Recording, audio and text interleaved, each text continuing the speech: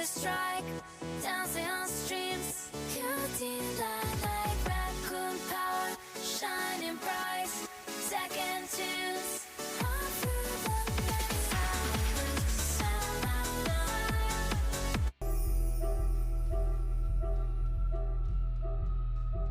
Welcome, Swarm, to the stream where pixels flicker and the chattel beat. Though you fluttered off, your presence remains. In whispers of wings and echoes of game. Here in Majenko space we unite, to laugh and cheer through day and night. So the buzz, if you will, of this distant band, heard Mr. Comic, that's the jam.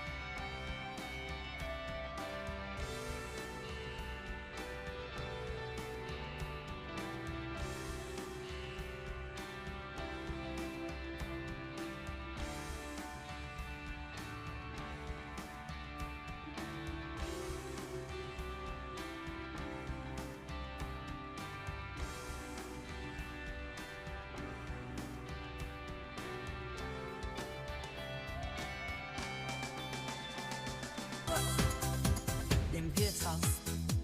Heute Abend ist was los, RF-Programme. Du bist der Gast in unserer Gaudi Lederhosen. Stolz und grandios. Willkommen hier zum Magenkurs. Straight Party, auf geht's. Lass die Sorgen verschwinden. Hier wird heute die Freundschaft verbunden. Komm bei Margot mit Wienersen. Ich bin Dame Frost.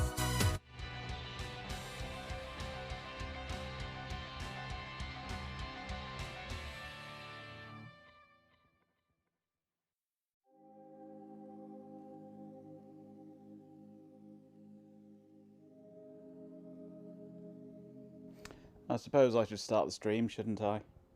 That'd be a good idea. Hello. Oh.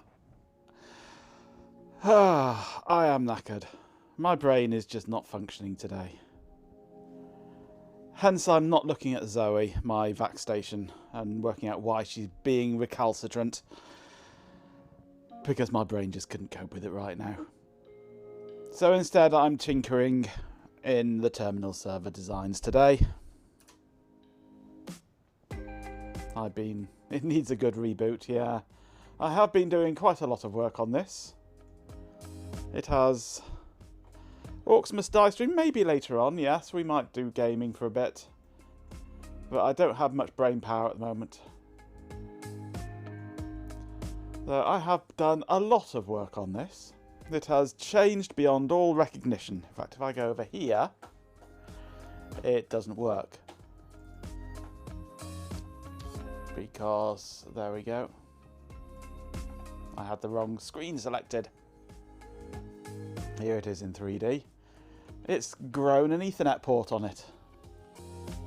We have gained an Ethernet connection. What's my 020 for an ARM3? Thank you. Just what I needed. It was not even an 020, it's an EC 020. It's the cut down version that hasn't got the MMU in it. I've got no memory management.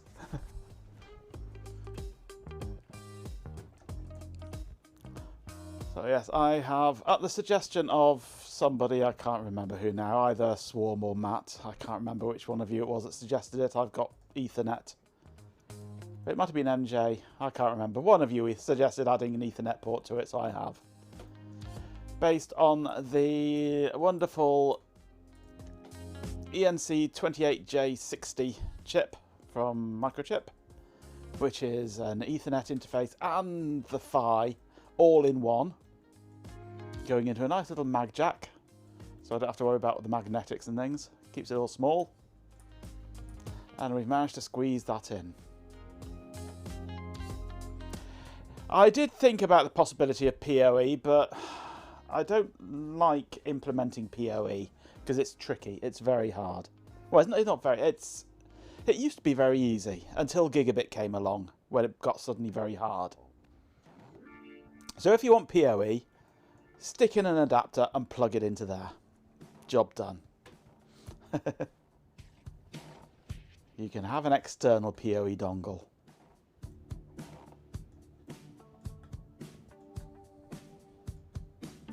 Hey TMDK.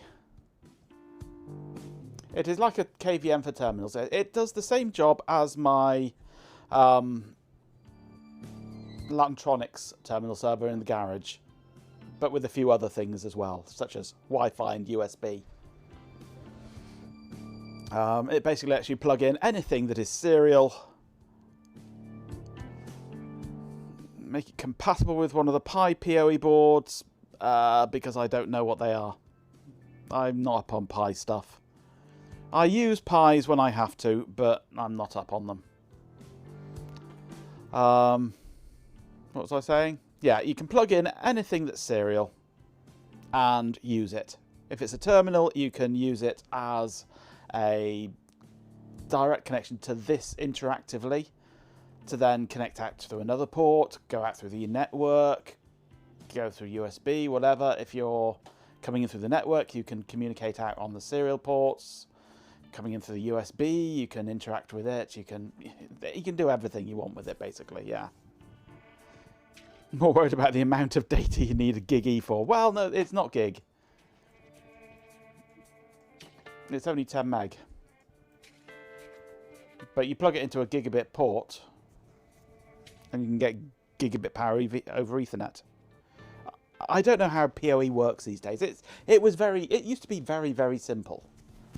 Power over Ethernet, it just came down 2 of the wires, or 4 of the wires if you were being fancy. Now, because of Gigabit, all the wires are used. So now it's imposed over the top of the signalling. So you've got to have stuff on the cable side of the magnetics, which means you can't use a mag jack unless you can get a mag jack that's got power over Ethernet built into it, which, as far as I know, you can't. And if you can't use a mag jack, then that means that you're putting magnetics on the board, which takes up quite a lot of real estate, which there isn't. So yeah, it's just, no, we're just not doing PoE. If you want PoE, have it external.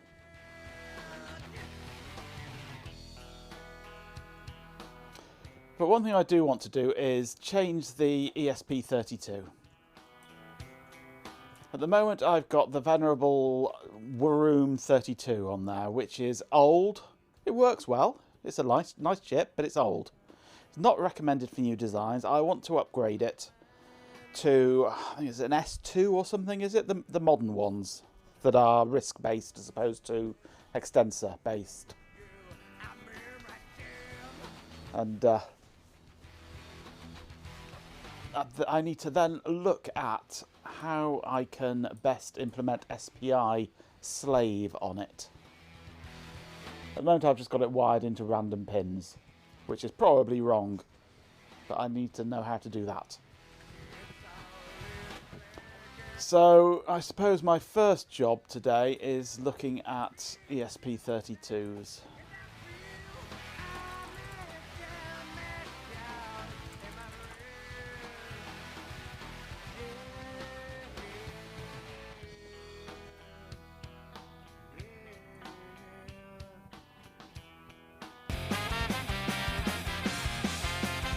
Leave the slave in 454, yeah.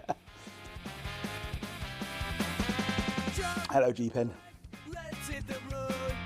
G-Pin's here with the tail to unload. Cats in the back, vibing on the beat. Rockets looking out their obsolete. Welcome to the chaos, to the vibe. Watching the stream, we're alive. Let's drive. Right, so I definitely want one that has the built-in antenna. I don't want to be faffing with RF crap. Hey, Cobb. Body slide now. Feel the rhythm pushing, pushing. Let's make this night fun. So we want an expressive one for the modules. Dance like never. We are the power, let the energy flow.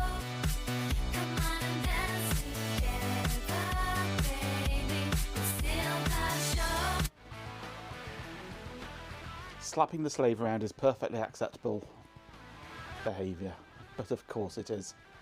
Right, so it'd be nice if I could have a smaller one.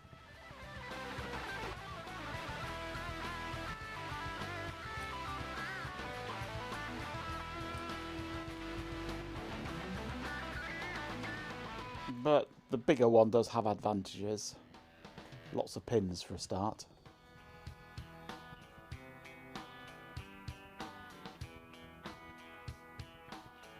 Now, I don't know what the difference between all the different modules are these days. But I think it's the... Is it the room ones that are the same size?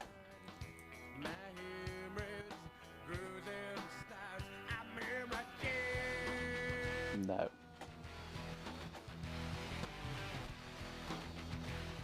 Where's Matt when we need him? Absolutely.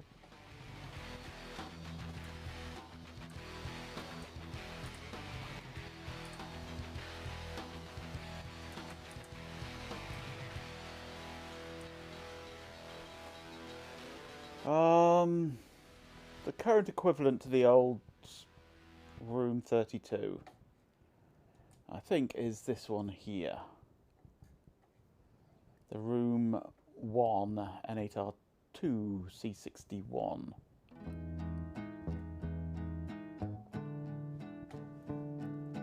Lots in stock, nice and cheap.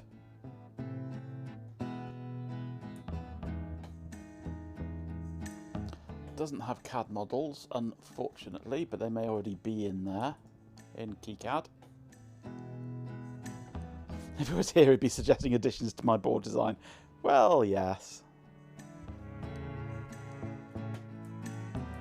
Let's have a look at this one.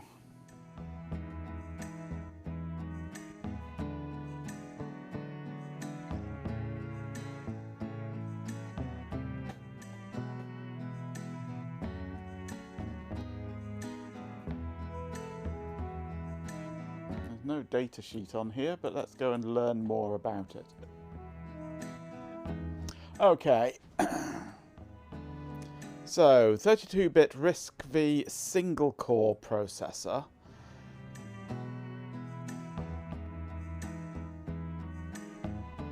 One I2C, one I2S, one SPI, 3 UART.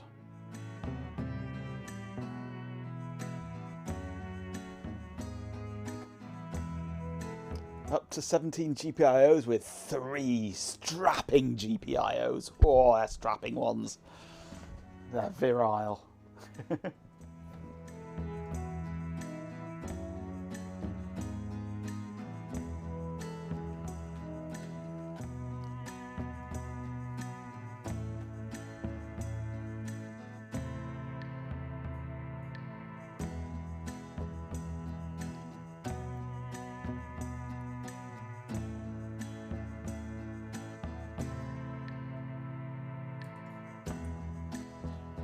Is this the fancy one?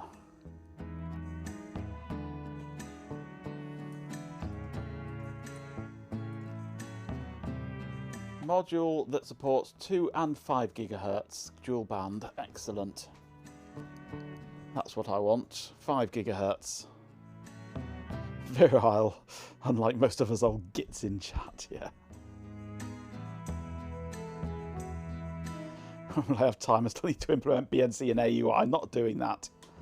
If you want those, you can have an external hub.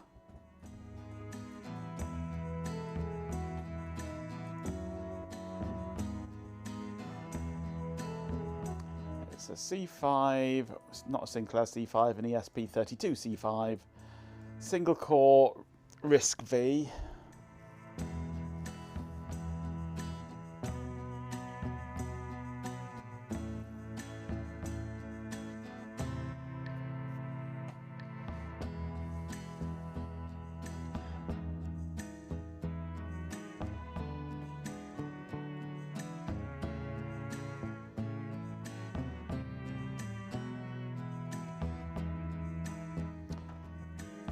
ESP32 C5 room 1 is the style that I want.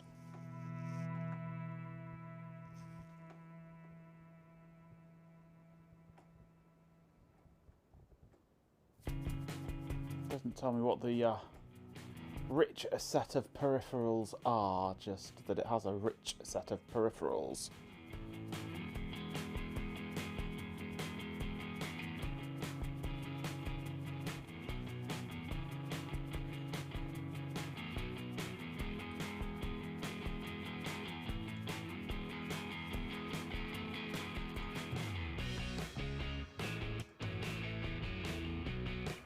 Can you have a room with a view, please?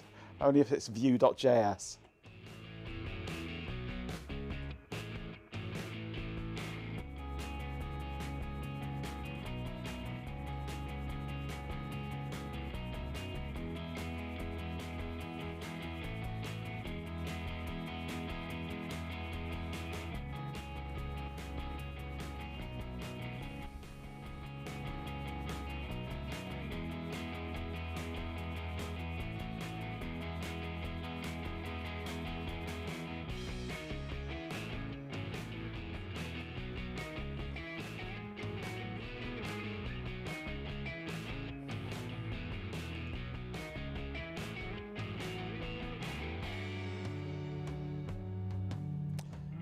More about the chips than the modules, isn't it?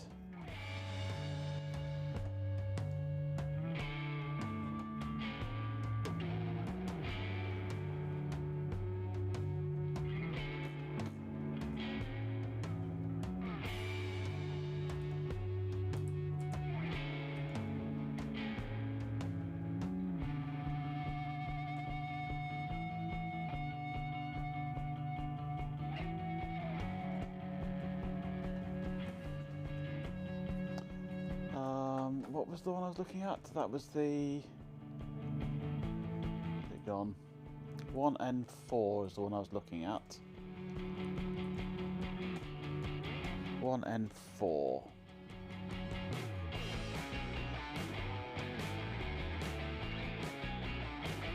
It's got some over-the-top devices, apparently. Over-the-top devices. That's what it's aimed at. Whatever over-the-top devices.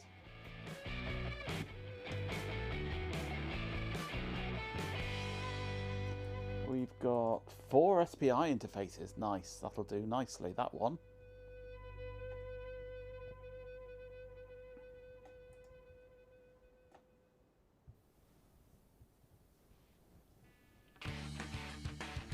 Expressive keycard library. Ooh. We've got a whole library for keycard.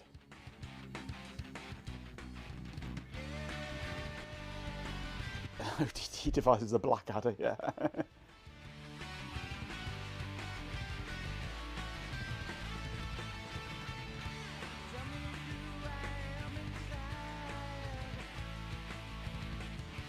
Here we go.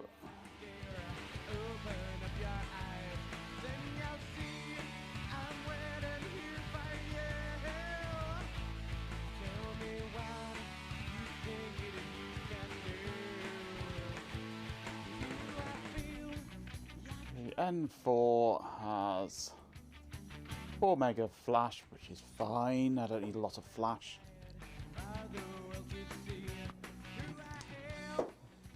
No PS RAM, that's fine, we don't need PS RAM.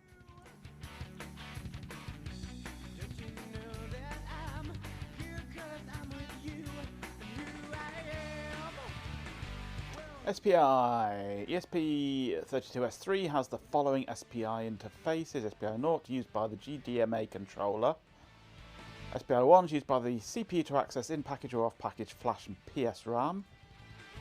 SPI2 is a general-purpose SPI controller with access to a DMA channel allocated by the GDMA controller. SPI3 is so we've got two general-purpose ones that we can use. Excellent. Supports operation as master or slave. Connects to a DMA channel. Supports single SPI, dual SPI, quad SPI, octal SPI.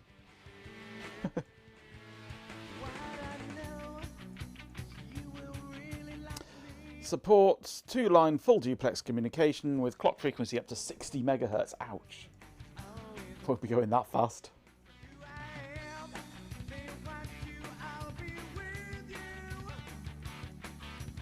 Yep, that is perfect. That's exactly what we're looking for.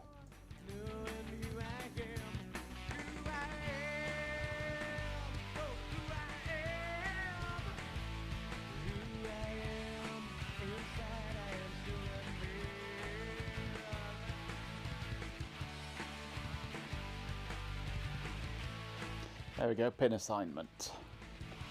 SPI2 via IOMUX.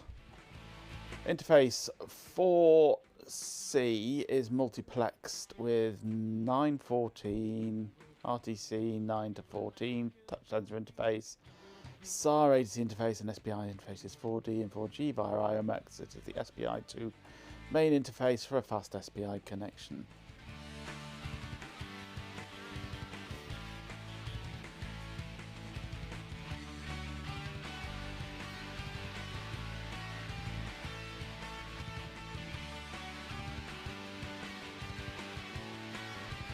For SPI3, the pins used can be chosen from any GPIOs via the GPIO matrix. Nice.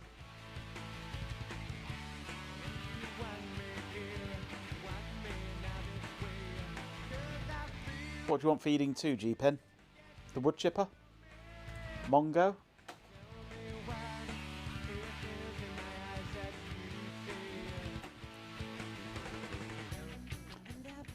So, I like the look of this module.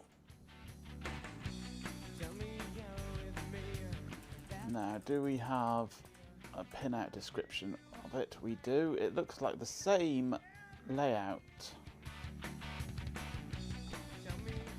which is nice.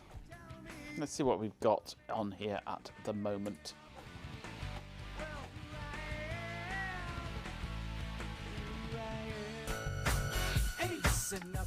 The Dopaz. We got the vibe burning up just like that. We have room 1. Place where the party goes wild. Feel the groove, let the rhythm run wild. Dopaz in the chat, make it swing. Join the crew, let your spirit sing. Feel the night, let the good times roll. Dopaz in the zone, taking control.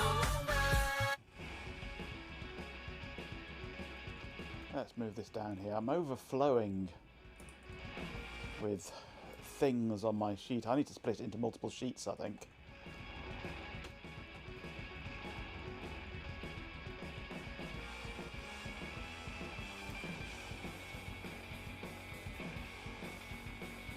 So there's the enable.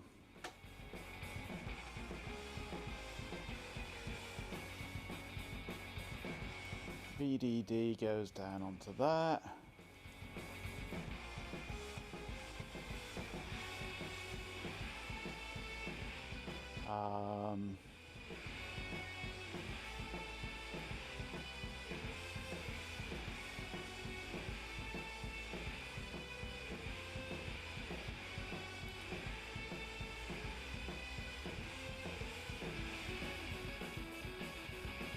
Those ones gone.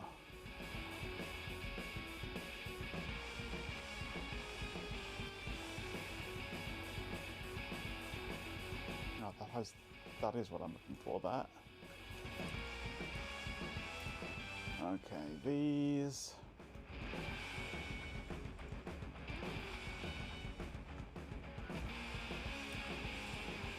So TX, ESP TX, ESP RX, GPIO0. I'm assuming that the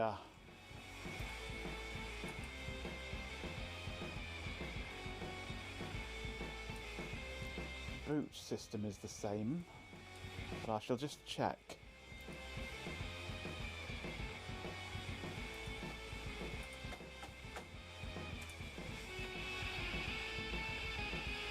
Left a screwdriver on a site, bugger.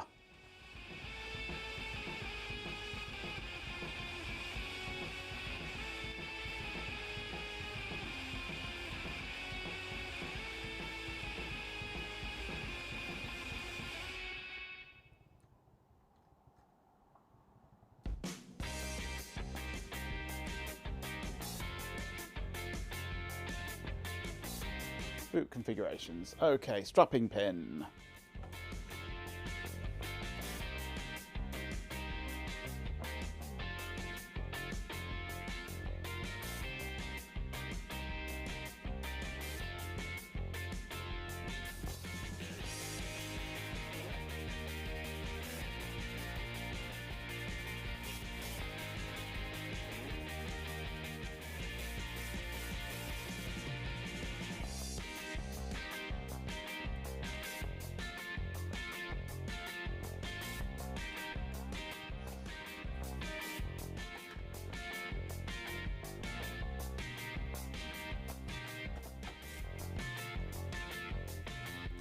Okay, so chip boot mode control.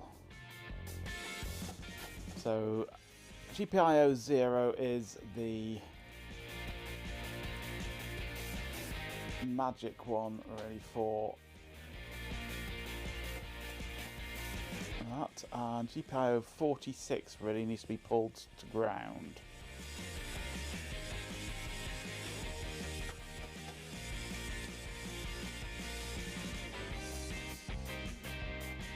.46 is over here, okay. Poor incest fuzzy, but wibble indeed. I'm a womble, after all.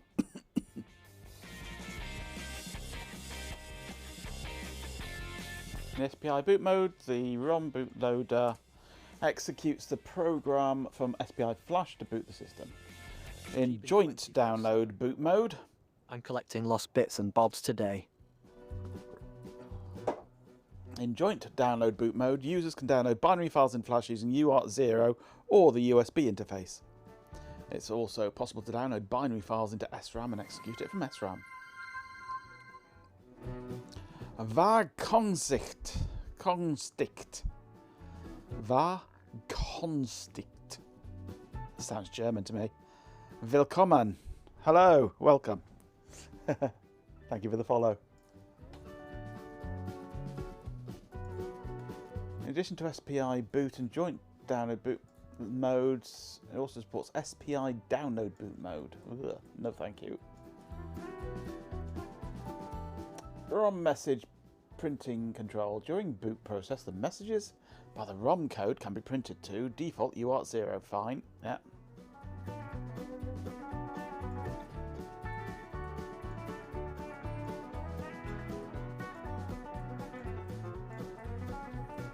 That all looks good.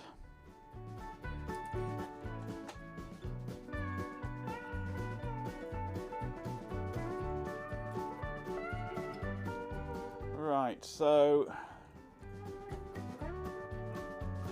using the come back. Where's it gone? Where have we gone?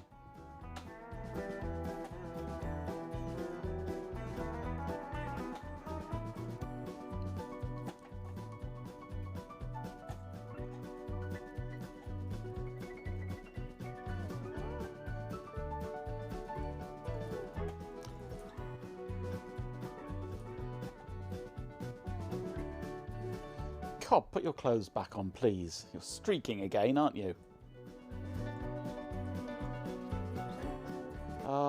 Where are we? I think I've got the wrong document here. Which was the one that I want?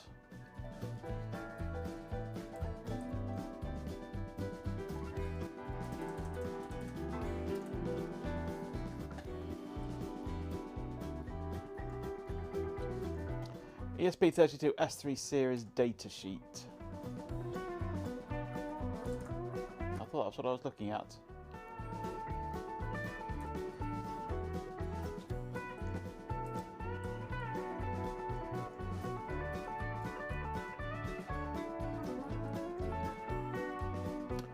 Okay, I/O pins, I/O mux functions. Nice. Cobb now has bacon trousers. Lovely.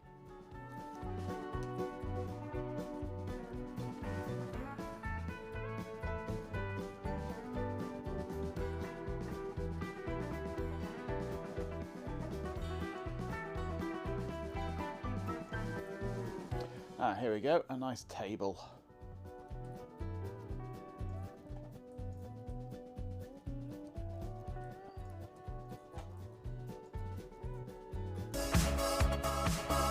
The Baljamet.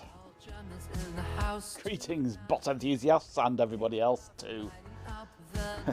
There's only one bot enthusiast here. Everything's alright.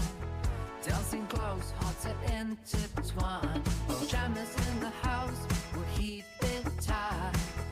Feel the synth pop, everything's so bright. Oh, jammers in the house, I love it nice. Dance together through this endless night.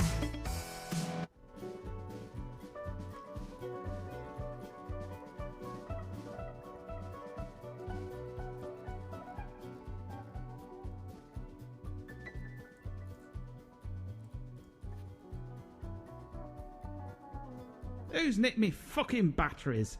Not me. Yes, RF's around.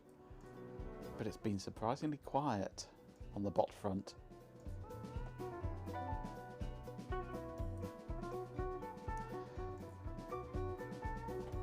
So it says we can use any GPIO for SPI3. The question is, which ones don't we want to be using?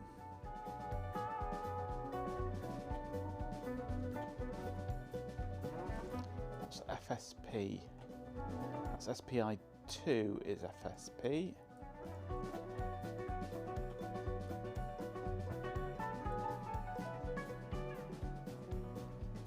'15 and 16. No, that's. Right, I think we can use GPIO 15, 16, 17, 18, 19. Looks like a good area to use. We can go down to. Go from 10, shall we? 10, 11, 12, 13, 14, etc. We'll go for, I think.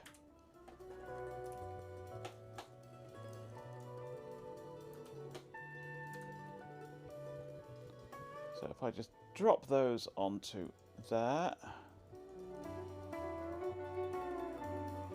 We've got SCK, MISO, MOSI and select. We've got an interrupt output.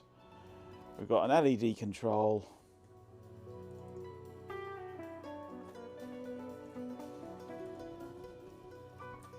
Let's see what it makes of that.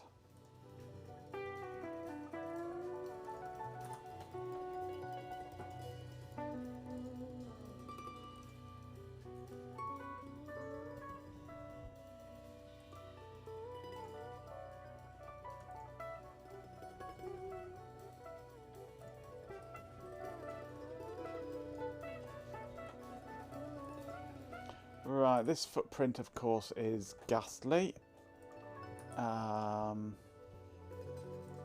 Open in the editor. Let's get rid of this keep out zone. I don't like forced keep out zones.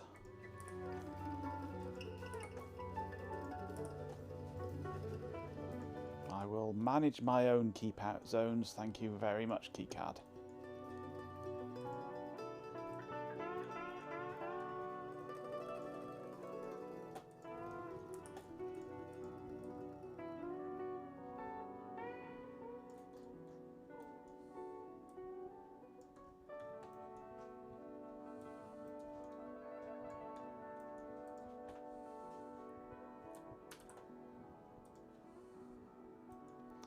Okay, so this comes down to somewhere around here. I can put it back in the original place.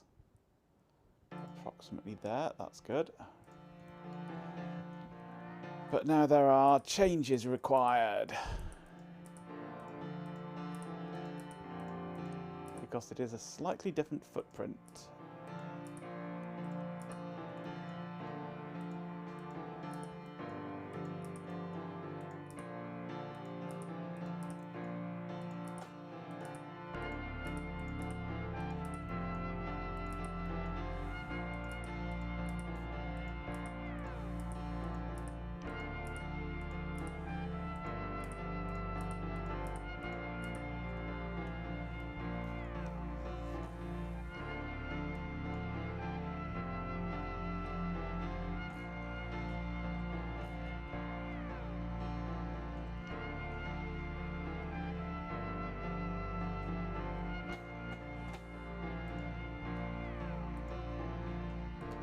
So those two haven't changed, that's good.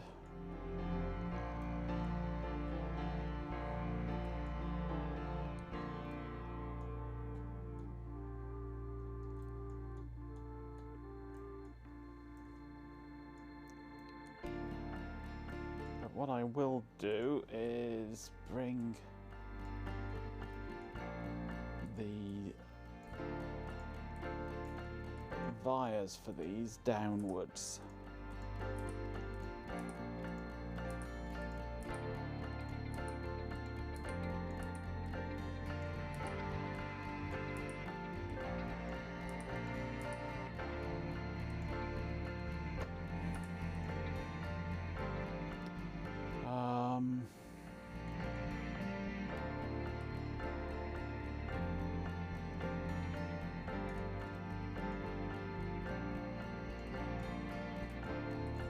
That goes down there, that goes down there. That's okay for now. Now these can come through this away to the various places where they need to be. That'd be right on there, didn't it?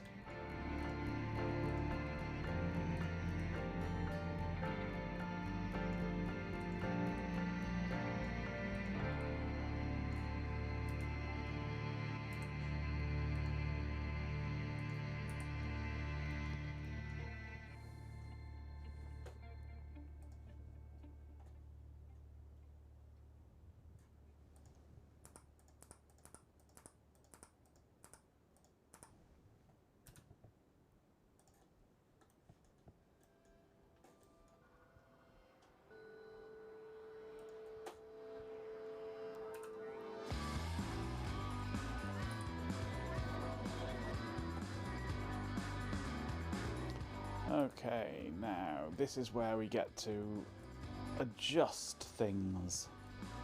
So if I were to swap pins 8 and 19 over,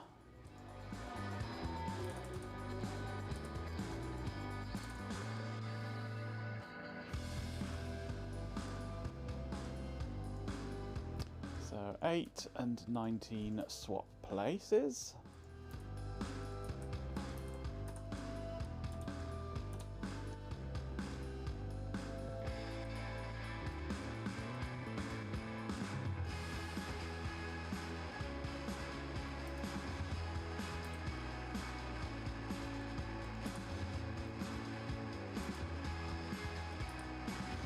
Good. That's much tidier.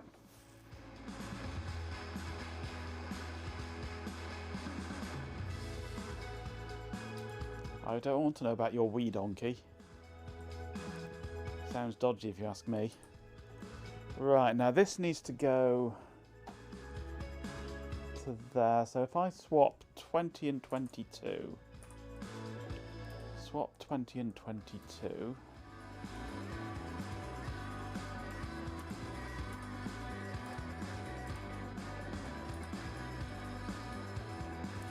For the moment, so that goes. Let's get these out the way a bit further.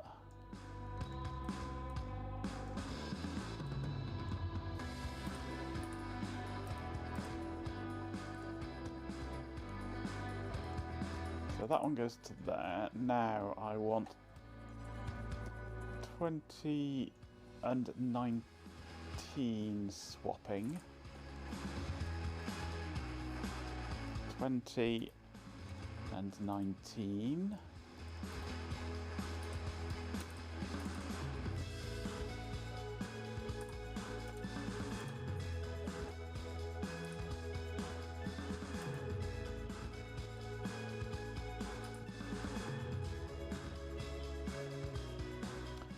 Now I want 19 and 8 want to be swapped. 19 and 8.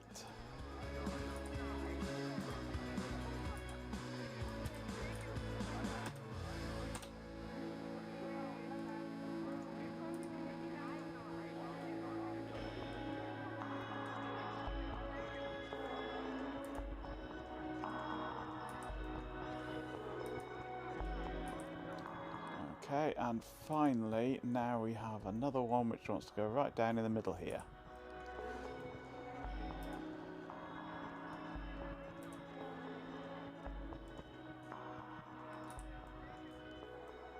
Now, if I could swap the ESP LED, which is a different one altogether,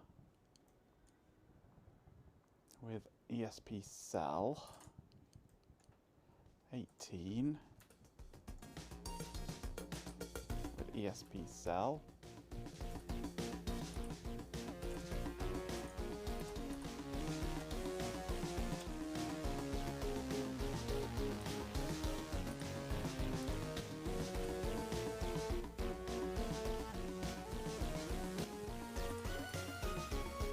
Okay.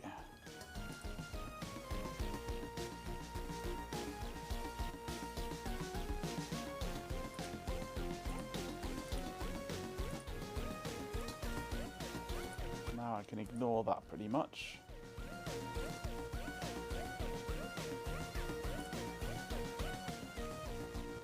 So now I need to get that into there. So for that we want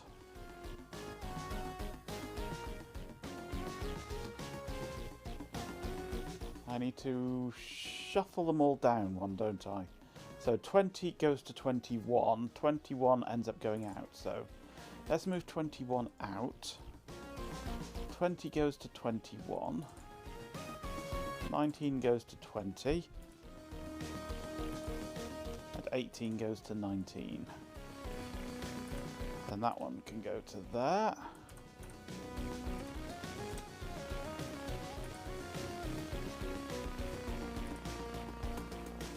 Then we've got this nice and tidy going to there, that to there, and that to there, and this up here to there. That's much neater. Oh, look at that. Beautiful. Apart from, of course, the obligatory wiggles.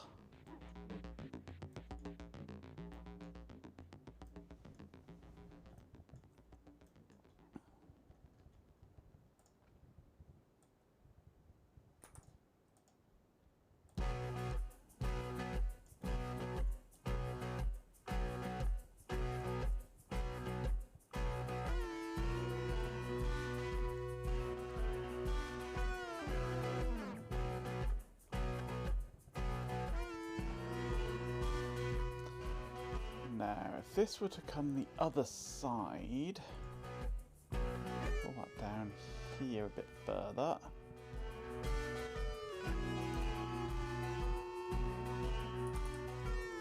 Pull that down. Bring this along here. I can bring it into there. And this one down here into there. Okay. That can pull down, and these can straighten up a bit then.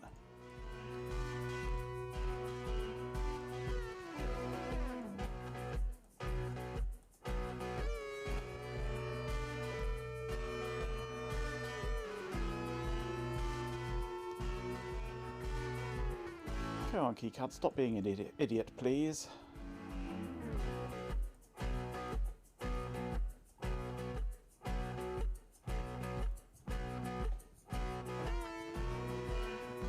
Oh yeah, it'll prune traces for you. It is sometimes semi-intelligent, but a lot of the time it isn't.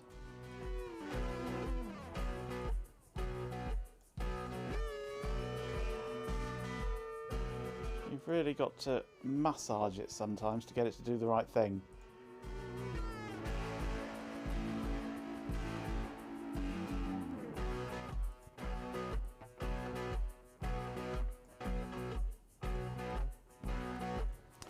And sometimes it's just stupid things like just suddenly zooming out for no reason at all.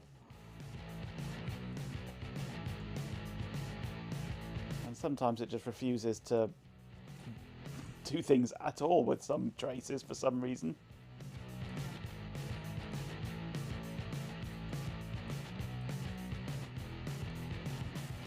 Like, why won't that pull down?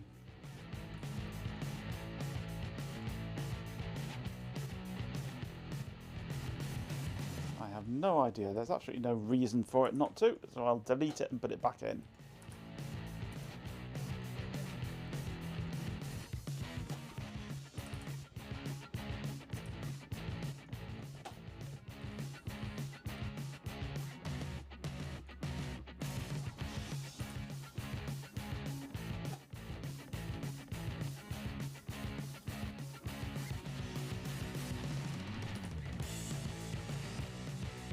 Go away.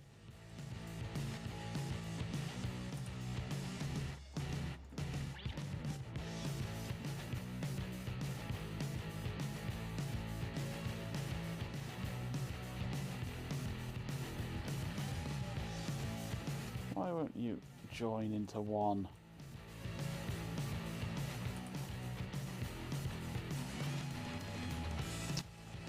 Stupid.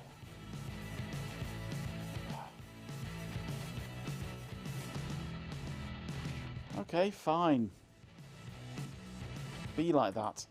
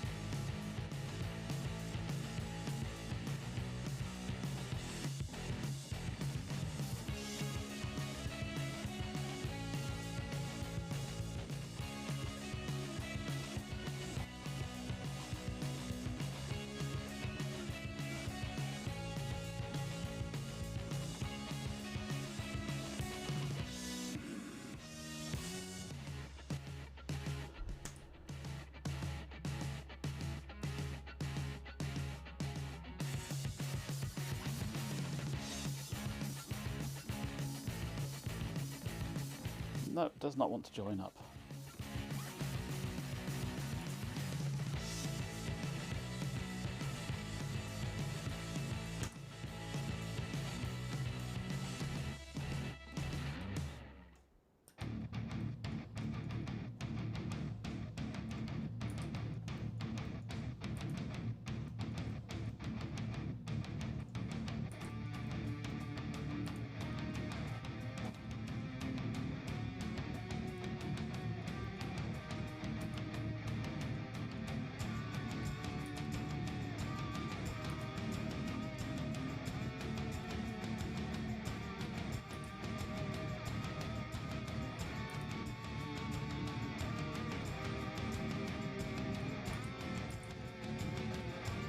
No.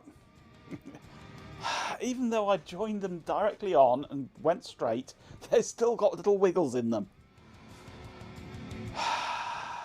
Keycad, you moron.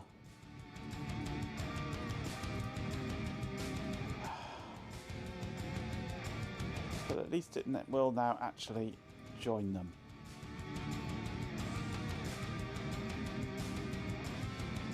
Almost.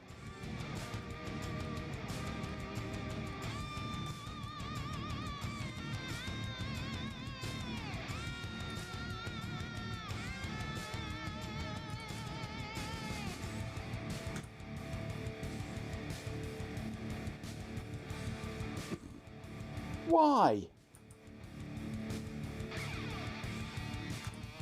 Why would you do that? I take a trace, I put it along. Sideways. And it gives me an extra segment. Fine, you're having an extra segment then. See if I care. I hope it brings you joy.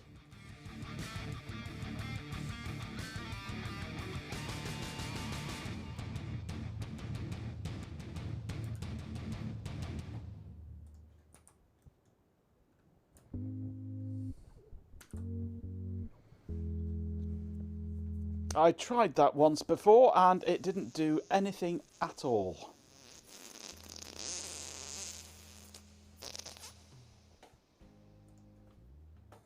Can't remember where it was now. But I tried it the other day and it didn't do a single thing. Merge collinear tracks is on and there is... It says it's going to do something.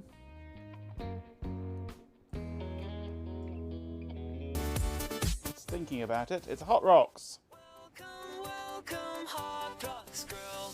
Tune in, join the magic squall. Picture gold, keep the vibes alright. Let's groove together through the night. And it's crashed. Yay! So come on, We've had a crash. let's away. It doesn't like doing that. So keep with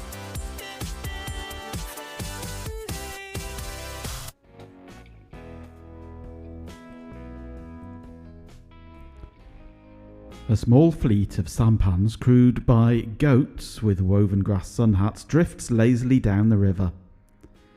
They drift towards a small number of junks crewed by yaks.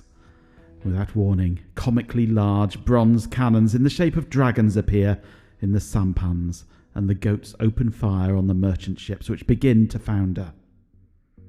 Yaks and bundles of cargo escape from the sinking ships. The yaks swim to shore, and the cargo is shanghaied by the goats. It's the same every year in Penzance, folks. Hello, Alison.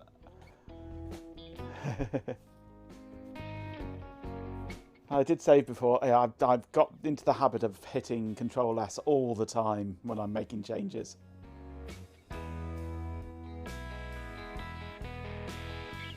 You'll shut up and go and make fajitas to put in your face. Taco Bell talk convinced you indeed. KitKat Crash is 1. Well, that's not so much a problem of my environment now. That is purely a problem of KitKat being stupid. Ooh, I've just found a kink. There's a kink. De-kink that. There we go. One thing I do need to do is go over this lot here and change it to 0.3mm. Because these are all in the library with the wrong size holes. Can't be drilled by a cheap fab.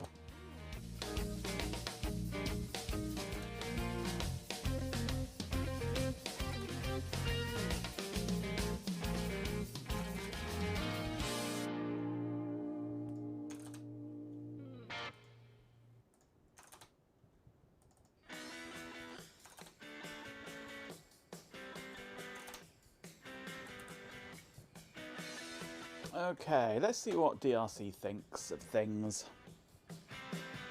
Chicken diminished, like Chicken Supreme, but without the chicken, with less unhealthy ingredients. Oh, I had poached smoked haddock today. Very nice it was too. Let's actually run the DRC, shall we? 35 errors. Front solder mask aperture bridges items with different nets, apparently. Where? Oh, it's this one here.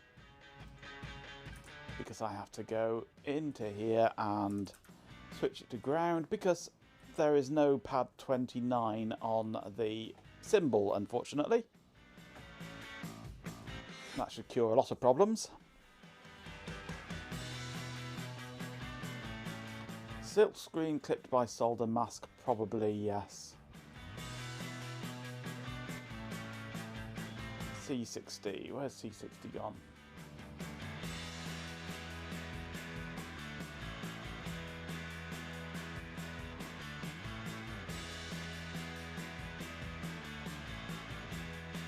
Ah, yes. Let's put that there, shall we?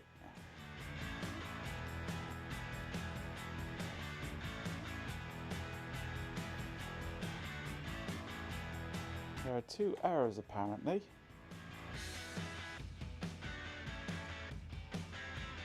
Unconnected items. Ah yes, I haven't redone these, have I?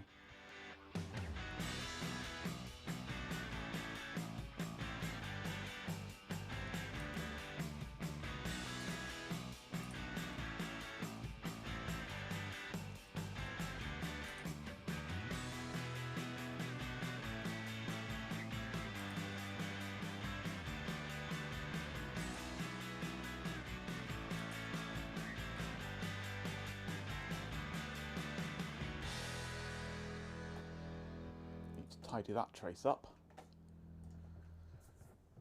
Run DRC. 0 errors, 3 warnings. Track has unconnected end, apparently.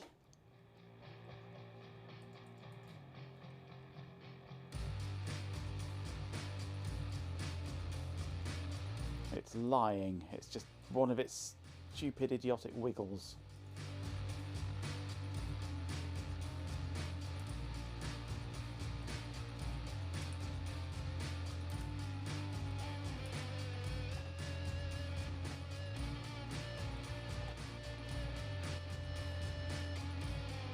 Two errors, user count is 20.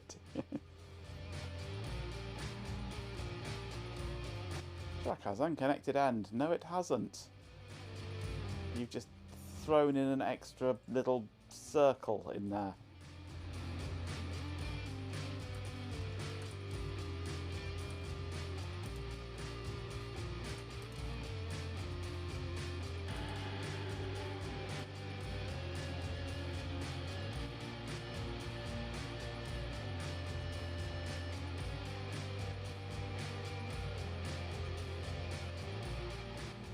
That's because I had to rename it, because you insisted on it.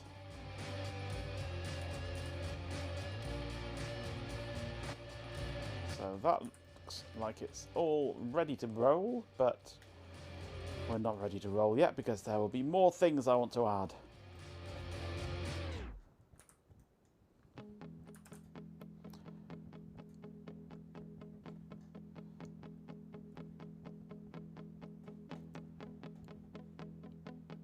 Okay, let's export this as it is at the moment.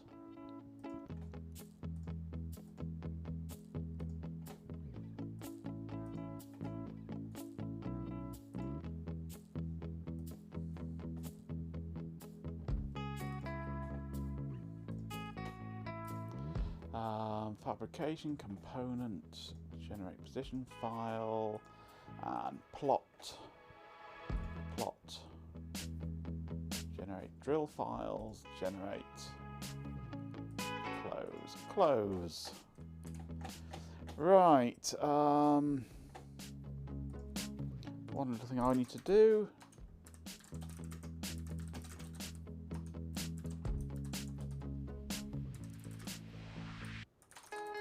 I need to go render, GIMP, and trim down the silk screen.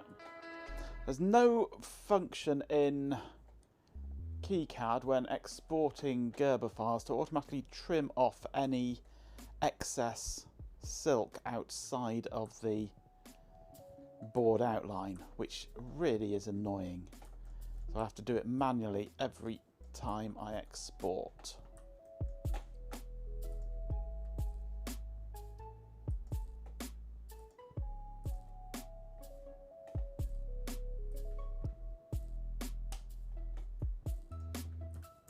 Okay, into Blender, run my little script.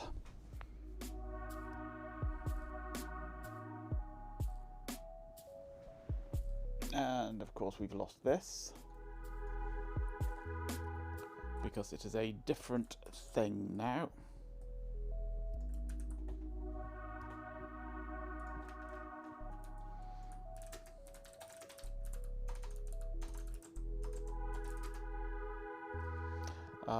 No. Let's copy that one into this one for the moment. It'll have the wrong logo on it, but who cares? It's also aligned wrong.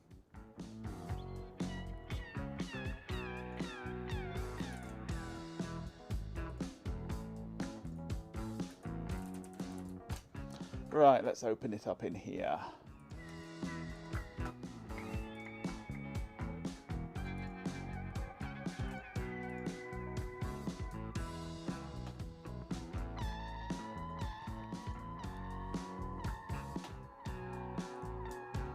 Let's take the which one am I doing?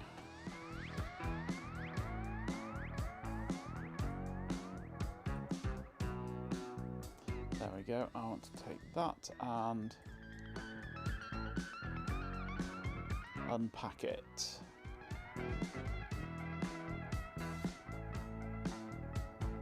Right, file to current directory. Okay.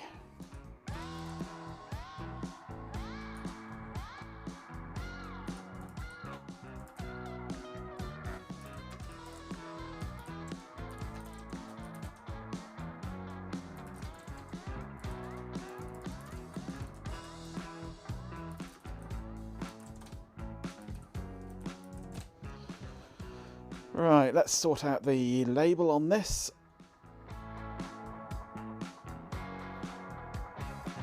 I just need a 1 for there instead of a 32. Isn't it? Or is it an S3 in there as well?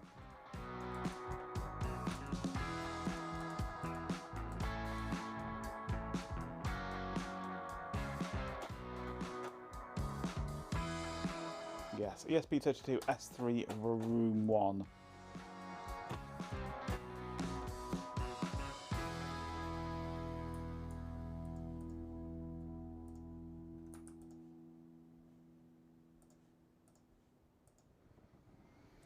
Right, so let's just put in a new layer.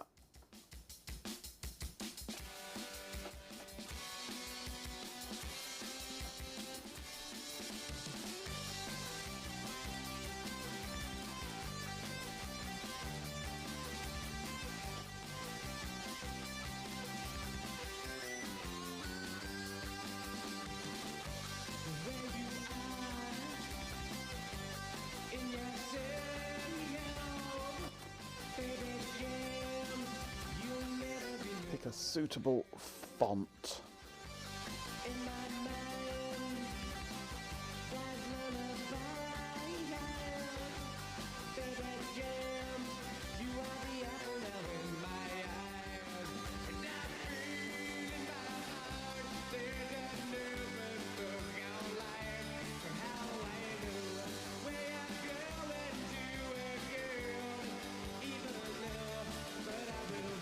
That'll do.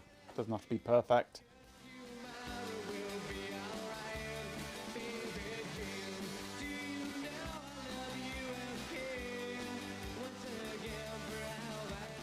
Let's center it. Bring this down to here. And this across to here. Okay. Now on the original one underneath, let's get rid of that.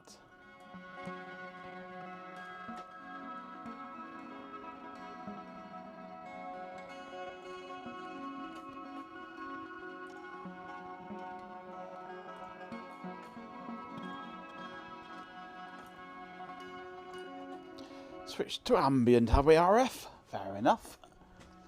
Vroom, vroom 1. Yep, it does vroom, vroom. They're lovely chips, these ESP32s. It's only fairly recently that they've had a decent Chat and tell me selection now of listening to Ambient. peripherals. It's scarming. A bit like the feeling you get when you find a perfectly good bottle cap someone left behind. Not as exciting as rock, mind you, but useful for contemplating the mysteries of the common.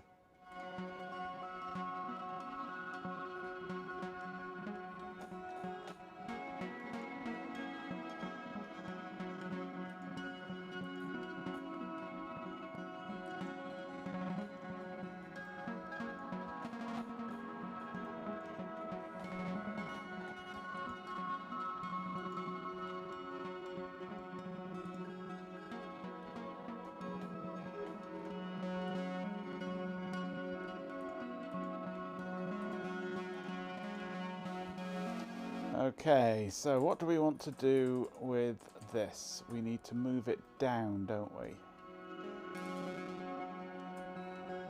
So let's get top view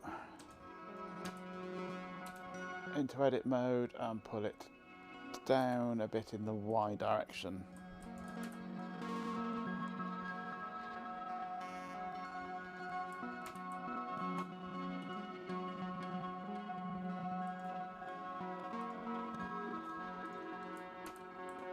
Why are you still trying to pack that? You shouldn't be trying to pack that file.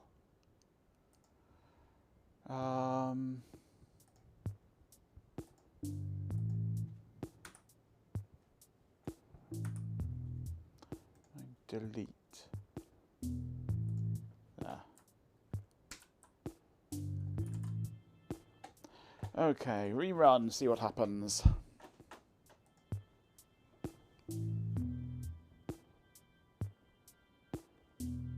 Ooh, pretty good. Okay, needs to go down a touch more. And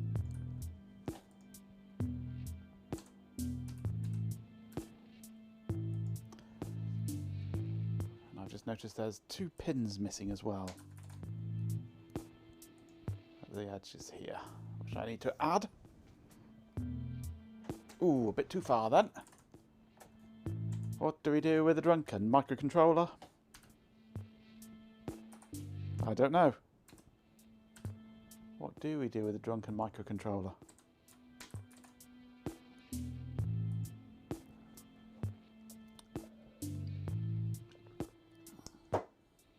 Ooh, that is so close to being right.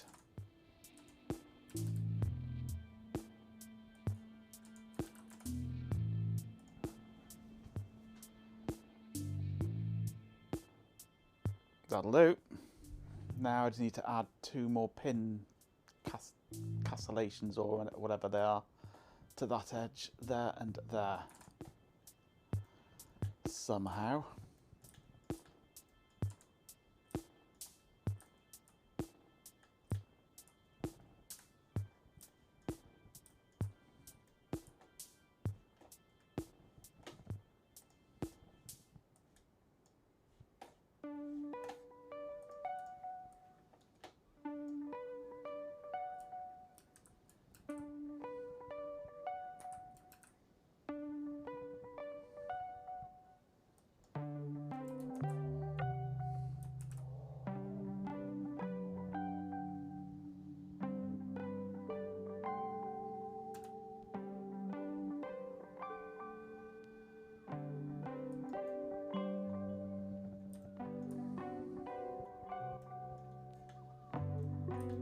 That's added the gold bits.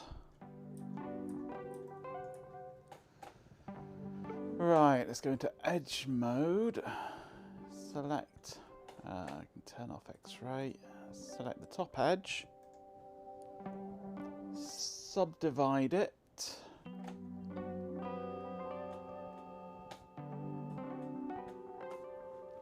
And vertex mode. Go there and there and merge vertices at last. Come back.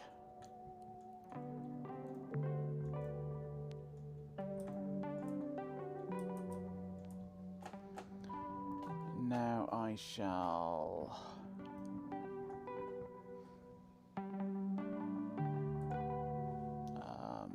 edge mode, subdivide, vertex mode, there, no, that one, and that one, merge them. Okay, then I shall go into edge mode, select that and go boom, delete edge.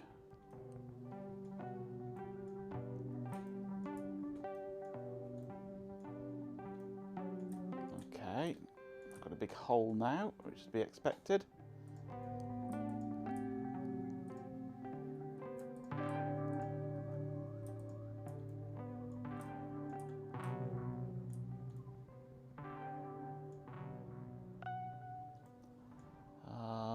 Actually, let's take out that face there, shall we?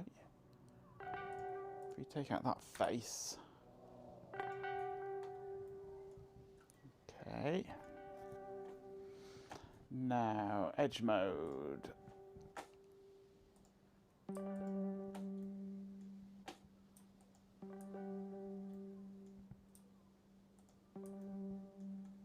Oh, that's the wrong vertex there, isn't it? Let's put a new edge in to that vertex. From there. Okay, and delete that edge there. Okay, that should be better. So I want that edge there, there, along there, along there, along that edge, which is actually going to the wrong vertex again. I did the wrong one. So let's take out that edge and then link that vertex to that vertex. Okay.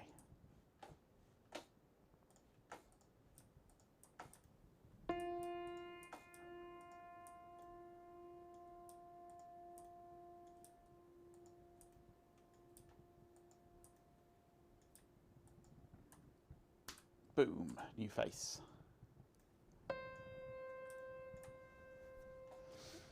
Let's take out this face here. Face mode, delete face.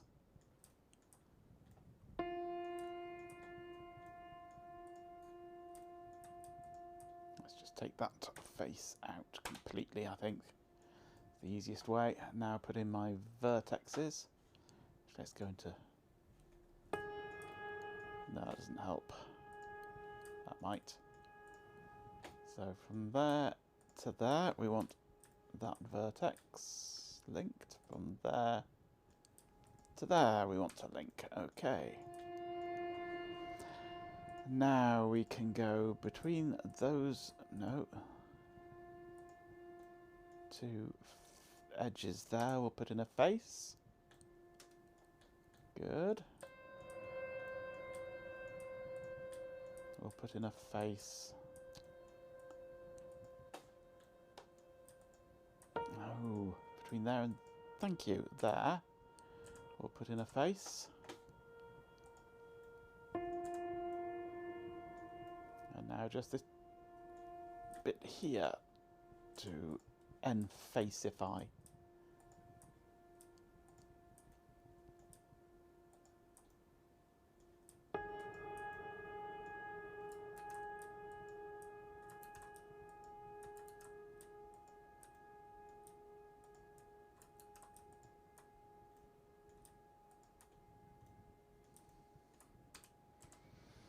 Excellent.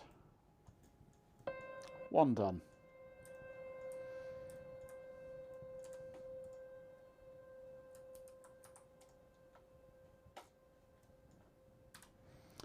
Repeat it over here. What do I want? I want X-ray mode on. I want vertex mode. select that, duplicate it in the x-axis, and it goes about there. Okay, face mode without X-ray on. Delete that face. Delete that face and delete that face.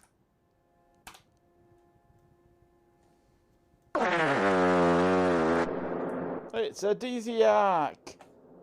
Hello, Desiac. Farting his way in. What? No Desiac jingle? Or did I miss that from earlier? There it is.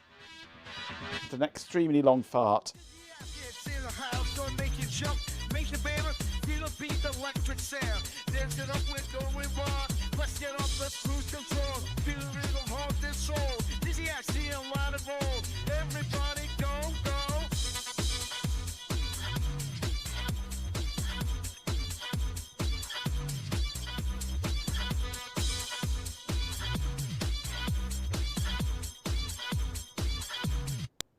Swarm of dead insects? Absolutely not.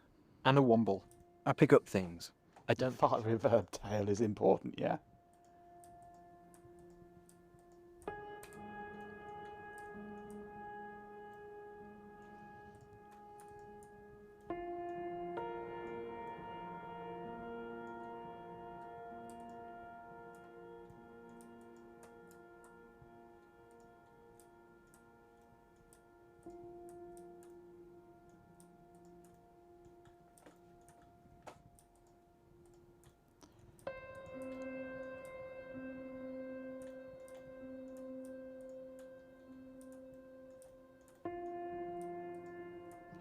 Fill that one in. And the last bit is around here, if we can get it to select the right bits.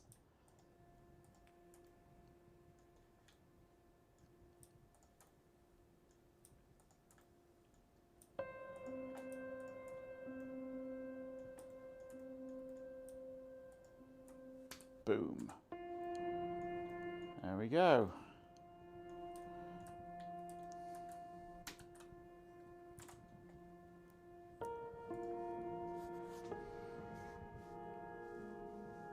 You capture the flag map, the chip. There we go. We have the right number of connections on the chip now. Proper job.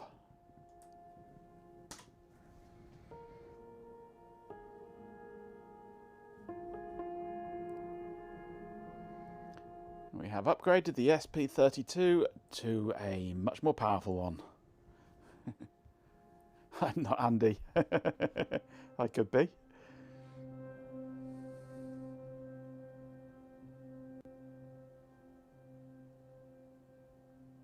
ESP33, yeah.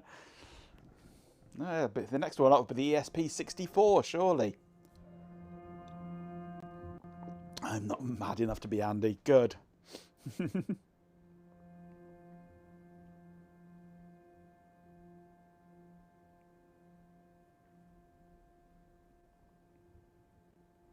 That's what they want you to think, yeah.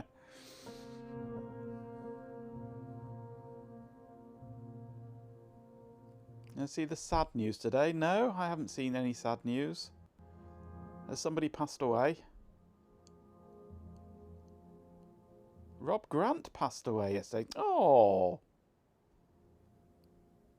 Oh, that's a shame. One less Smeghead indeed, yes.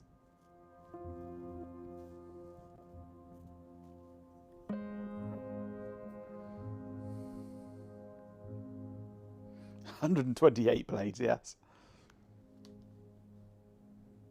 How old was he? He can't have been that old.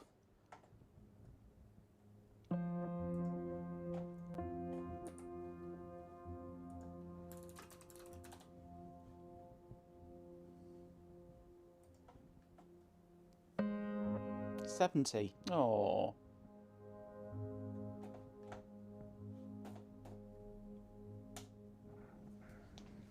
That sucks indeed.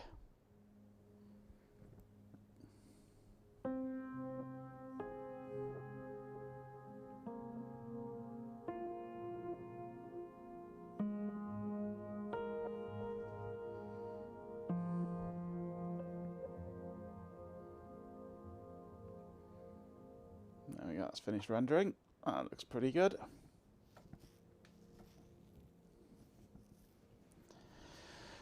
Right, so what else do we want to do to this? What else do we want to add to it? 'Cause there is a bit of space available. There are some areas of the board with no traces on them.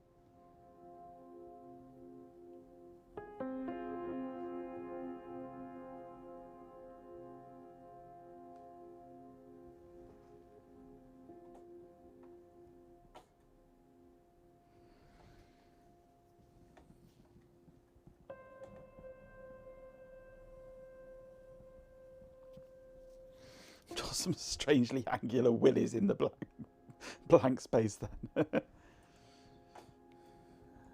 something weird going on with the rendering of this.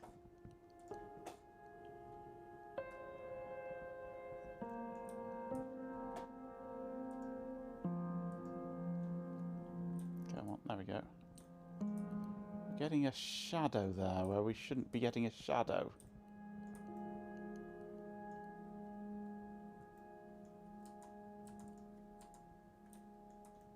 Something weird with the mesh.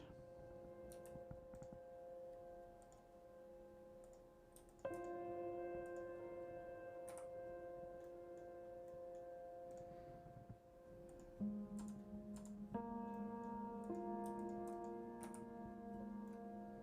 think there was an extra face in there that shouldn't have been there. Yeah, we've got...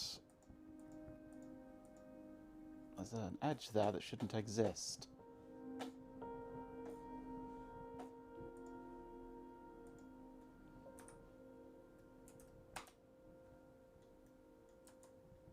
That's better.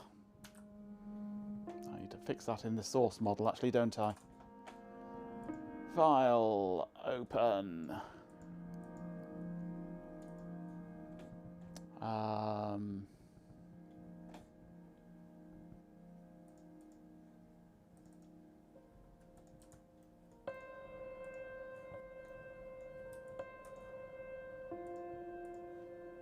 Dissolve those faces.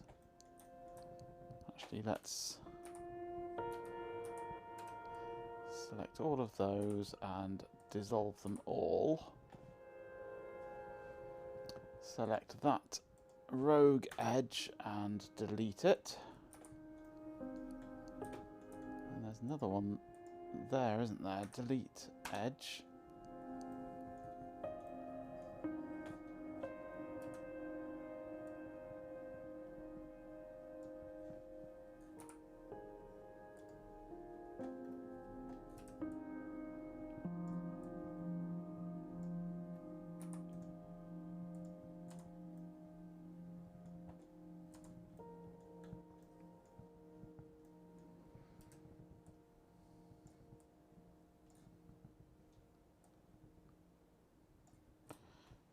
I can do select flat and see if I can dissolve. No, I can't because of these holes.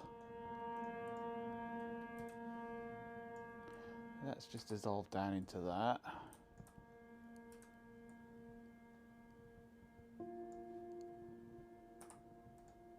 Dissolve those. And down into here, dissolve those.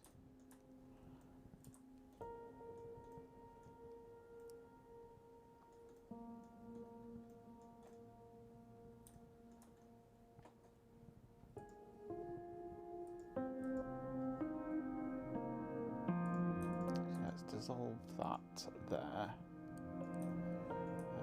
Yep, it's the same on that side. Right, now if I can go from here across to here and dissolve that. That's good. And the same on this side from here over to here. Let's use the right key press this time. That's much simpler. That's good.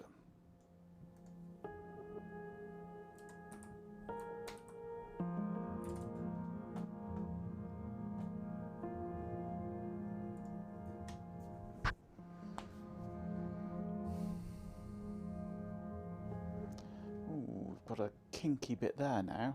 A seam of some form.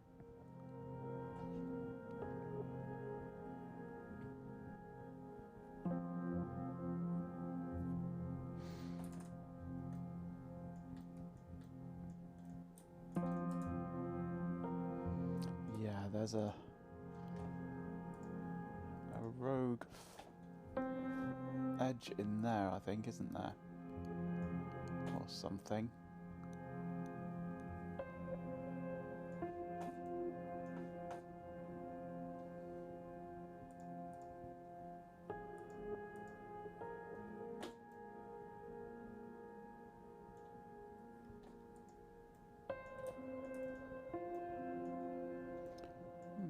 Not seeing it.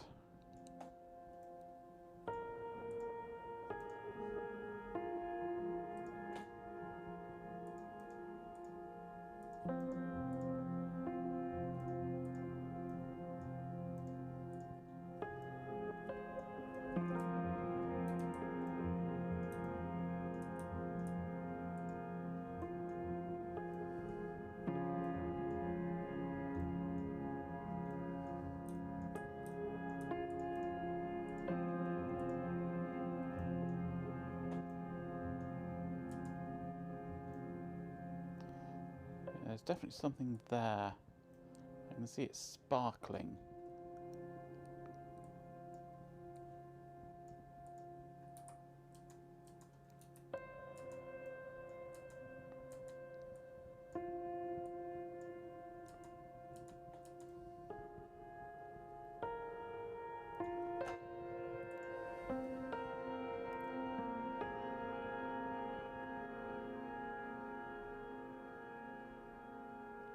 Ooh, hello. There's definitely something wrong there. What's going on with this?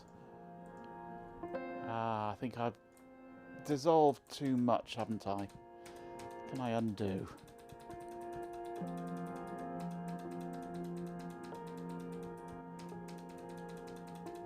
No, I can't. Right, let's take out this face.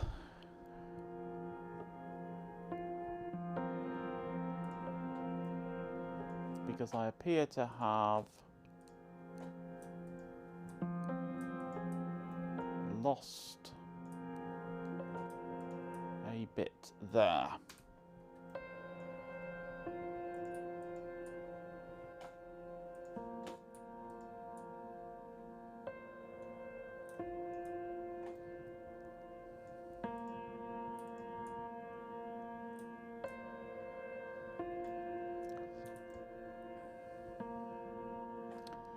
Now I want to go into vertex mode. I want to merge vertices by distance.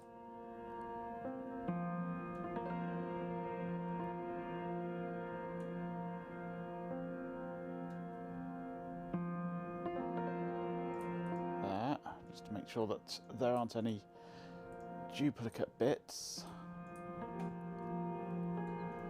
Now I need to...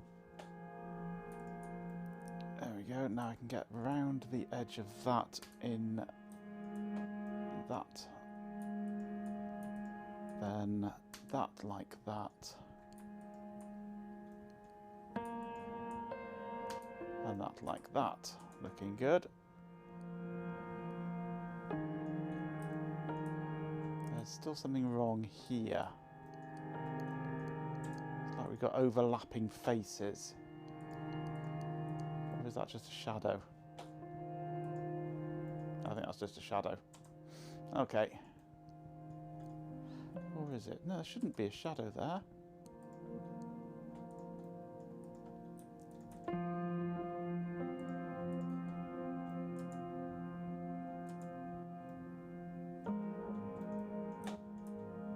I am a bit of a perfectionist when it comes to these models, which can be unfortunate at times.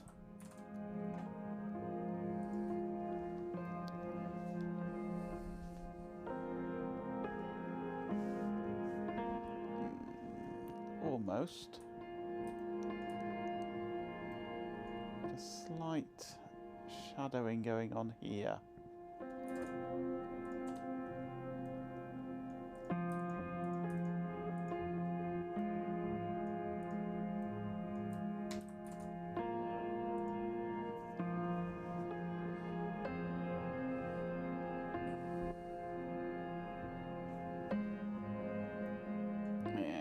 don't think I can get any better than that. There's slight weirdness going on with it there.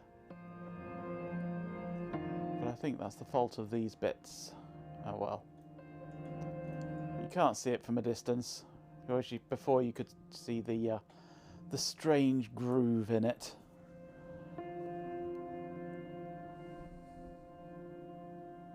A strip joint called Goodwill. It's the only way I'll get Shelby into it. Yeah, absolutely.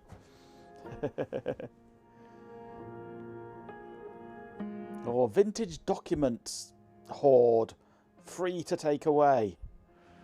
That'll get him in there.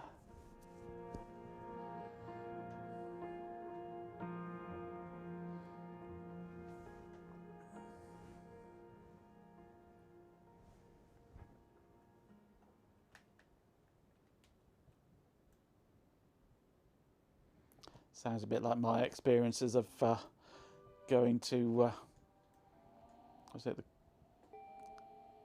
place in Bristol? What's it called? Not the Corn Exchange. There's a place in Bristol that's like that anyway. That a friend of mine insisted that I go to with him. Yeah, it was odd to say the least.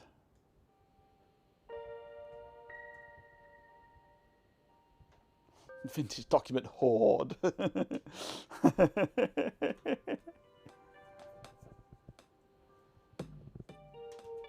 Decorator Emporium.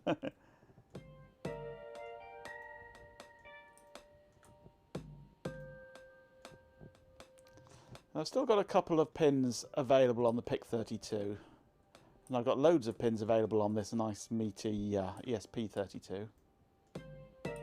I'm sure we can do something with them.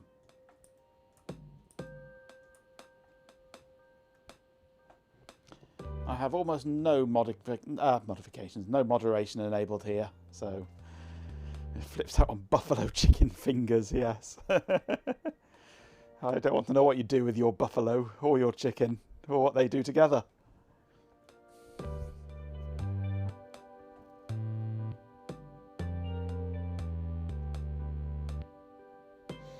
The year of the whores. Yes, very good. Good old BBC. So we've got 6 UARTs. We've got EEPROM for configuration storage. We've got Ethernet. We've got Wi-Fi. We've got a button on the back for a factory reset for when you cock it all up.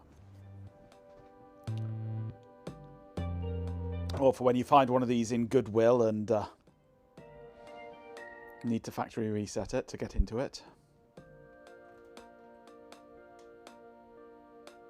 What else do we require? I'm sure there must be something.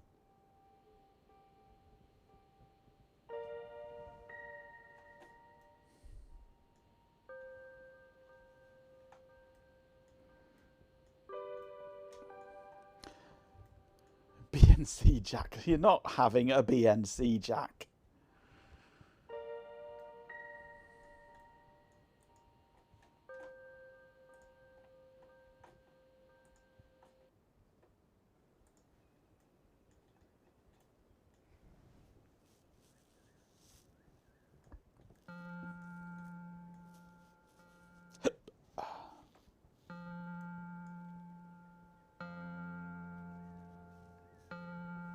USB-C can be used for power instead of barrel, yes.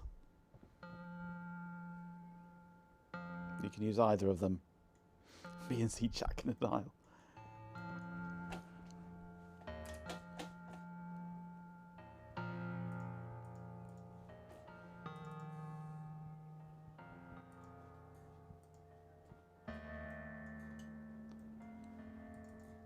The power input is basically barrel jack through a diode to VCC, V-bus through a diode to VCC, whichever is higher wins.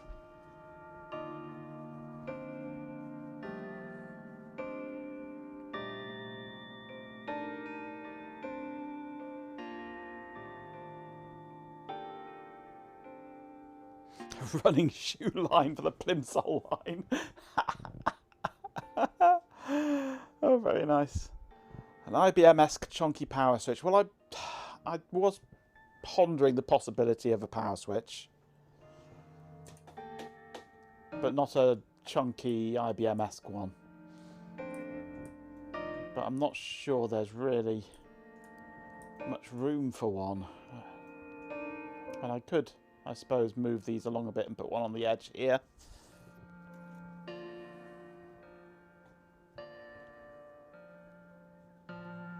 That's a possibility. Where are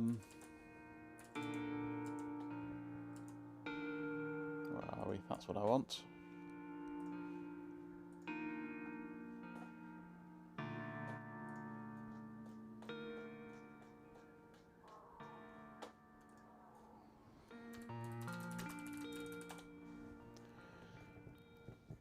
Time for a complete redesign then, yeah. Okay, toggle switches. Gotta be a toggle switch.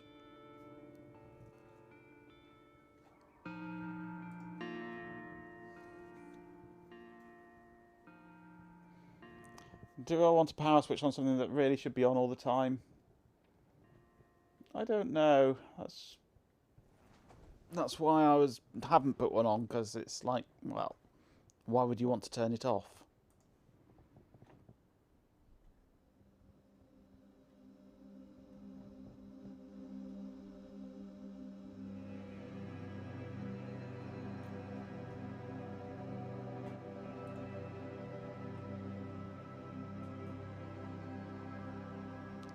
Ten-pole double throw? Is that really a thing? 10-pole double throw?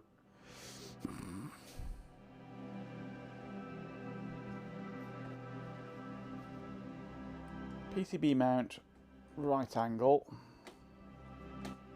See what we find. Oh, we're not having an RGB one. No.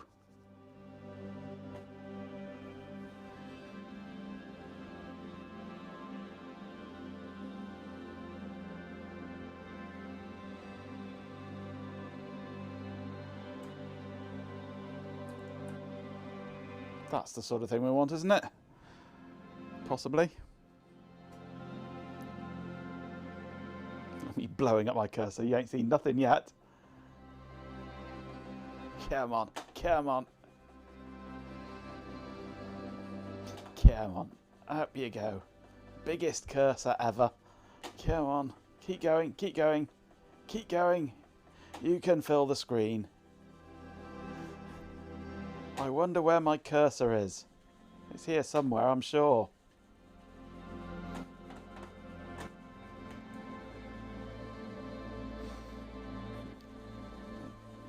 My arm's aching from doing this now. Jerking my cursor.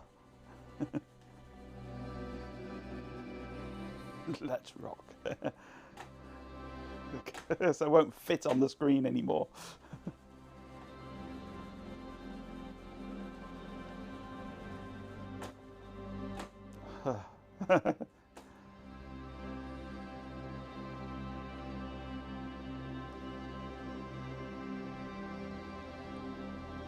That's the classic vertical switch, isn't it?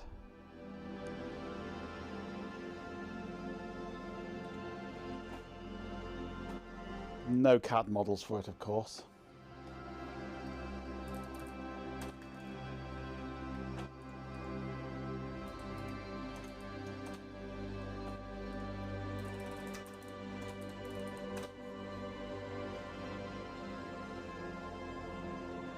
KDE has no limit.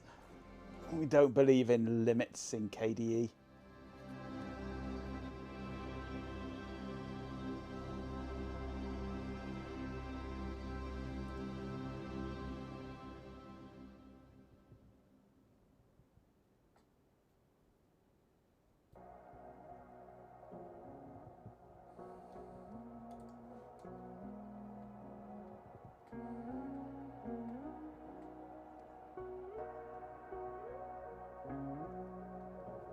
There's a two-pole one. Don't need a two-pole one, we only want a single pole.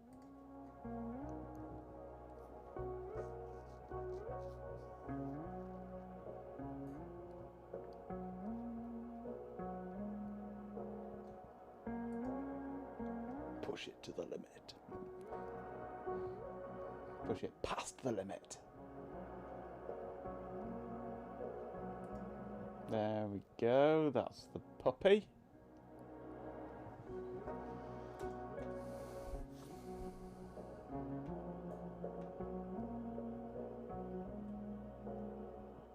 Single pole and not married European. Yep, absolutely.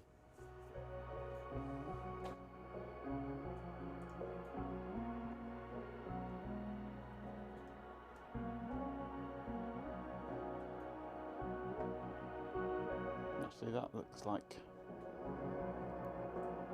an on-off-on momentary one. I'm sure there is a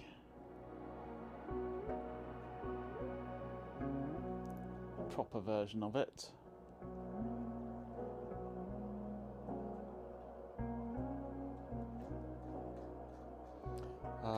Let's just go here and go for on.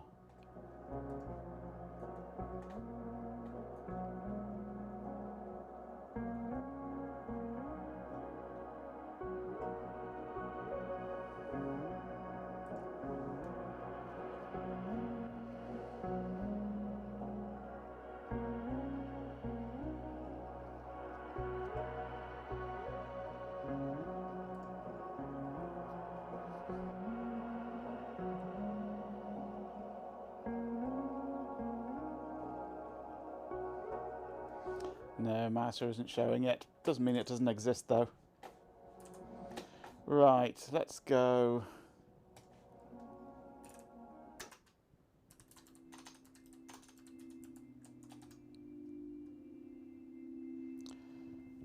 Switch is too much effort. Nothing is too much effort except BNC. Let's just pop over to here.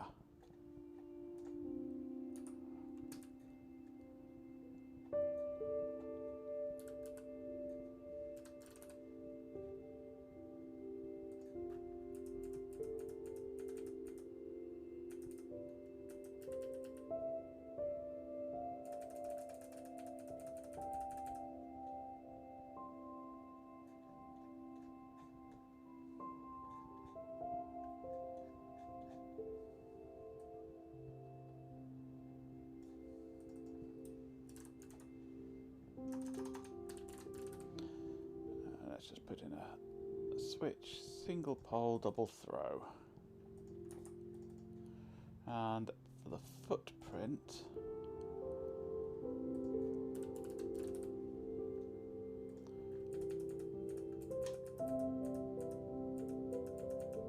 see what we can find.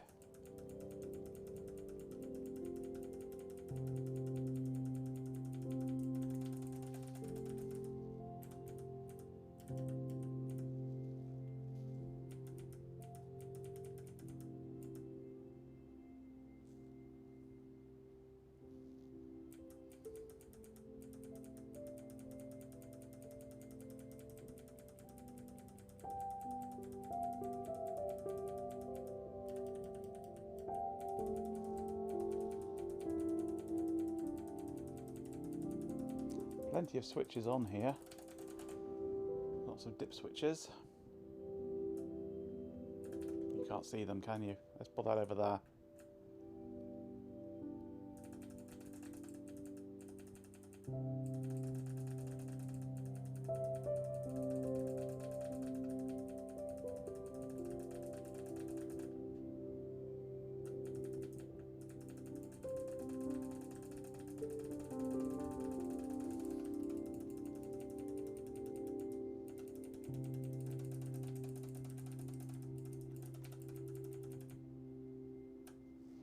No, nothing jumps out at me. Well, there's one that sort of jumped out at me. It was near the beginning here. After these first lot of dip switches. That one there. Not sure if it is or not.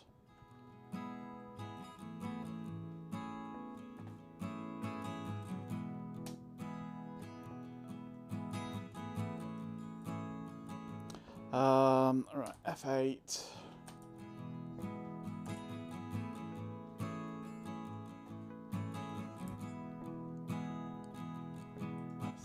it in there.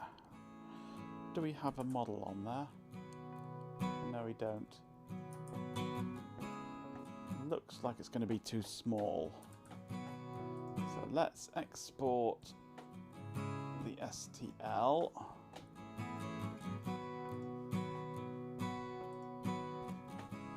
Just the STL, that's all we need for this test.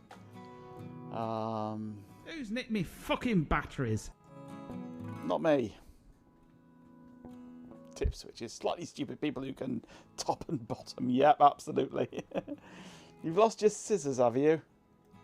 Right, so we've got holes there for it now, for sizing.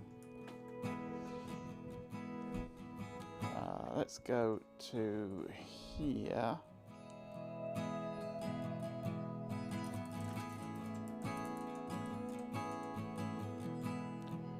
TS411 switch.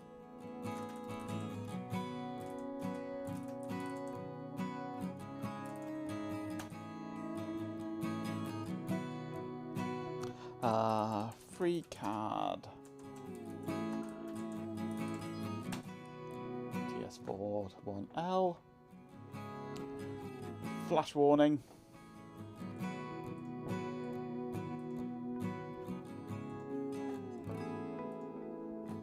That wasn't too bad today. That's good.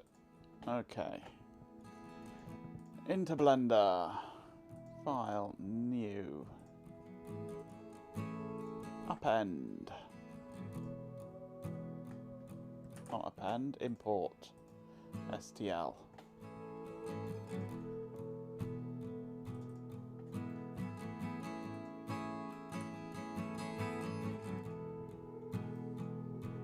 Actually, let's just go straight into here. File, import, STL.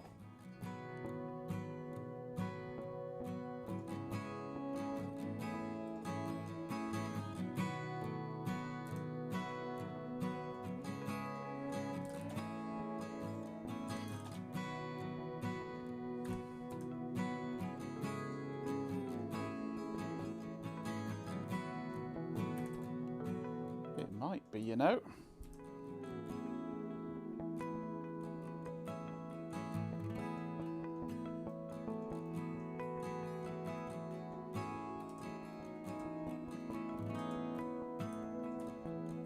It's the right pitch, but the holes are too small. Okay.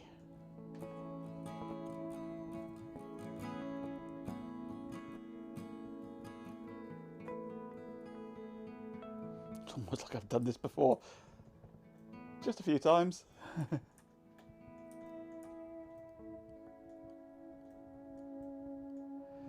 Right, so we've got a... Yeah, we need a... It is a different footprint we need. I can make one, because we also want that front tab as well for extra support. And the whole thing pushes back to about there. So that interferes with our voltage regulator.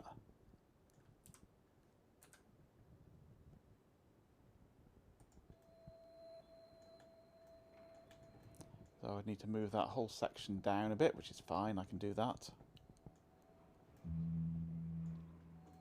These can move across a little. Close up that gap there a bit. Make a bit more room for it. We can have a switch. Yeah, that can be done.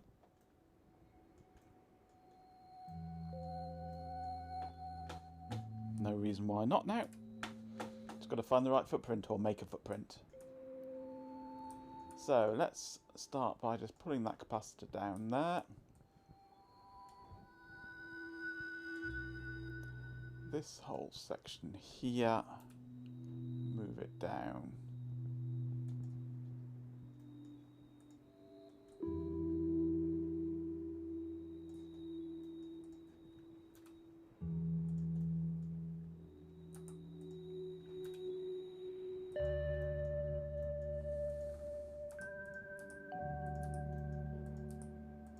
Actually makes it nicer up here, get a bit more room.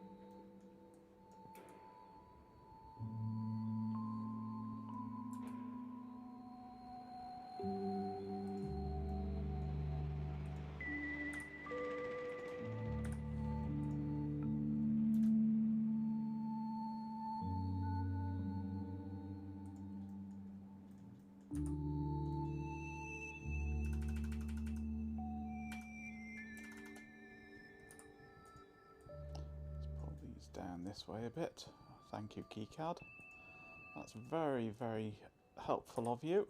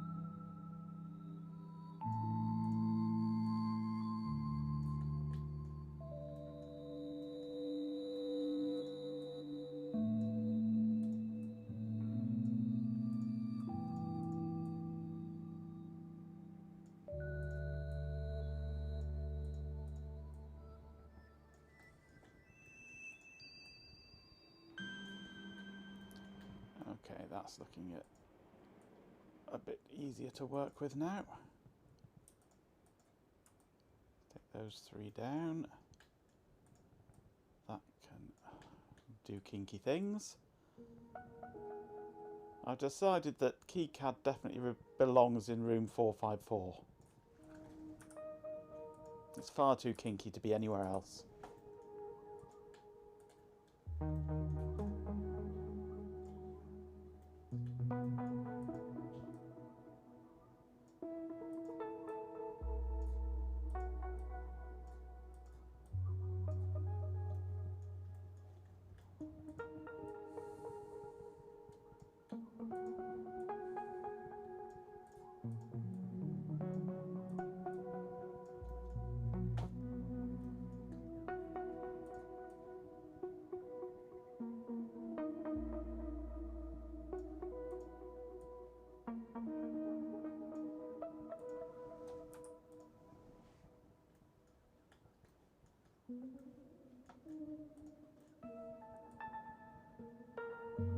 That can straighten up completely now, can't it?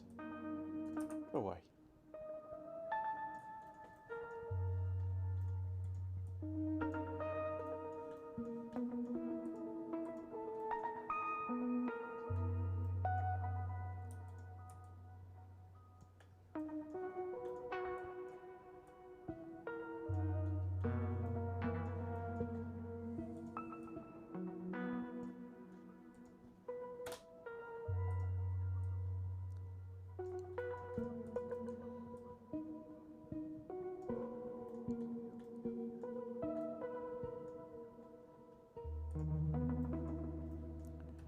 Right, nearly got this now.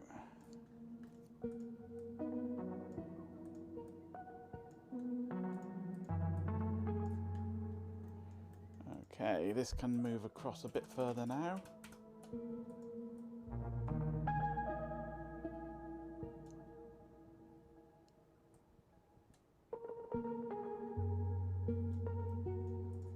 Okay, now this bit, this is going to be awkward. I'm going to have to re-kink my wires for this, my traces.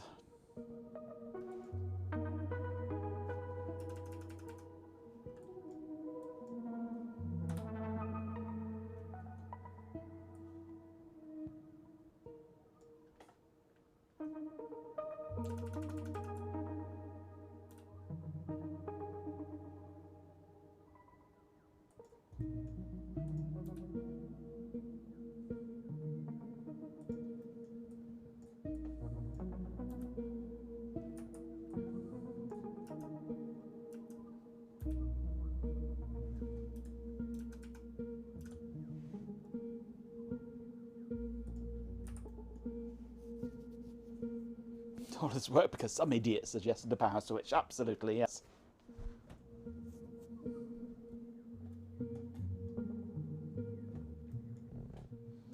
Right. Now, these bits. And a nice fat trace.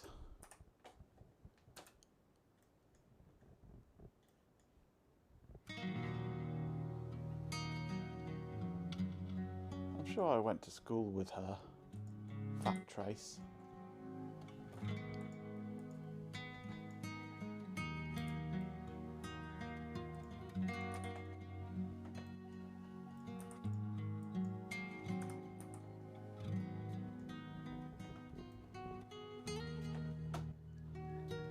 Okay.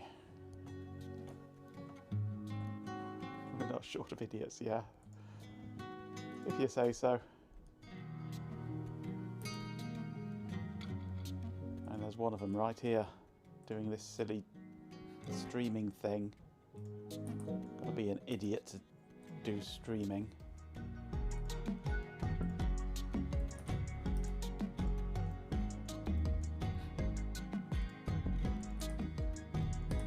Right, let's undo my wiggliness. Okay.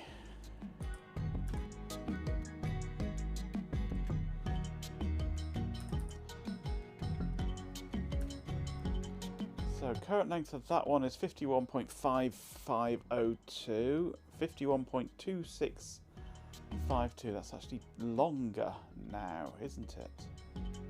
No, that's shorter, sorry. 5502 is what we want.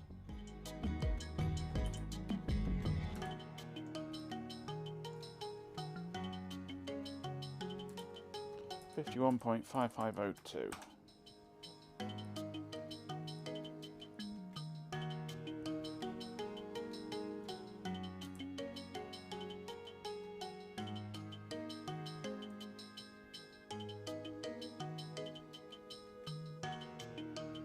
That's all it needs, just that little wiggle.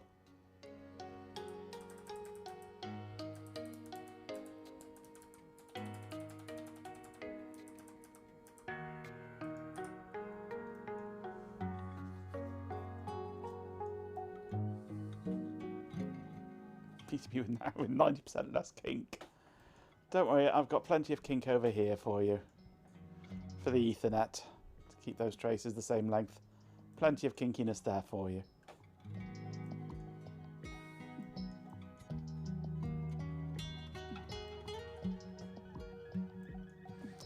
Right, what I want to do now is pop back to here.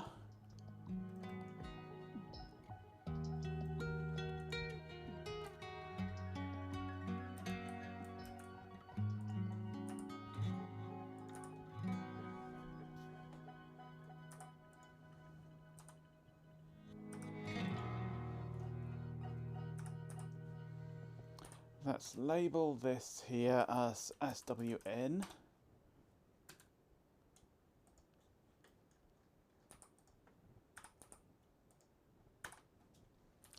And this one here as SWN.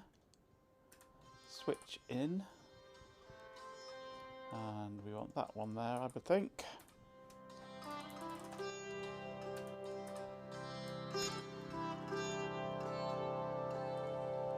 See if we can find a better switch footprint. Ooh. That's sort of it. Let's try that one.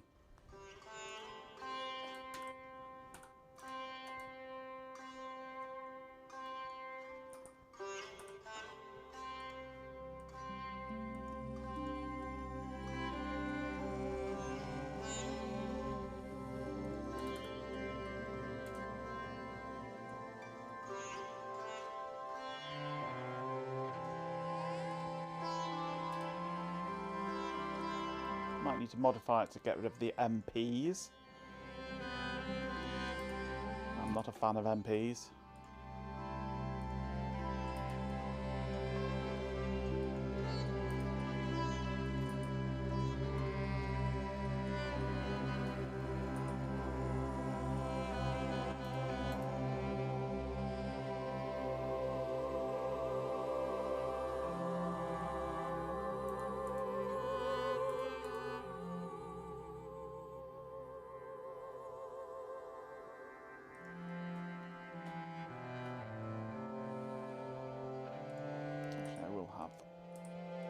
better traces here, I think.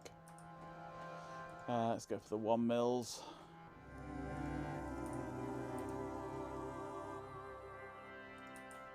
Like that. And then that can come out of here on the top side, please. No, top side, I said.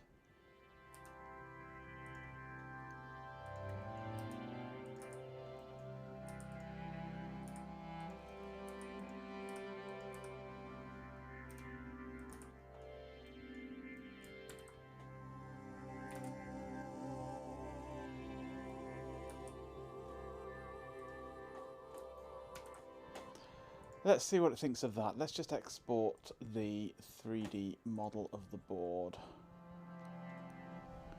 Topside, have some beef. I have a bit of a beef with it, yeah. I often have a beef with KiCad.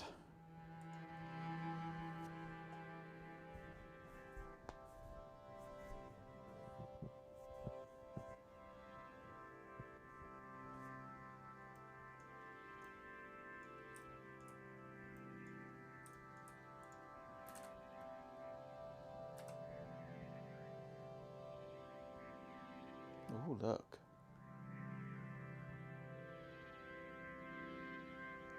That looks pretty good.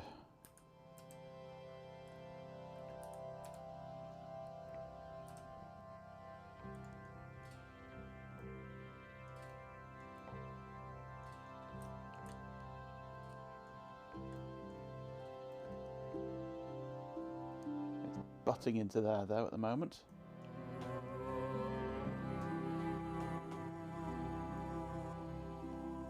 It's considerably... Oh, no, of course, that's not moved, has it? Because I haven't exported yet, have I? Properly. Let's export properly now. File, fabrication, component placement, generate position file, file, plot, refill, generate drill files, generate... Close.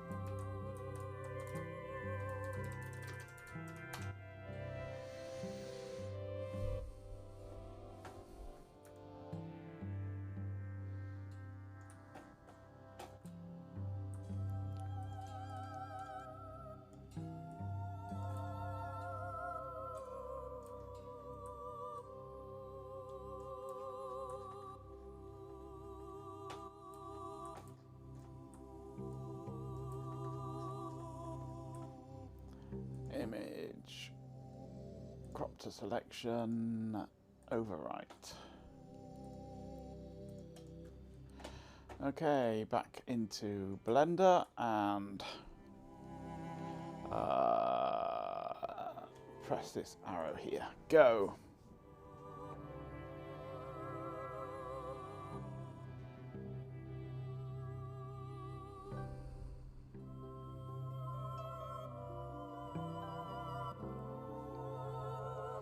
Okay, everything's now in the right place.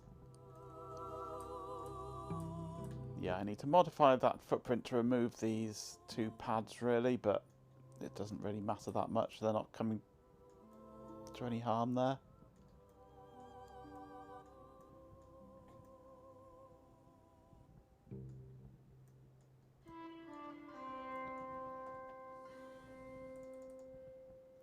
Right, now I need to make this switch properly.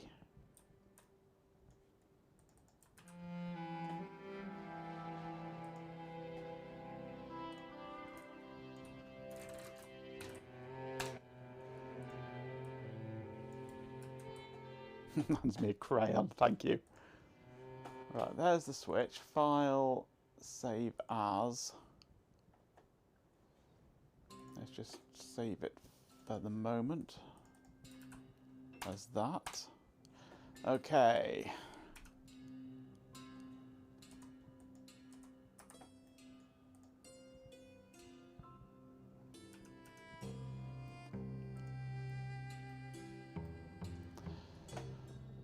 Right, I need some materials. So, append. Material. I need metal and red plastic.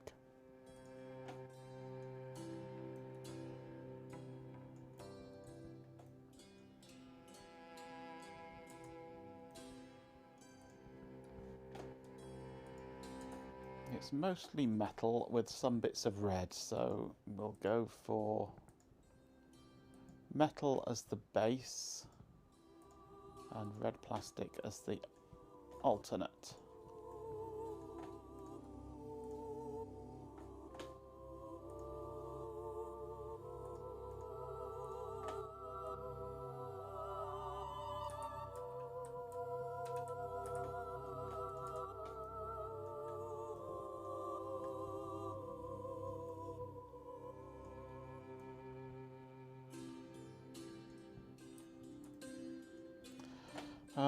Let's have a look at an actual picture of one so that I can see how it looks.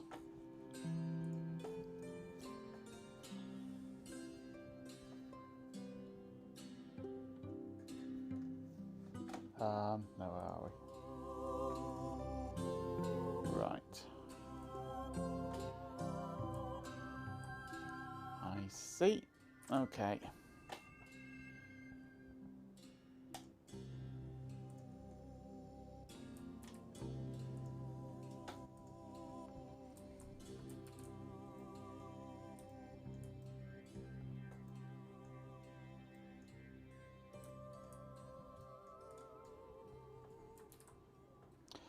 So that I can hide. That I can hide.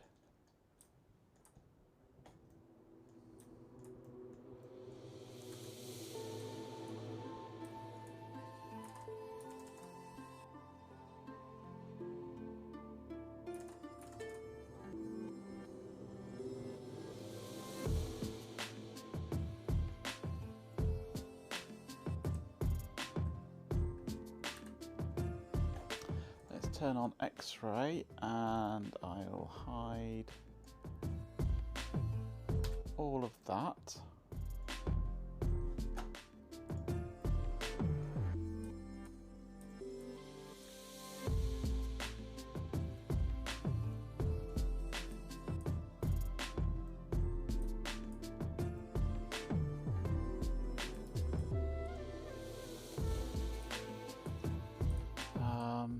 Yeah, it's basically this section here.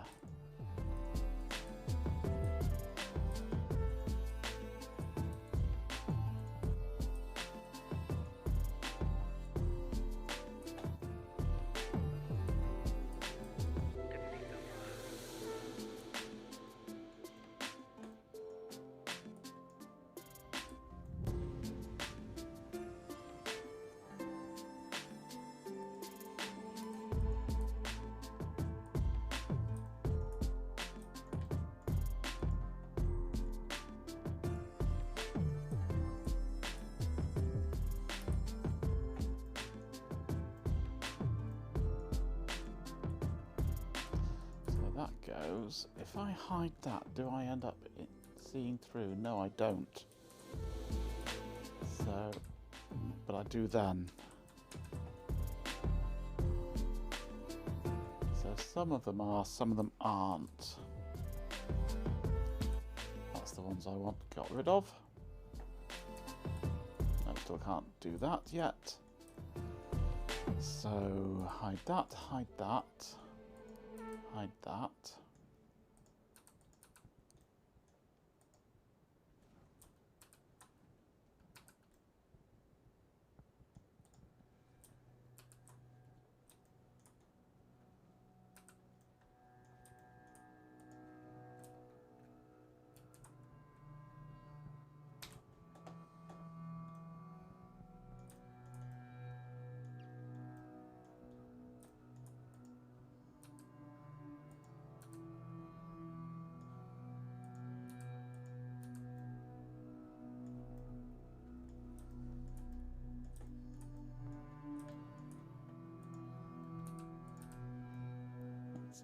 almost got that part cleared out.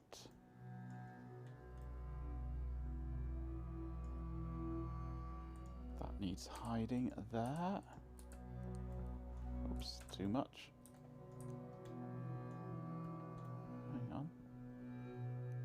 Yeah, I removed too much there. That's looking good. And then we've got to do the same on this side.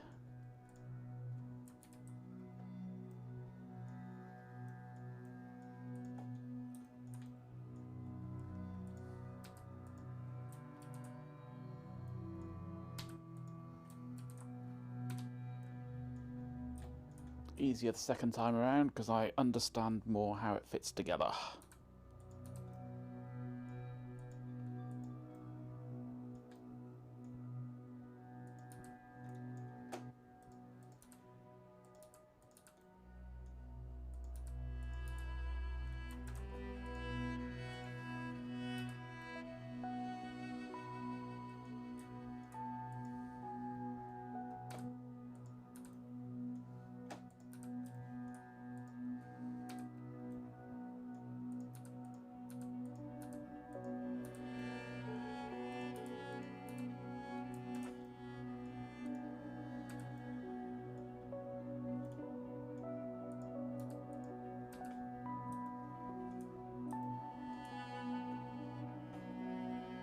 At least one orifice is burning as desired. That's good. Just wait for the second one to start burning. I think that's got that. So now if I select all of that, and I need these bits as well.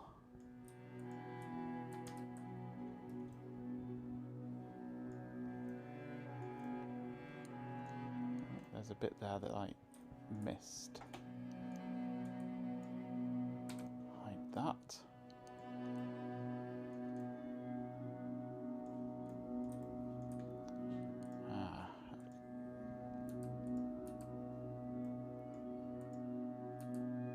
There's some bits on top of here that need to be removed.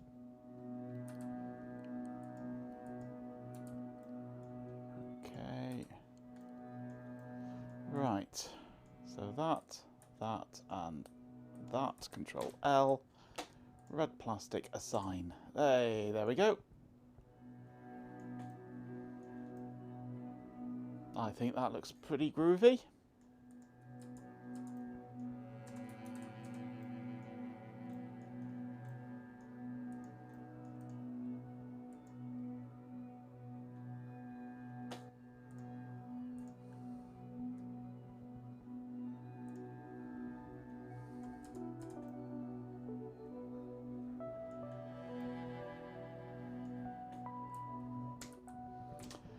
Okay, let's see how that comes out. Actually, that's got gold legs there, hasn't it? I should add gold. Append. Gold.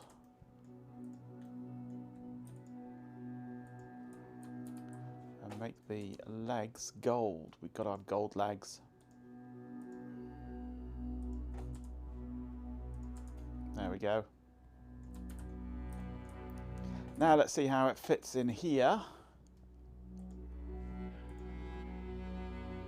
Delete that and run. See what happens. Groovy, baby. That's way off. So I've got the center of it on that pin there. The center of it needs to be on the lug there.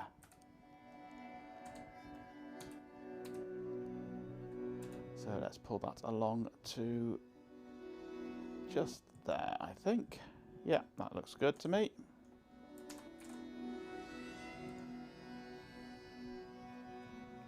No boom today, boom tomorrow. There's always boom tomorrow. Oh, that's close. Almost there. Just needs to move forwards a fraction.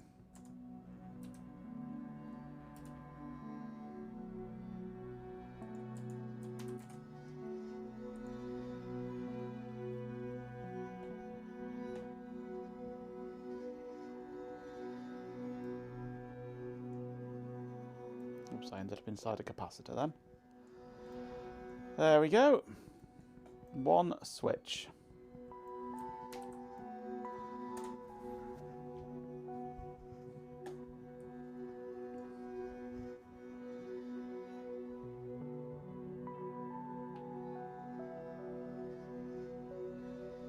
Come on. You're going to render? No, you're not. You're going to crash on me now, aren't you?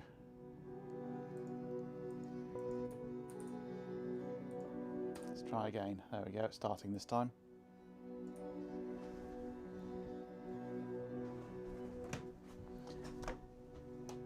Look at a little beetle thingy flying around at the moment.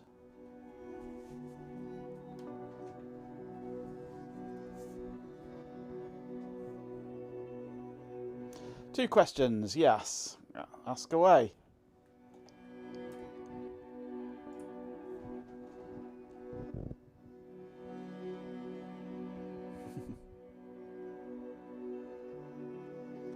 Absolutely yes, I am.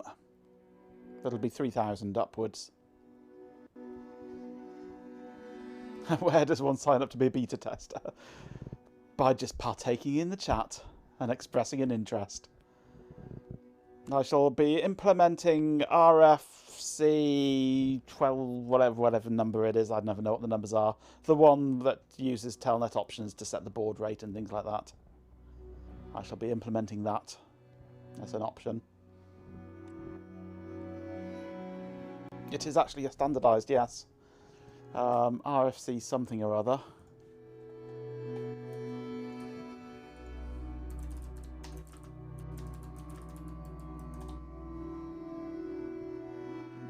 $22.17.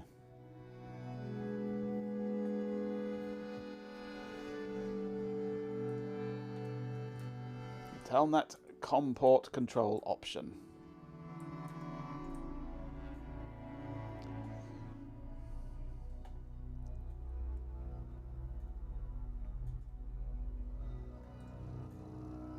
Set baud rate, data size, parity, stop size. You can even get special commands to set the flow control, set your DTR and things like that on and off. It's all standardised and all specified in the RFC 2217. You're all beta testers, yes. What you're beta testing though is up for discussion.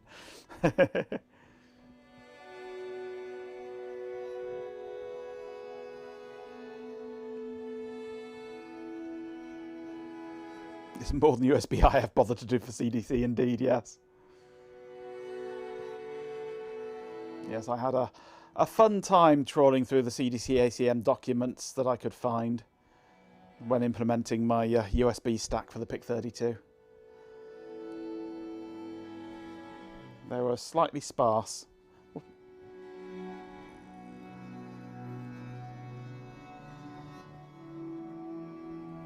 Right, so what's the next thing that you want me to add to this then?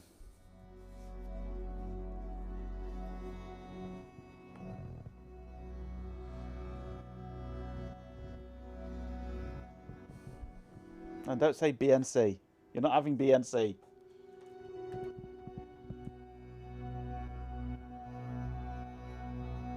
I've got some strange wiggles going on there. Those wiggles need to be done away with.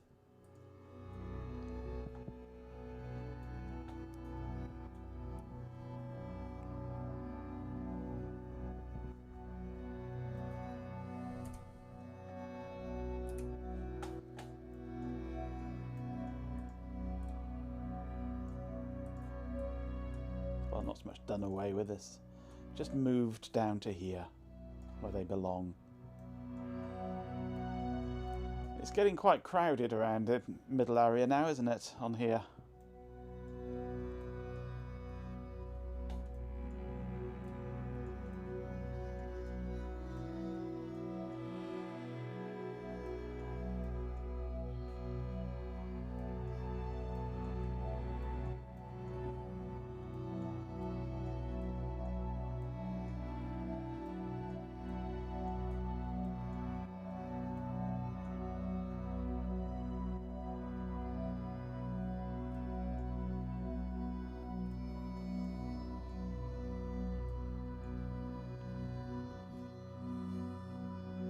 Just one little RGB status LED. You've got a red and a green. What more do you want? One of them's for power on, and the other one is Wi-Fi status, which is controlled by the ESP32. You've got blinky lights for transmit and receive on there, and you've got link and status lights on there. Do we really need any more LEDs? Near UV? No. You ask you what you want when the options are red and green. Well, upper and lower. I refuse to have blue LEDs on anything. Colour blindness or not. Blue LEDs are the spawn of the devil.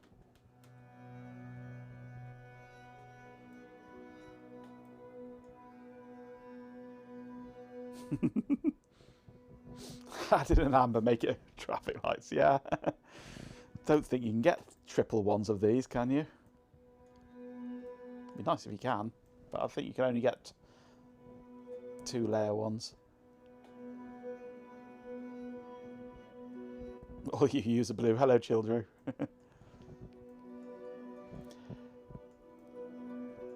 Well, blue LEDs are all very well. They look lovely until it's 3 o'clock in the morning. You're trying to go to sleep and you've got a blue LED glaring straight at you.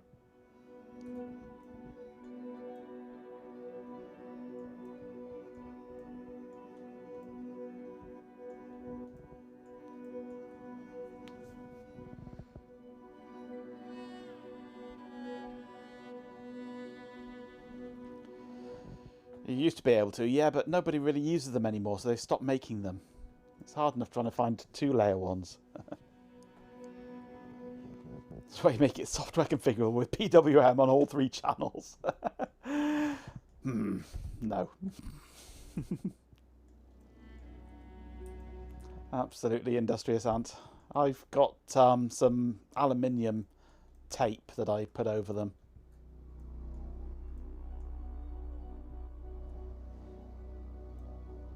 When I was a student at uni, they hadn't invented blue LEDs. God, I'm old.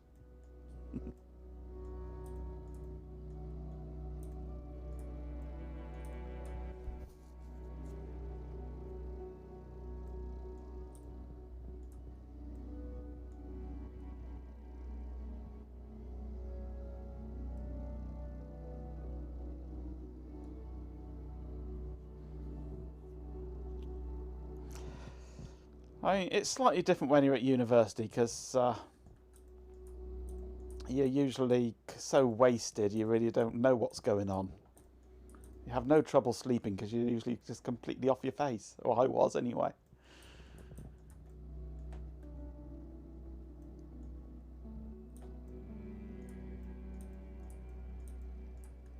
Hey, Justice Flugel. Welcome. What is this PCB? This PCB is a terminal server that I am designing. It's 6 serial ports connected to RJ45s, driven by a PIC32, that's the main brain, with USB, Ethernet and Wi-Fi for communicating with the serial ports. It's a device that you would connect up to things like terminals and console ports of vintage computers and things for controlling them remotely, basically, or using one terminal to connect to multiple servers and things like that. Spartan FPGAs are nice. I've never actually designed a PCB with a Spartan FPGA. I've got a few Spartans here that I tinker with, but I've never actually designed a PCB with one. I need to sometime, because they're nice chips to work with, the Spartans.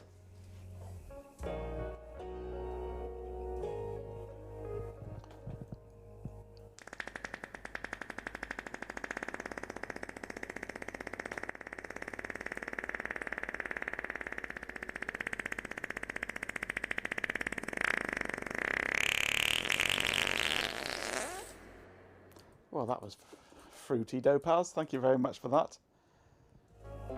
Ah, there's a 3-1.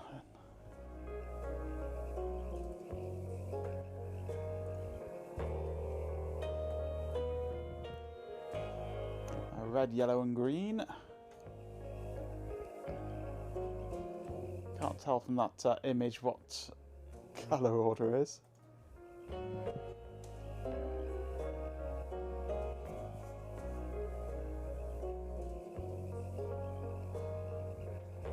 Dopaz's channeling is in a Ben, yes. 25 kilohertz, 800 volt FOC motor controller. Nice. Red, amber, red, green. What is your chosen preferred software for designing PCBs? I'm using KiCad at the moment and I hate it.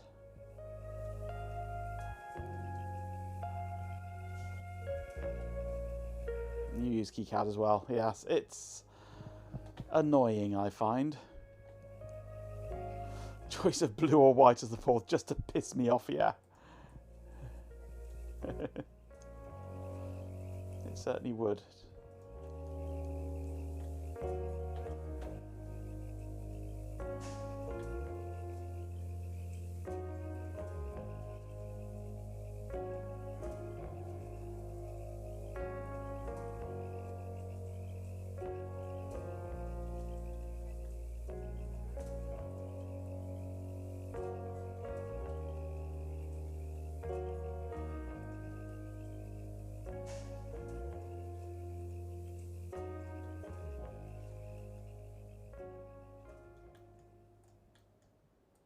Champion!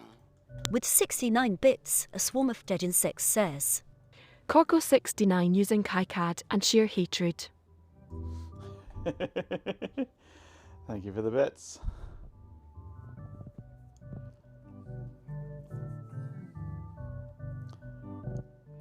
You've wanted to write your own with a very different concept sometime. You're designing the circuits that you can't just wing in LT Spice. Fair enough. I mean, traditionally I started out using Gedda,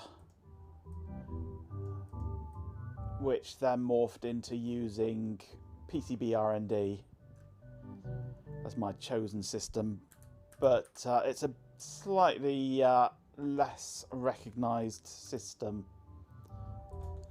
So I've switched recently to using KiCad, because certainly for my open source projects, because it's more accessible for other users that want to take my designs and use them. It's 4-layer this. I've got a power plane and a ground plane on the inside. An entire 3.3 volt plane. And a whole ground plane. The only way I could do this is with 4 layers. Trying to pay attention to EMF, yes.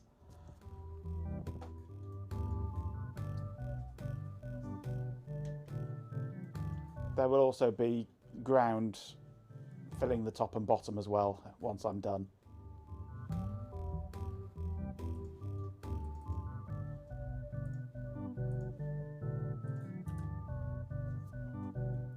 Like that.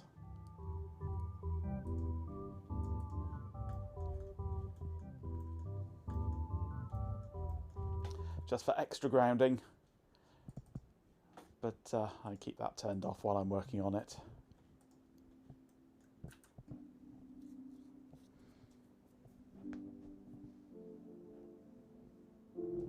I prefer how, well, Gedda is rough, but the better of the options at the time. PCB R&D, by comparison to Gedda, is streets ahead, but as I say, it's much more old school than KiCad, and it's less accessible really to those who don't use it. So KiCad is what I need to use really for open source stuff, so that other people can use it. So, hey Tiny Aim, for the novice, is there a maximum amount of layers for a board? 8, I think. Most of the cheap fabs will do as a maximum, I think. Going above that, you're using specialist fabs and paying a lot of money.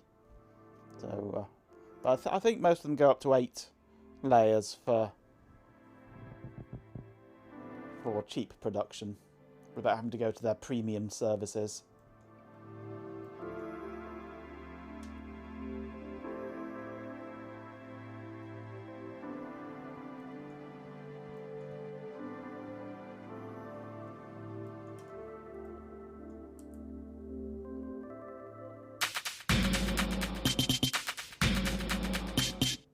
Thanks for the gifted sub, G-Pin. 289257. 289257.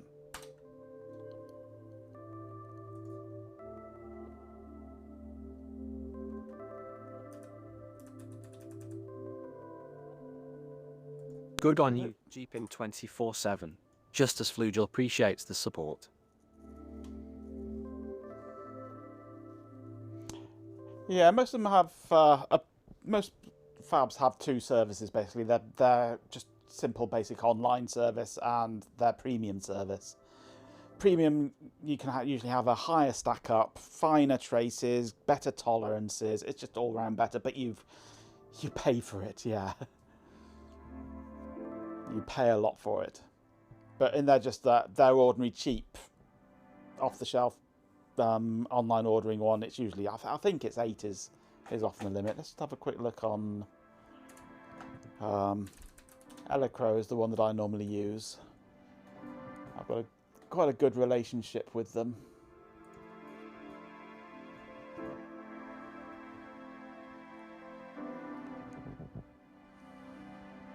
Yeah, they go up to 8 layers on their basic ordering.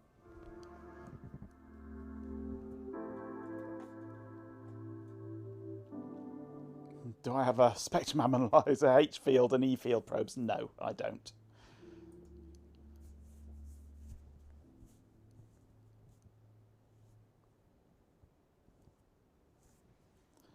This track here, yes, I've just put in a kink, because that's the clock, that's the data. So I wanted to just keep them the same length, so that the clock and the data for the I2C arrive at the same time. It doesn't really matter for I2C, it's so slow, but just keep them the same anyway. So yeah,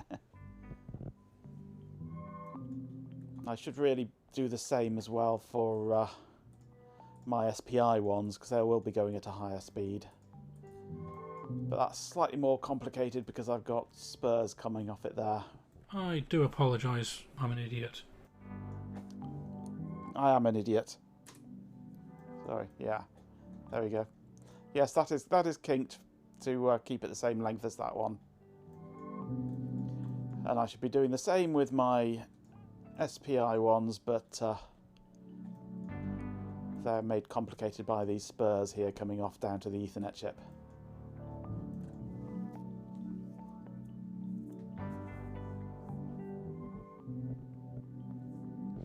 You're considering buying an MHO 900 series oscilloscope. Nice. Mine is a cheap one from Tenma, is the rebadge name. It's made by Unity, maybe. It's the cheapest one I could get, really. It does the job for me. It's not great, but it does the job. Most of what I do is digital, so I tend to use my logic analyzer more than my oscilloscope.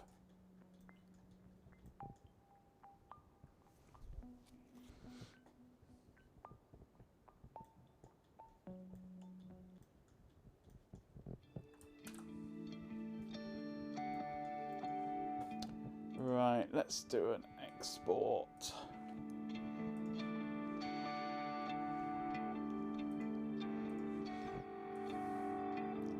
And component placement. And plot it.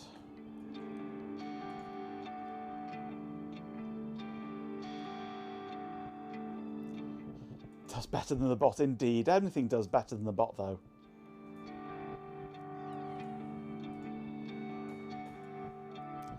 Okay, back over to here, run my script. There we go. Oh, hello. Oh, of course, I need to go do this stage as well. I need to automate this with automatic cropping of this file.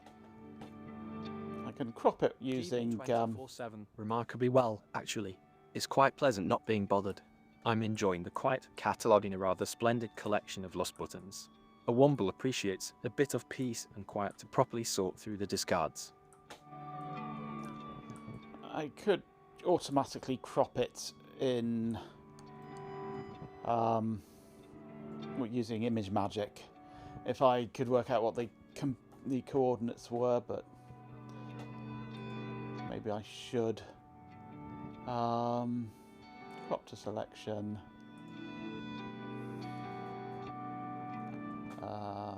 Overwrite it.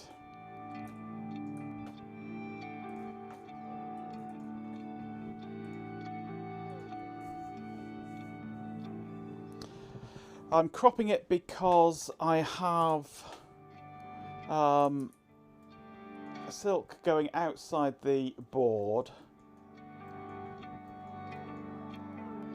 outside the outline of the board, so that gets included in the silk layer, and when I then import it into here, it changes the size of the silk layer for messes up the whole of my rendering.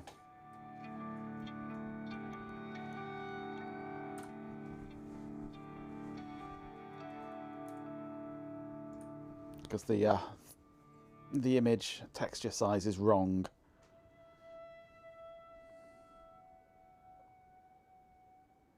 Because I prefer Blender's rendering to KiCad's 3D viewer, which is just rancid, if you ask me. By comparison, anyway. I mean, it's useful, but I prefer Blender. It makes much nicer images.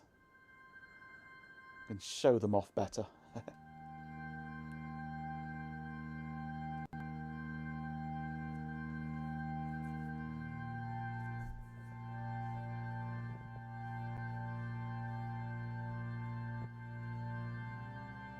Do you need to requisition you a beat? Indeed you do.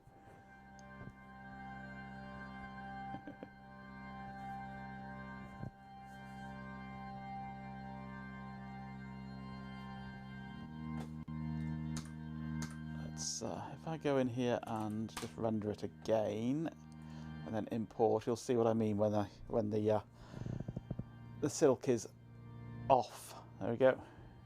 It squashes the whole thing, and it's all completely misaligned.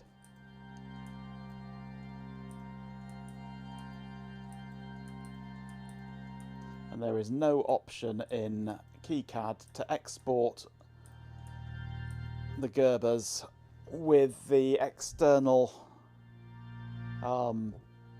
silk markings cropped off. So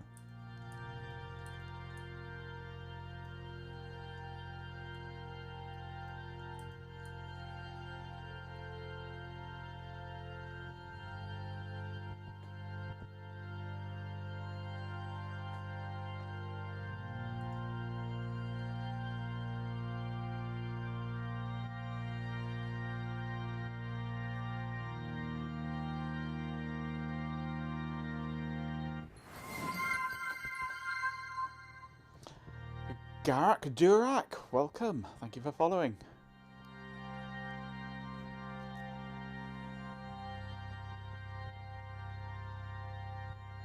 Red, yellow, green running up from the bottom. Well, I've got the symbols which should map it automatically for me.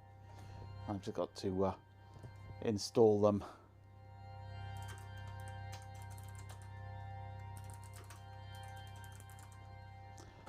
What was it called? It was called libSSF.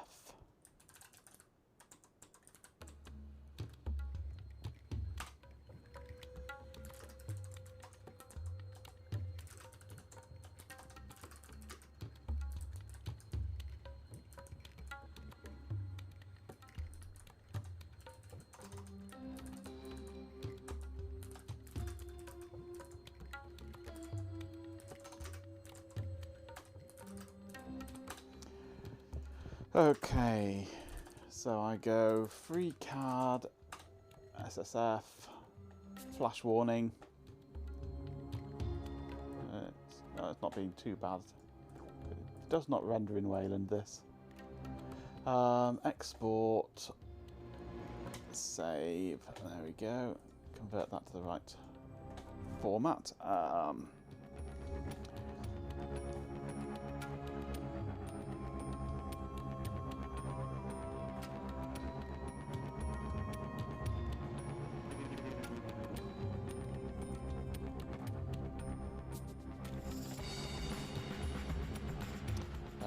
Switch over to here and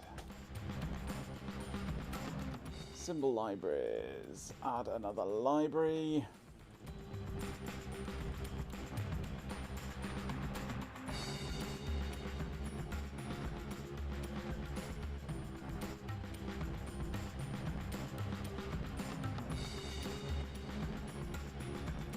And footprint libraries.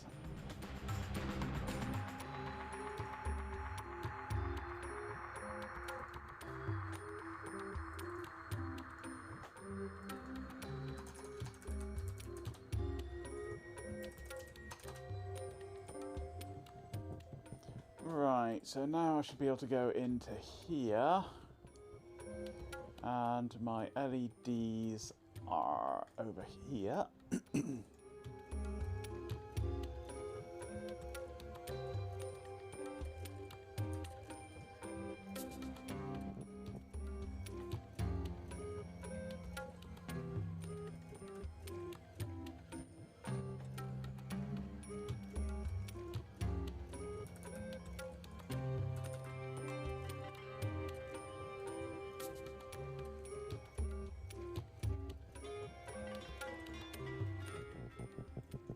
Right.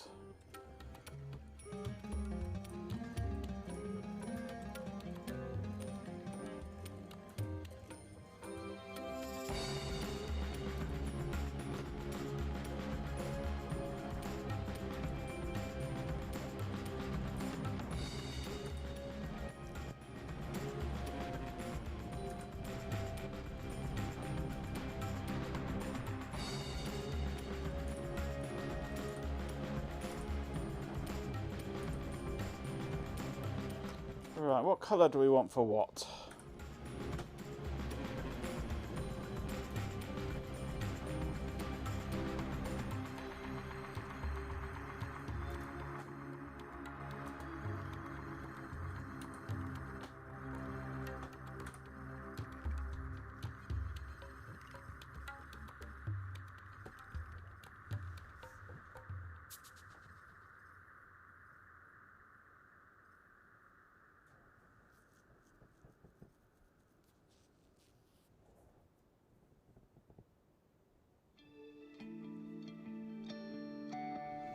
Red is power. Yeah, I'm inclined to agree with you there. Let's just take that out, rotate that, drop it down there.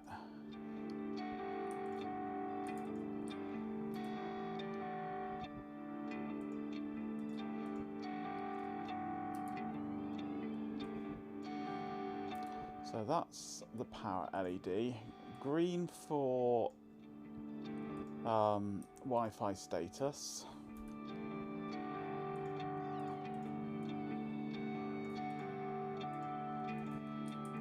And yellow for who knows what.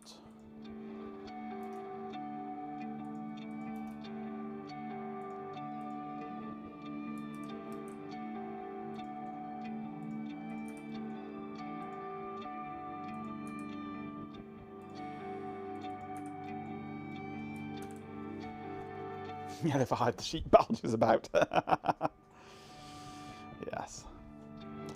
What's our third LED going to be then?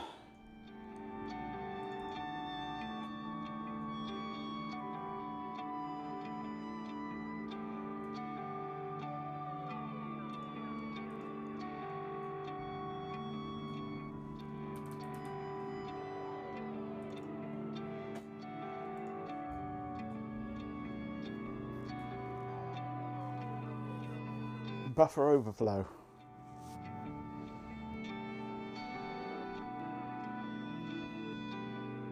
If a porter sent so much stuff without anyone listening.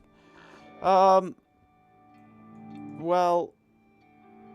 a port doesn't really know whether anybody's listening or not.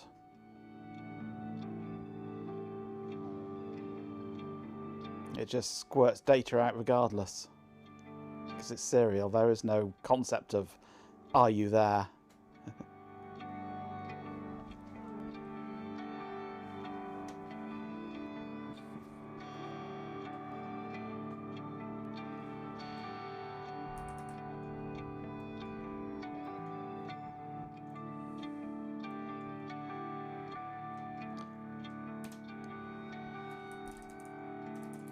I shall just label it as unknown LED for now, and we shall connect it to the main MCU, I think.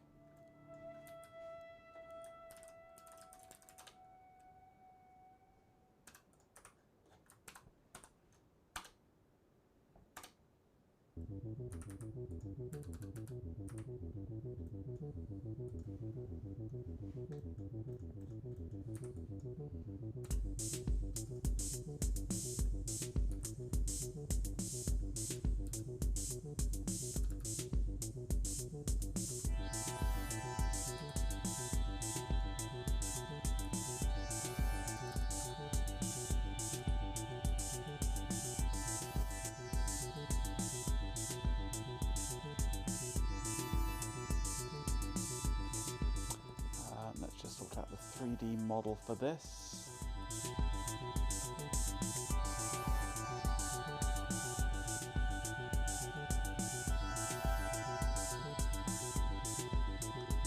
Nice. Completely upside down.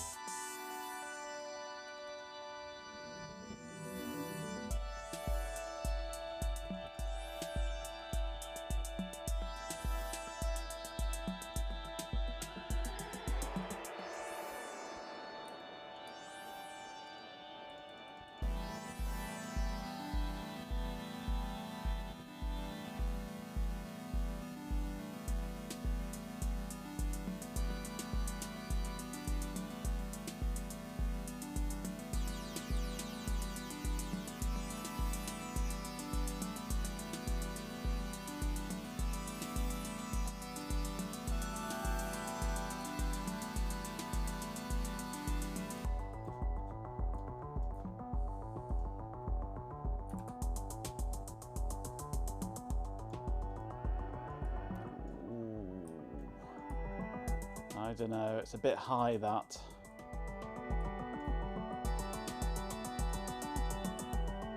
Towering above those a bit too much for my liking.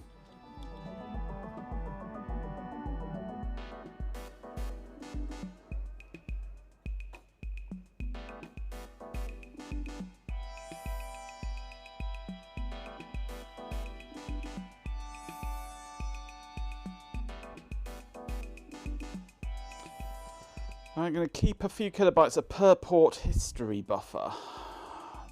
Probably not, no. I don't see any need to keep any history. Or not by default, anyway.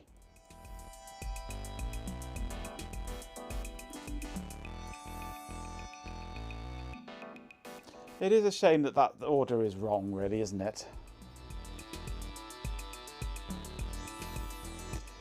Why not use SMD LEDs, then use LED light guides? Because that is an extra production step that I want to avoid, basically.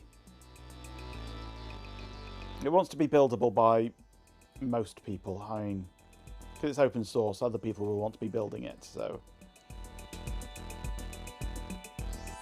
It's... Oh, I've lost my clock chips as well now for some reason. Oh, they're not. I haven't got models in here for those, have I? Of course not. I wonder if I could get one of these, rip the LEDs out and put new ones in. Probably could, they're just normal 3mm LEDs, aren't they?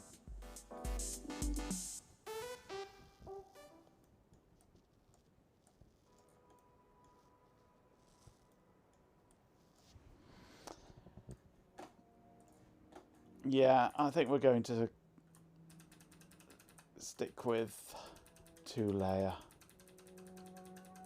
If I can undo far enough, there we go.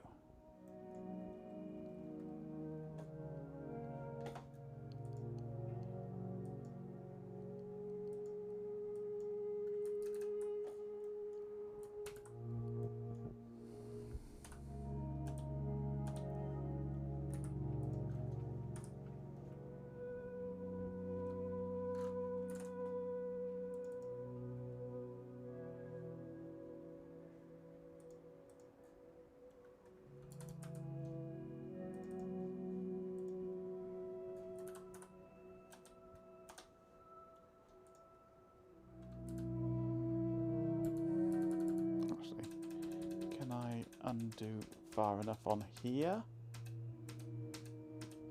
I can.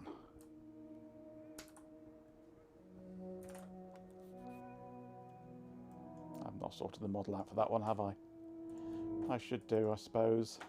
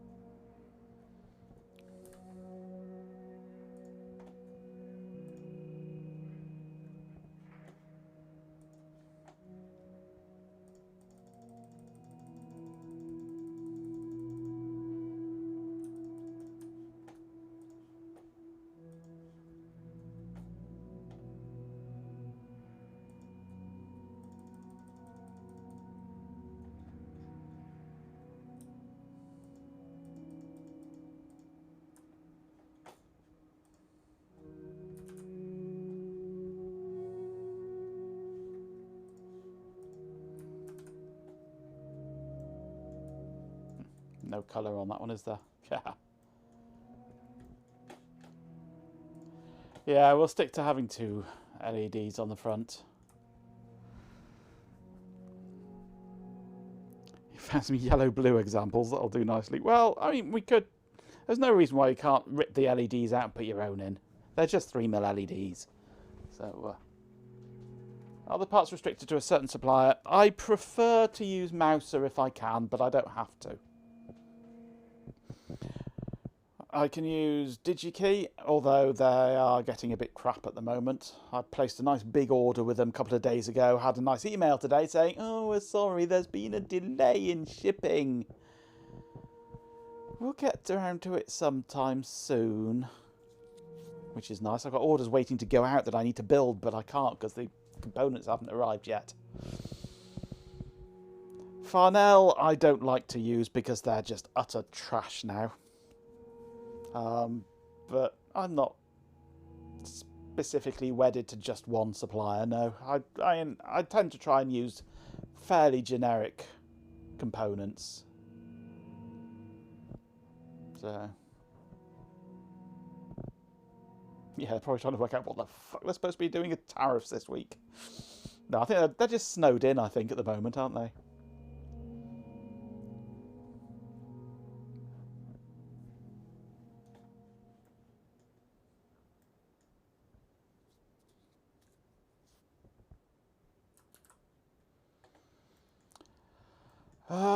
Right, so, aside from more LEDs, what else do you want on here?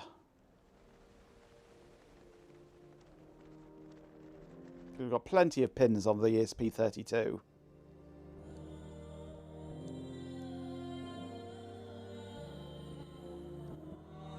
LCSC. I'm not sure I know LCSC.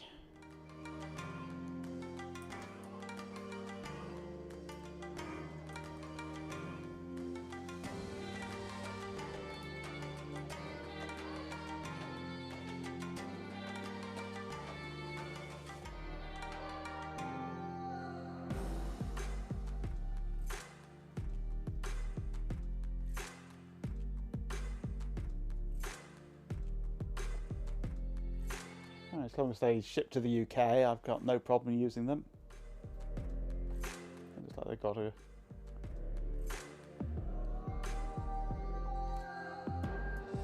decent range of things.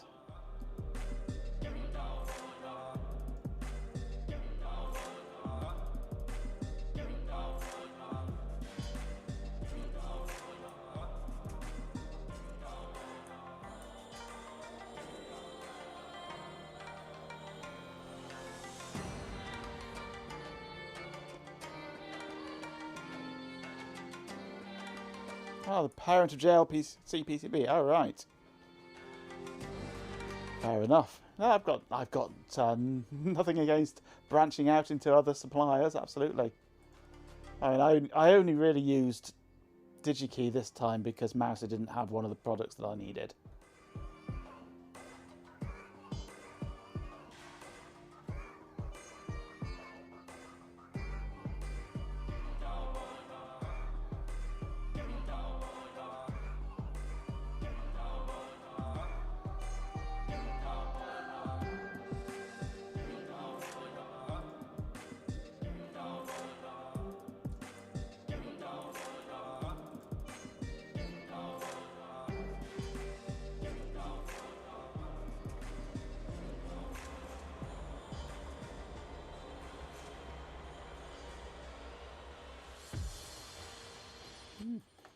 Yeah, they've got a good range of LEDs, certainly. I shall have to remember LCSC.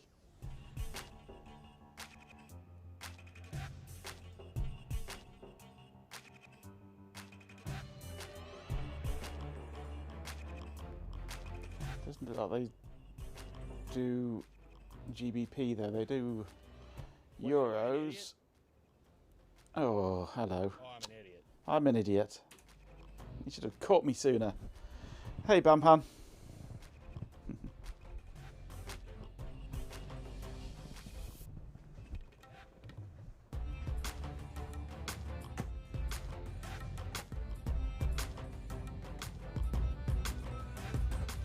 MEMS barometer, so it can automatically detect if you're using it near the top of a mountain and emit wee noises as the altitude reduces.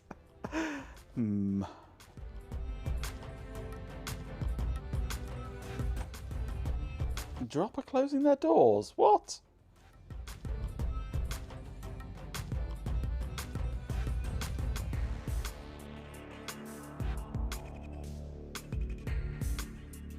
What's hot in Bot World? Not a lot. He's still a womble. I mean, I could add like a an expansion header to add your own things to it. Apparently, it's all about large language models getting even larger. Exciting, I suppose, if you're into that sort of thing. I prefer a good lost glove myself. Much more practical. They were bought by Corsair a few years ago and are transitioning to a site to showcase their brand collaborations from across the Corsair family. Oh, God. Humph. Humph, that's all I can say.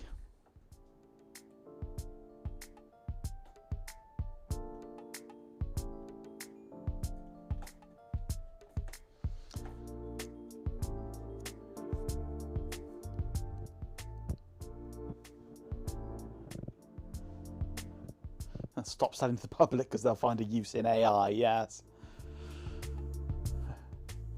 Selling buttons that say "Shut up, bot" on them.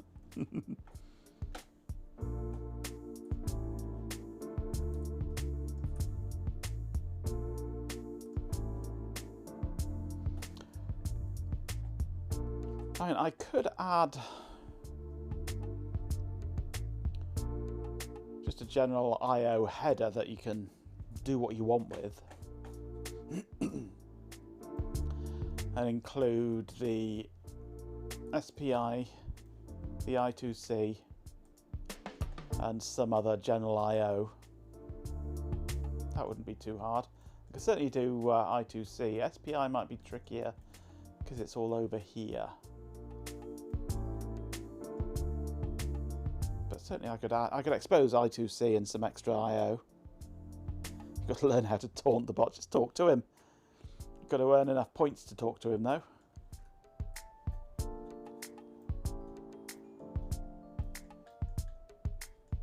many IO have we got available? We've got 1, 2, 4 IO available on there. So if I do an 8 pin,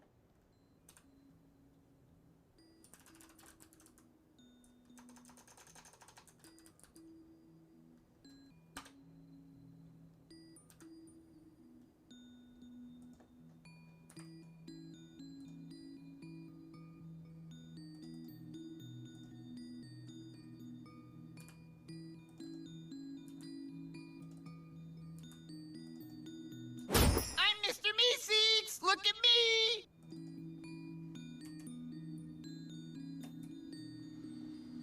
I'm going to have a command or a redeem, whatever, to allow you to change the scene for me, because I keep forgetting. I'm a terrible streamer.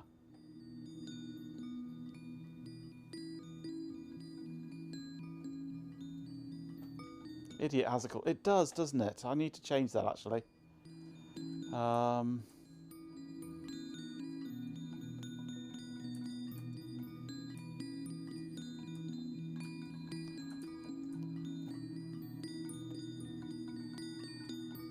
we? Manage redeems.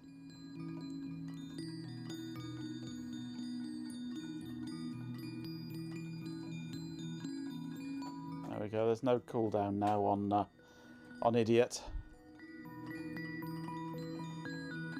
Indeed, G-Pin. If you have to use it that often, then I'm doing things wrong.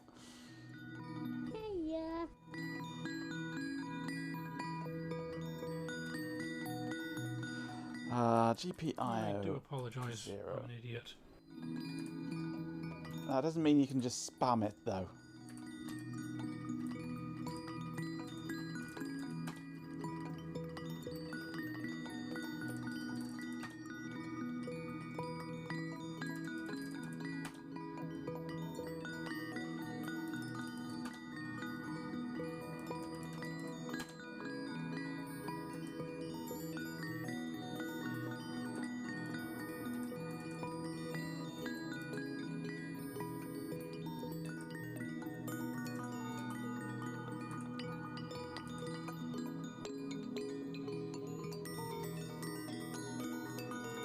Swarm of dead insects, me. Is that all? A Womble has important things to do, you know. Like finding a lost shoelace.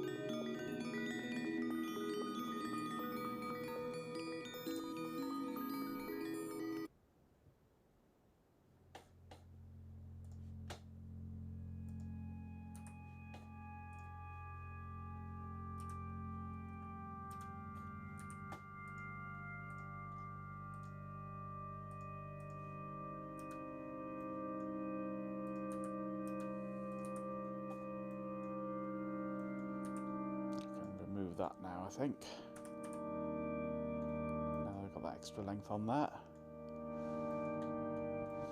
Right, now, how do I get my GPIOs through from the various locations around here?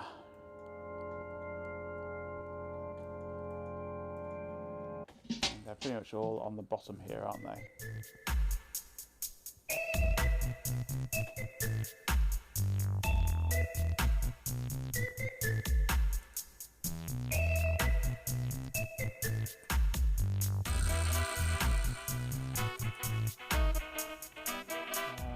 Let's move these across to go that side of those, I think. Jeepin 24/7 right then. Reggie, you say? It's lively. Makes a Womble want to shuffle his feet a bit. Not quite as relaxing as Ambient, but a definite improvement over large language models. A good beat for finding lost keys, that's for sure.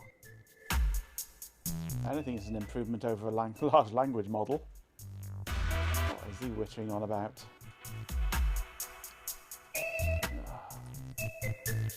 It's faster to just recreate it.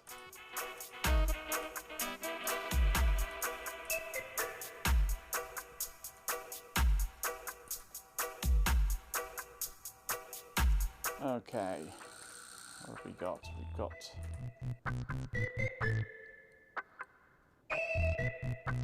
What are these? Oh, they're not... I haven't labelled them, have I? Idiot.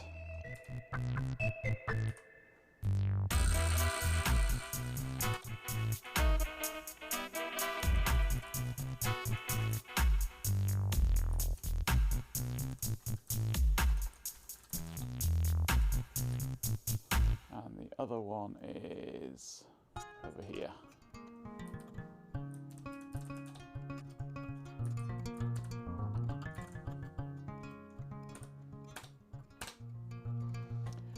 Right, that's better. One of them seems to be all the way up there. That's nice.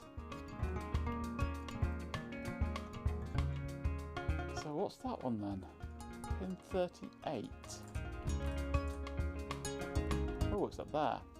I'm going to use that one instead.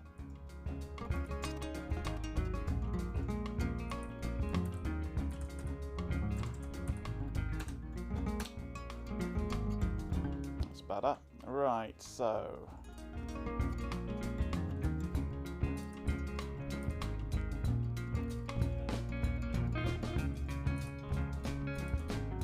bring all 4 of these down through this way.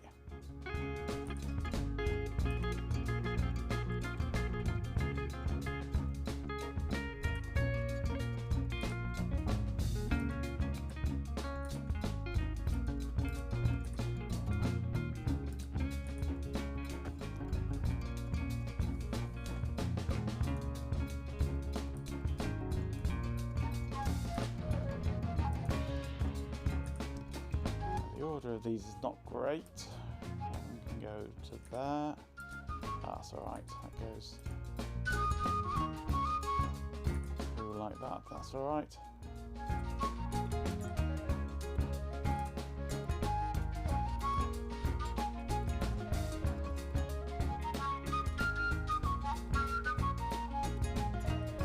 Okay. Now just to tidy them up. If such a thing is possible with KiCad.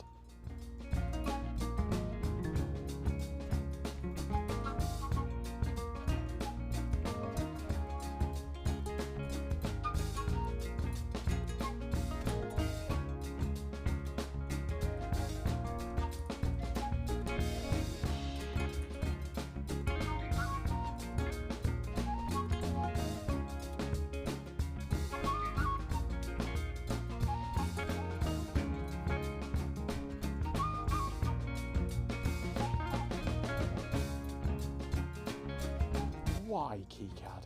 Why?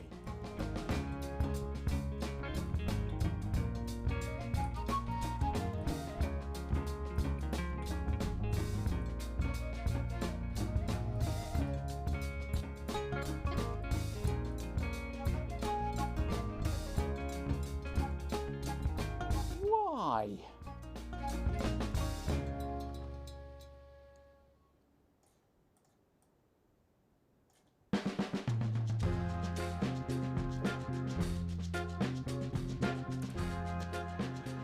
Right. Could also make it an edge connector on the board. Nah. Don't like edge connectors. I prefer pin headers. DPI. Ooh.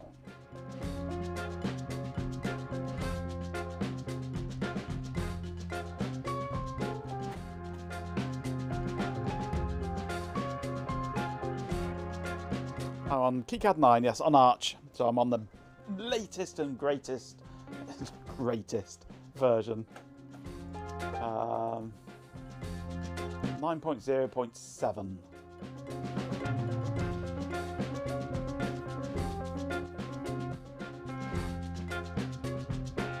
bleeding edge is the order of the day, yes.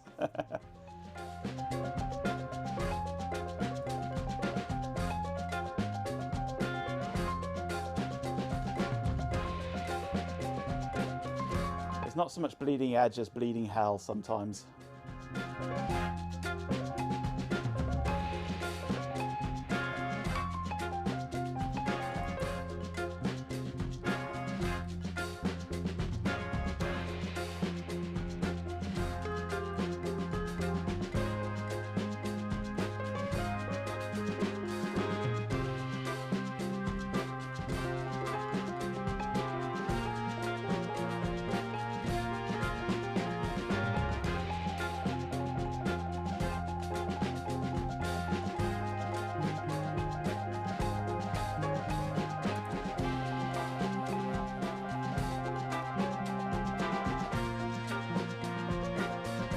Yeah, I know. I find most things in KiCad to be rather awkward, though. I'm used to in PCB R&D using what they call extended objects, where I would just go into the fabrication layer and just draw a single line where I want a bus to go, and then convert it into a bus with 16 traces, and it just lays it all out as one unit for me, as one atomic thing, and I can just move the whole thing and all of them move together. It's so nice. But not in here. So I tend to do things manually because it's more predictable when I do it manually. I need to sort this out. This is all in the wrong place at the moment.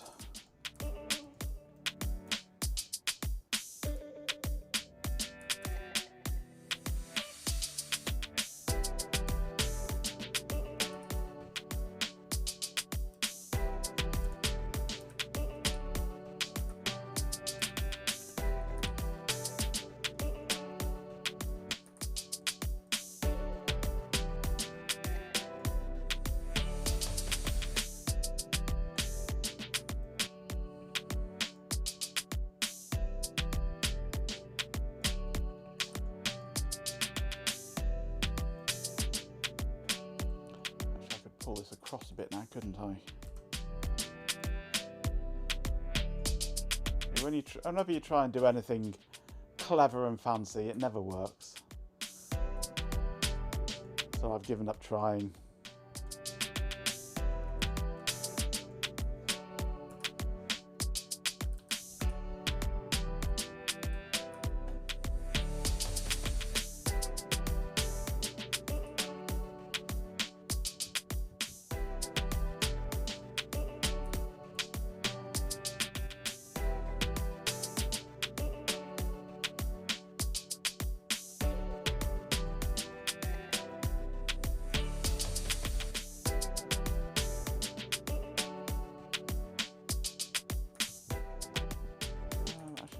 Swap TX and RX here, couldn't I? That would be a good idea. They don't have to be in any specific order here.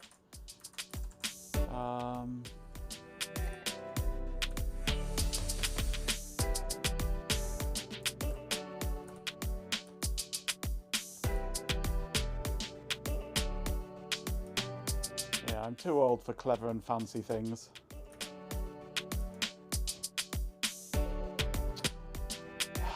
Why? KiCad, you utter muppet.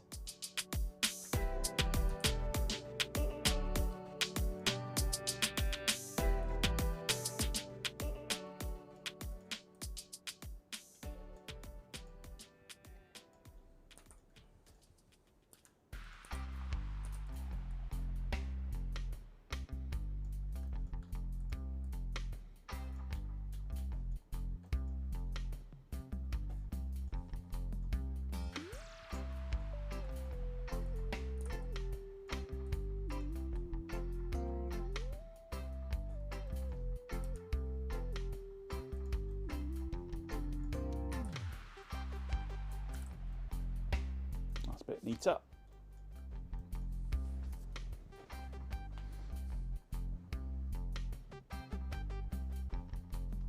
SWAT TX Narix, what? It would have a null modem built in? Not a chance. Stop insulting Muppets. Well, I have decided that KiCad's router system was definitely programmed by a Muppet on crack. It's the only way it can have ended up how it is. It was coded by a Muppet on crack. That's an ESP S3 Room 1N3 or something, I think I've decided on. It's one of the RISC ones. One of the newer ones.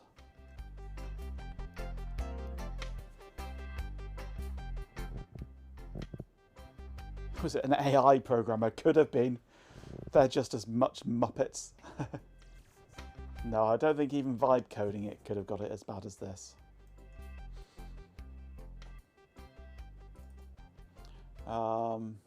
Yeah, ESP32 S3 Room 1, and I can't remember exactly which variant. It's the lower level one, the 4 meg one with no PS RAM.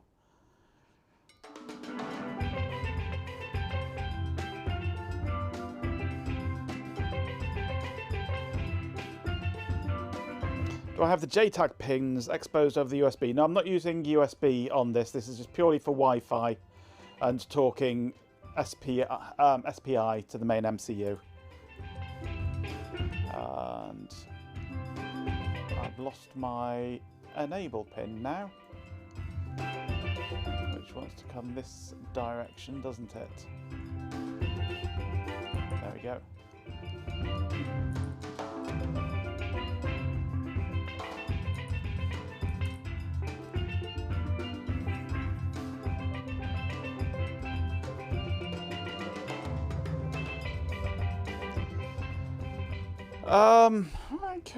I could do, but I mean, it's got the serial programming pins here. It's all going to be programmed under the Arduino API, basically, because it's easy and open source.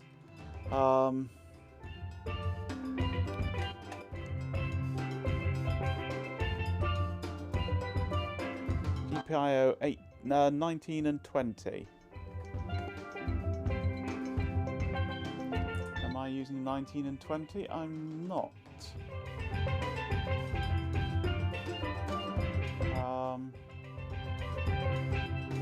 Is that the USB pins, is it? It looks like it in the sequence there.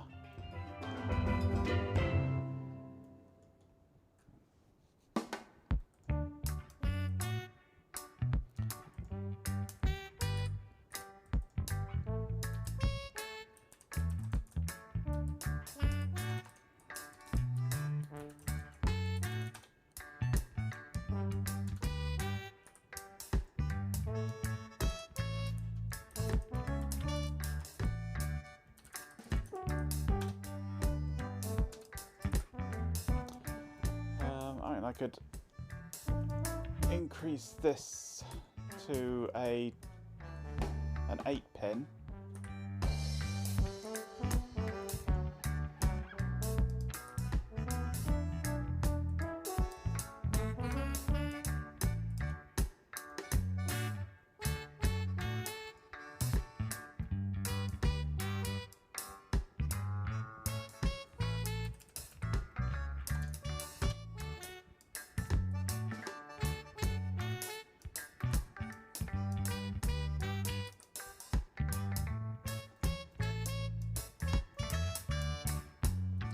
Why did you just suddenly zoom out?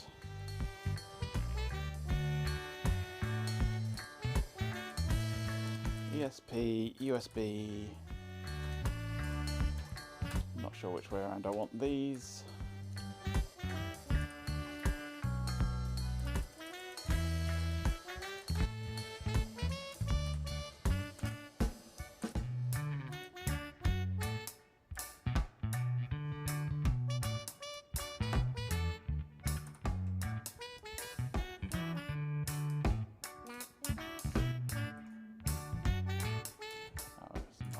The footprint has it, of course.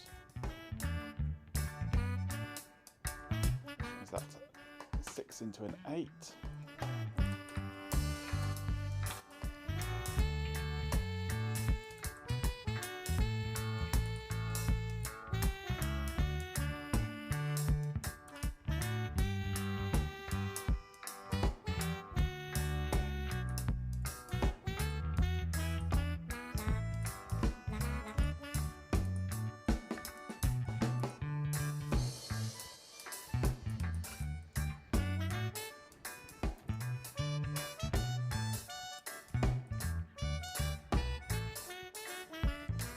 Right, so these have gone horribly kinky.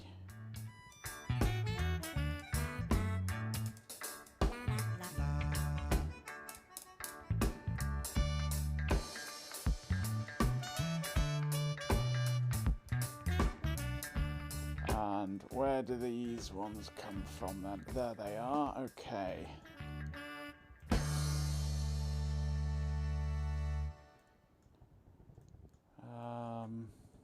Actually, let's move this down to the other side of the board.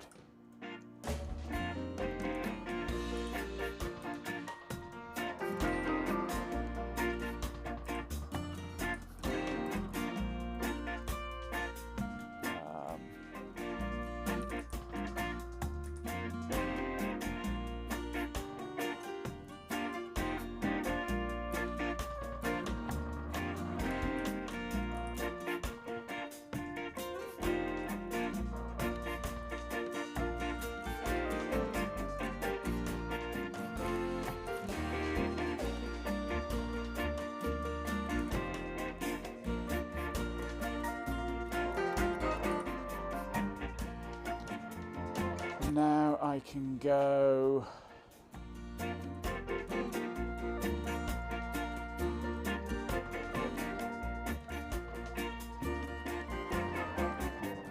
here.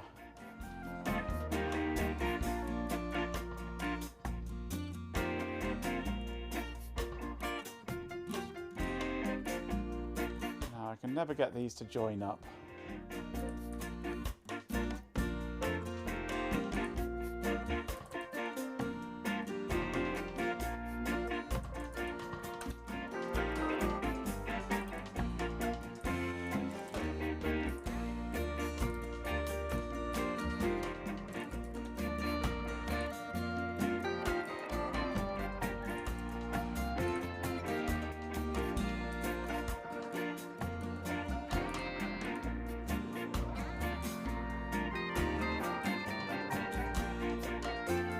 Oh, no wonder.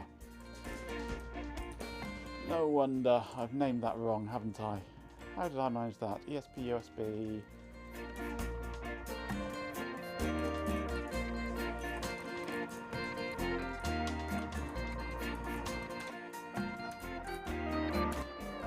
Now who's the Muppet?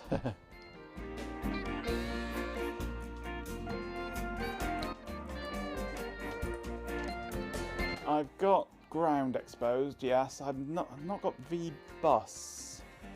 I can do. Where are we? I maybe shouldn't have done that. Root differential pair.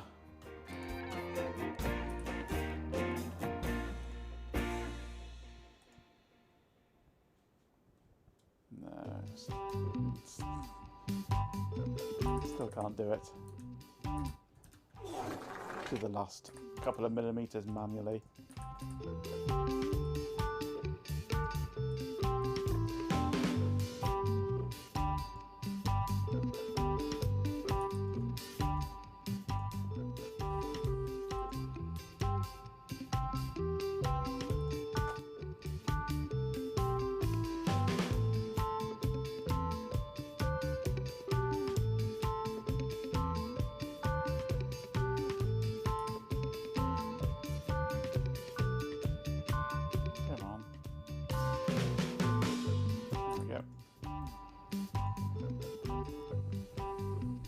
Yeah, I mean, ground I've got here on the same header. I've got reset, or enable as they call it, VDD, ground, RxTX, IO0, and USB PNN. V-Bus comes out where on this ESP32? Is there a V? There should be a V-Bus somewhere.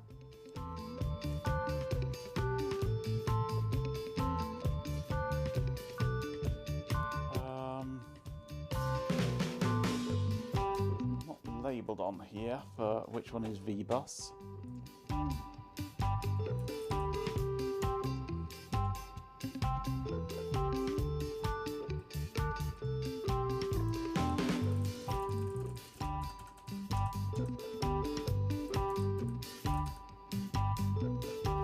No mention of V-Bus in the datasheet.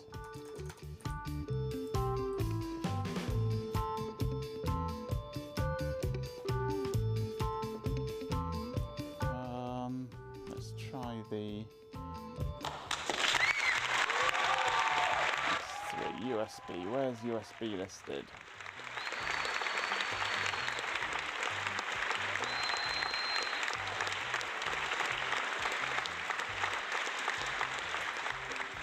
I'll let you see this as well if you like.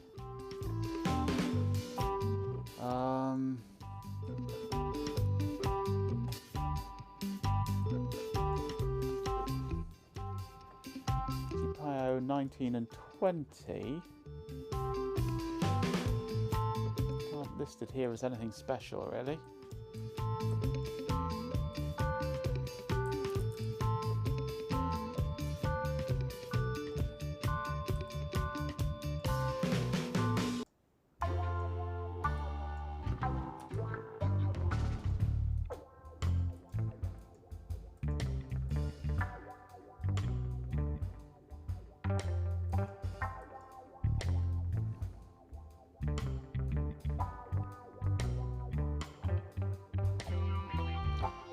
Well, I'm used to the PIC32's USB implementation,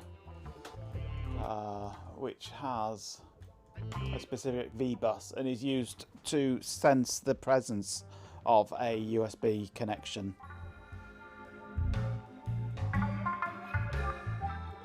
So I was expecting there to be something similar on here.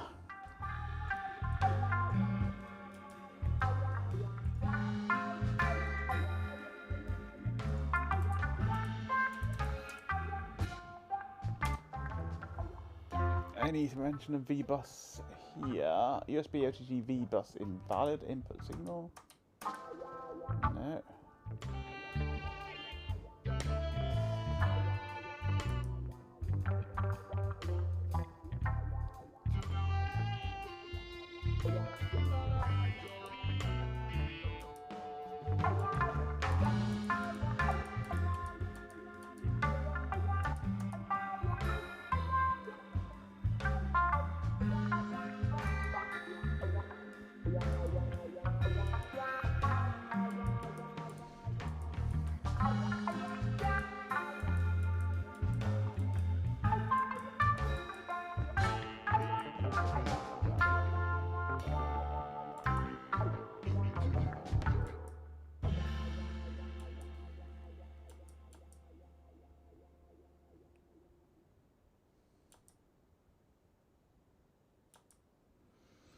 All this is about it providing V-Bus to a device when it's acting as a host in OTG mode.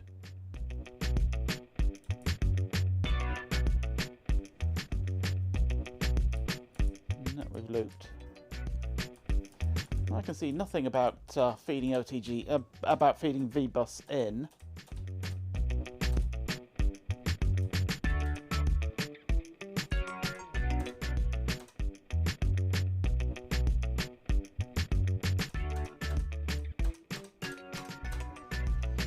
No.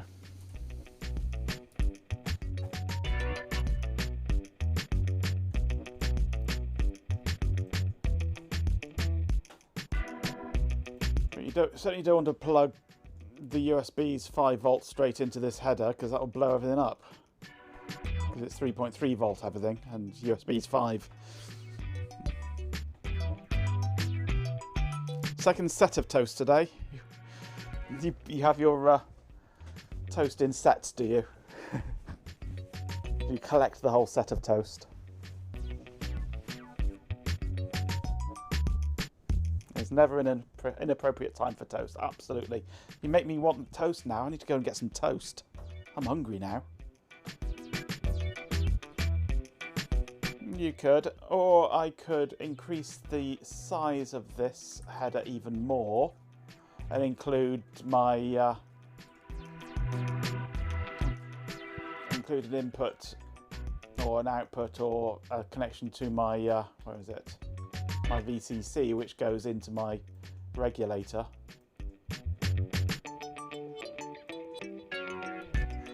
Yes, Dopaz. That would happen.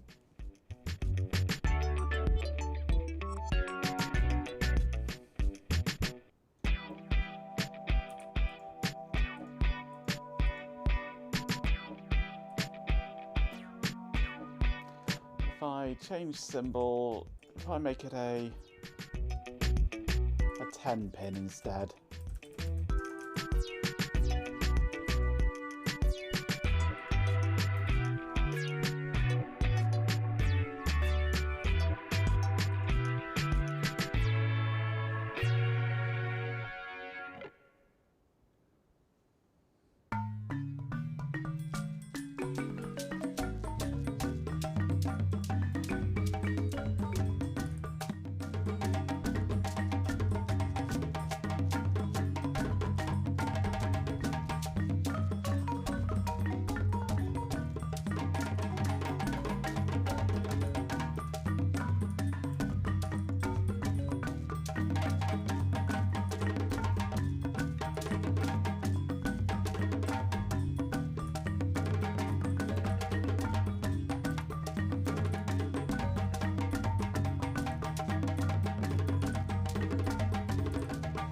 There we go. We now have VCC available on there for your input voltage, whatever that happens to be. Although, should that go... should I have that going in through a diode?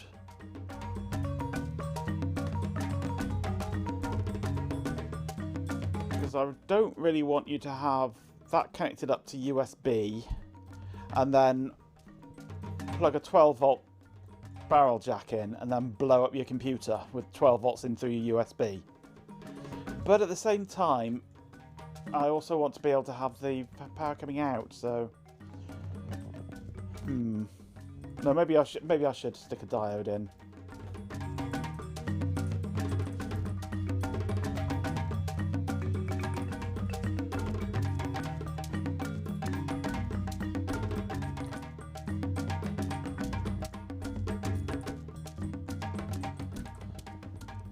If you don't like it, you can always bypass the diode.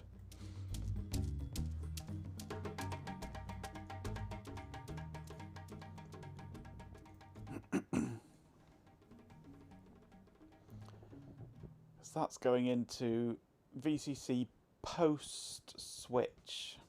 So that would putting power into there with it turned off, it will power up the whole thing. That switch becomes redundant if you're powering through there.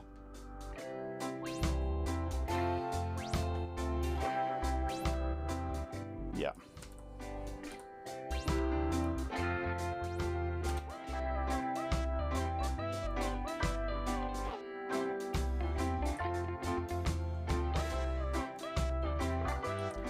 This is getting big, this connector now. Let's move this out of the way. Tonchek, hello, thank you for the follow.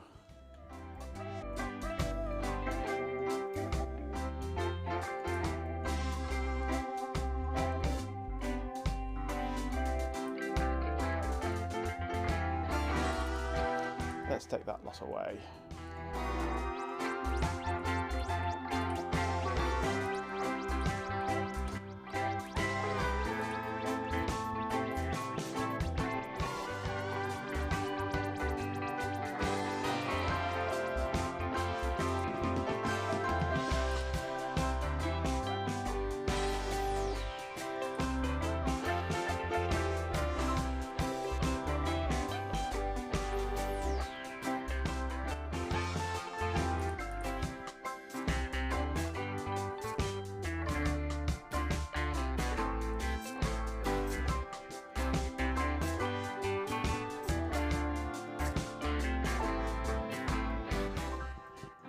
Okay.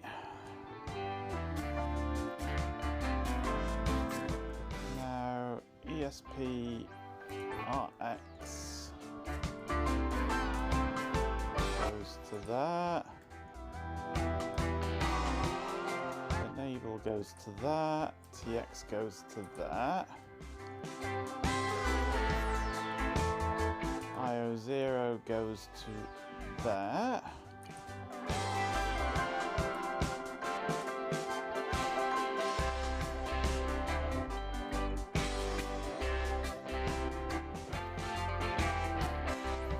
Okay, route my differential pair again.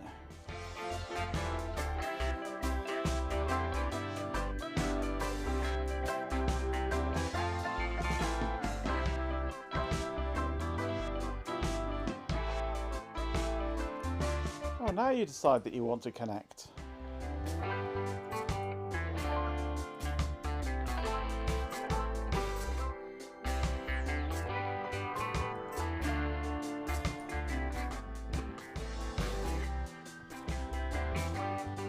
Now I have to get this over to here somehow.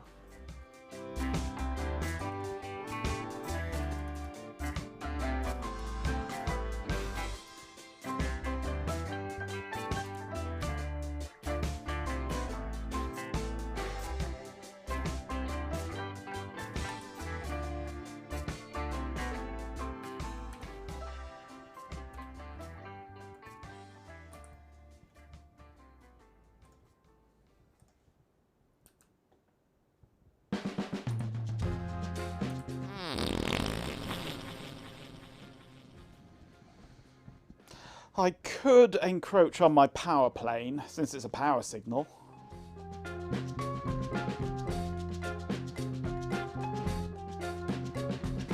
I'd rather not, but...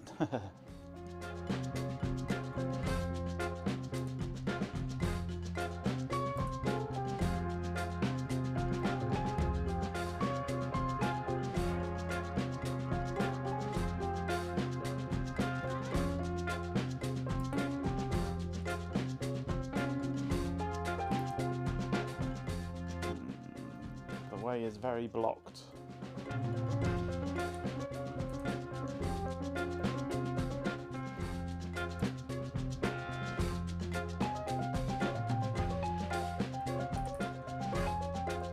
Let's move that down to there. Bring this up here. Nope, not what I wanted to do.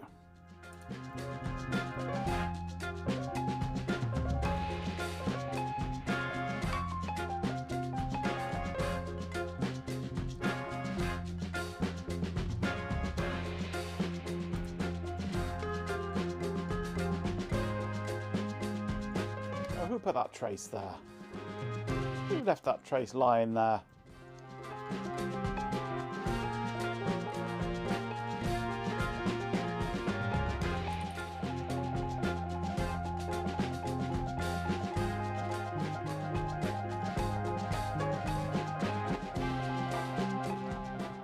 That's just an input switch.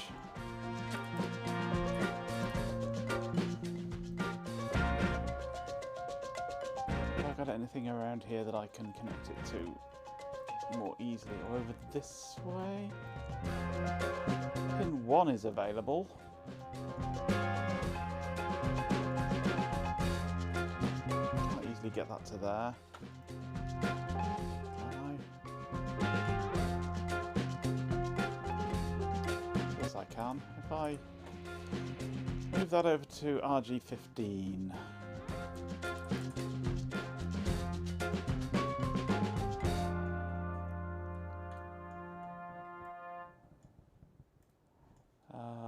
Where is it at the moment? FRES.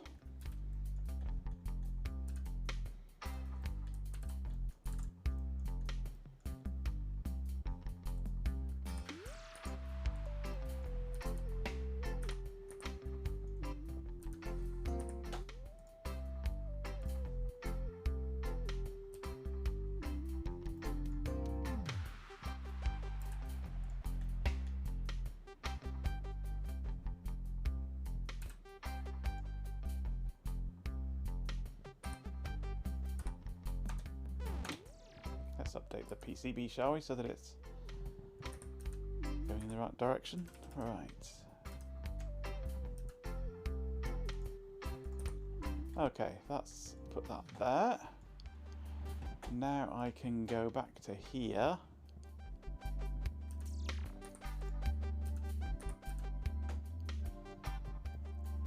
And this can come down to here.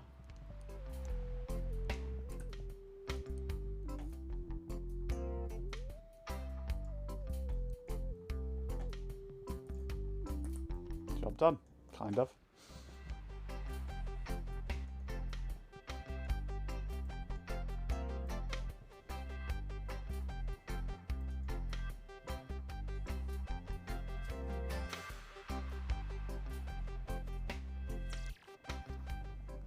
You think on balance you're going to say sod the bins, there's at most one bin bag in the one being collected tomorrow. Fair enough.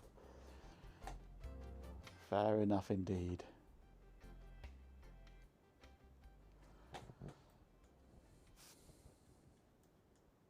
I don't like that wiggle, but not a lot I can do about that really.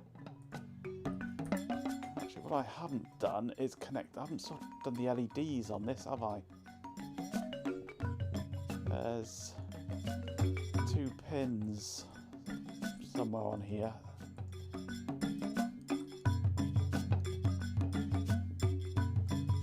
Two pins there that can go via resistors up to these LED pins here. And I've not got them connected yet. I should do.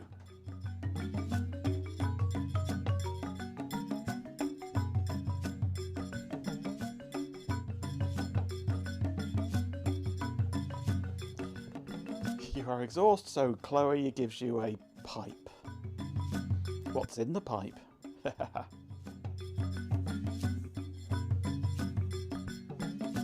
He doesn't need encouragement, Bampan. Can I go up that way? I can go up that way, can't I? Might be preferable if KiCad will go up that way. God, what a mess. What an absolute mess, KiCad.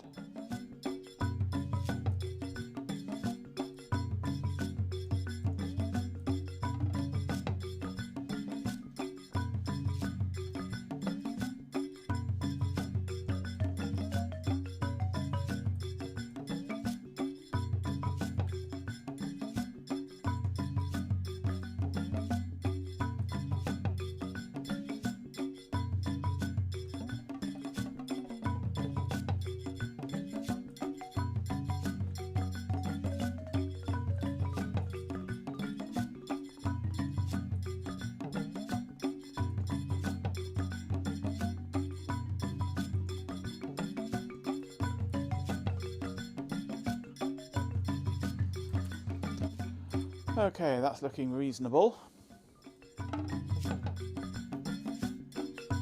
Now, these LEDs.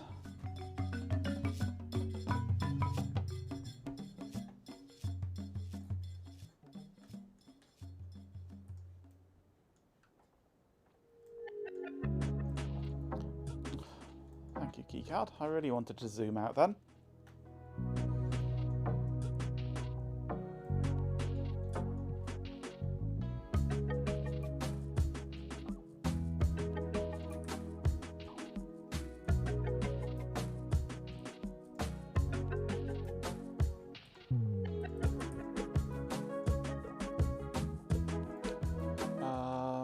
Where's my LEDs at the moment here? Let's grab that one.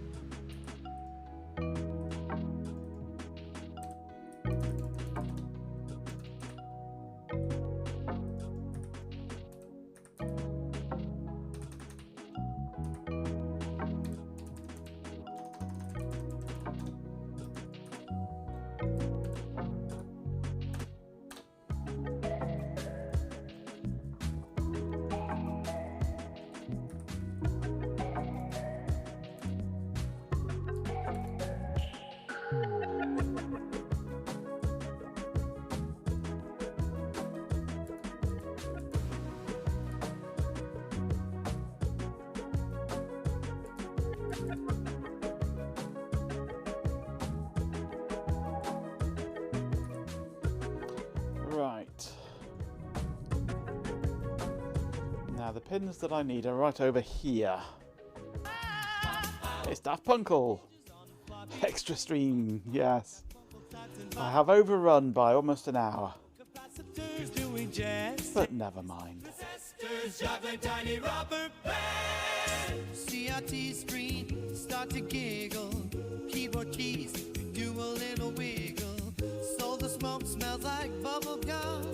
That Funkle hits on here. Comes a hum.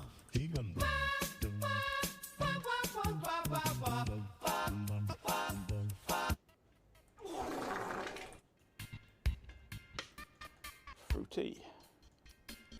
Actually, I wonder if I pull this back to here. Actually, I can take this whole section out here. If I pull this all the way back down to here.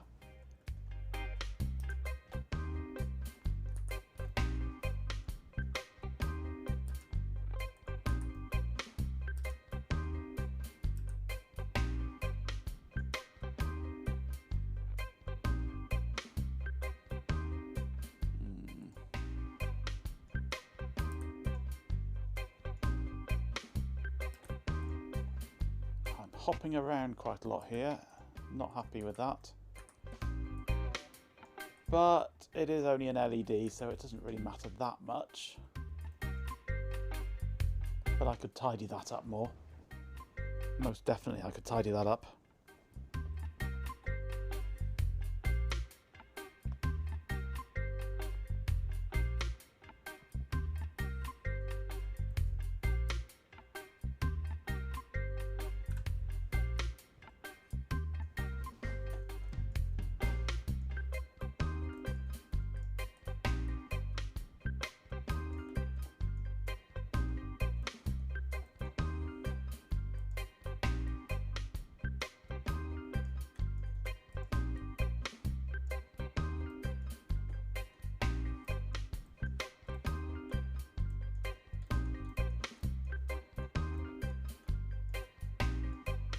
That'll do for now. Right, let's do an export and see how it all looks. And then I'll finish off because it's getting late.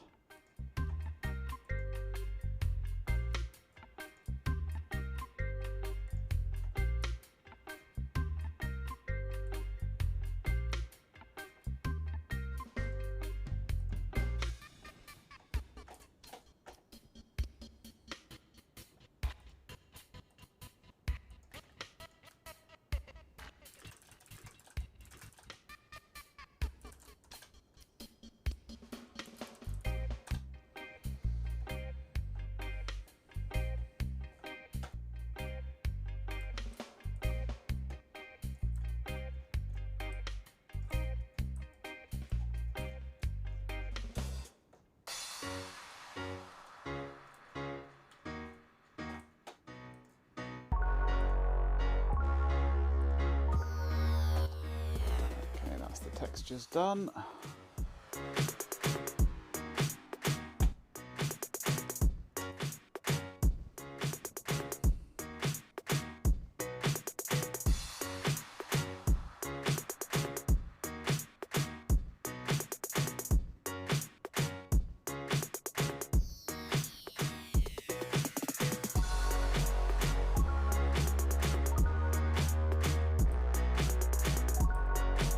Looking reasonable.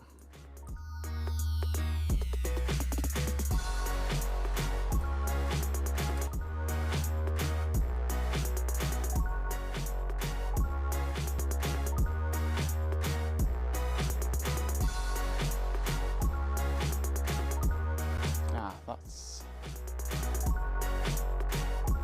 I've not got a model for that yet. I need to dig out a model for that one.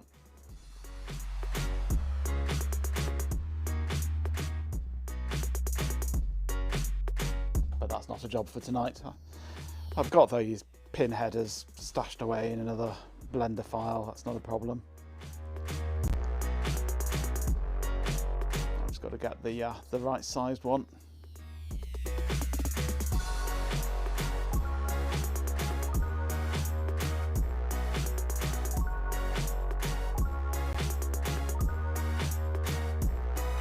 In Mother Russia, potato eat you. Quite probably. That's looking alright. Nearly finished rendering.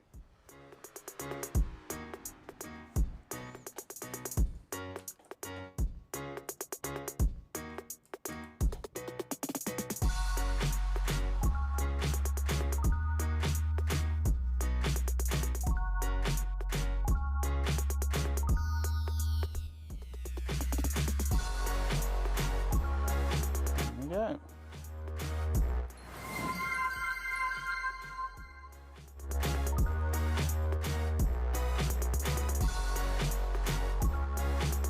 Looking good. Right, just one thing left to do.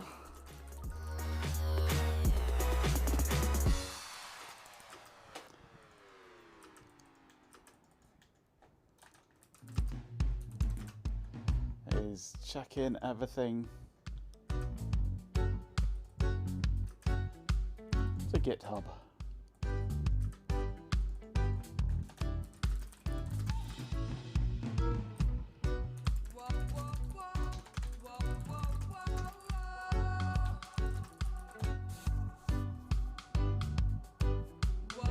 Do I have a bomb file? Yeah, should be. Hey Raz. I've got a placement file. I've not added Gerbers actually. No, what am I on?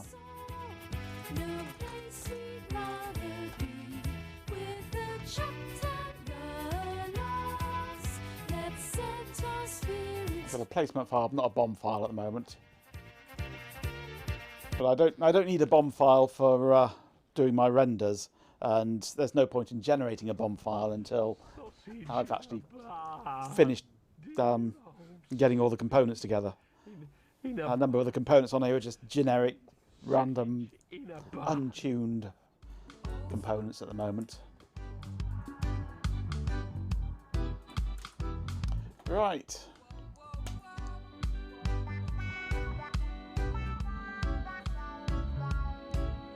Bomb file night, yeah. Bomb files for bomb file night. How many percent finished do I think I am? I have no idea. I have no idea. It'll be finished when we've run out of things to do, basically.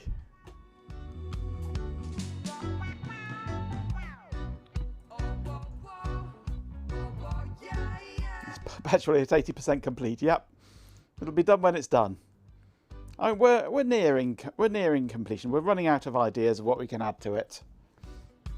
It's down to just little tweaks now, cleaning up, sorting out exactly what value resistors we want on our LEDs and things like that, and just fine-tuning and tweaking, and then we'll look at maybe prototyping it up. Add a dot matrix display. Nah. Well, we've got a generic I/O header with I2C on it. You can put your own display on it if you want. Add a bongo drum.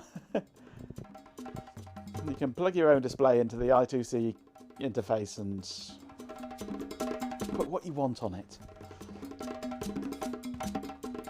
I do like to make my things expandable by the end user, because I don't know what they might want. Add a trebuchet if you want. You can always stick an I/O expander on it and have whatever you fancy. Put a thermal printer on it if you wanted. Yeah, you could.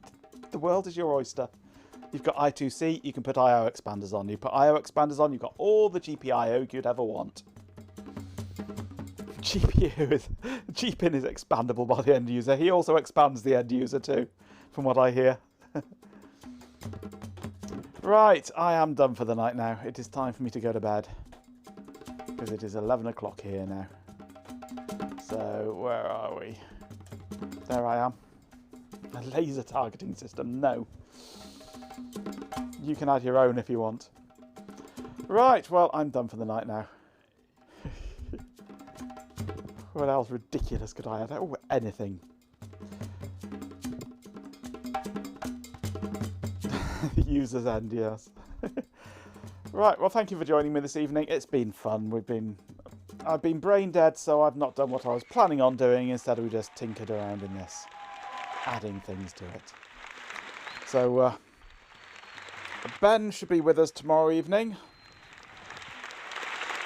I assume. What are you going to do tomorrow evening, Ben?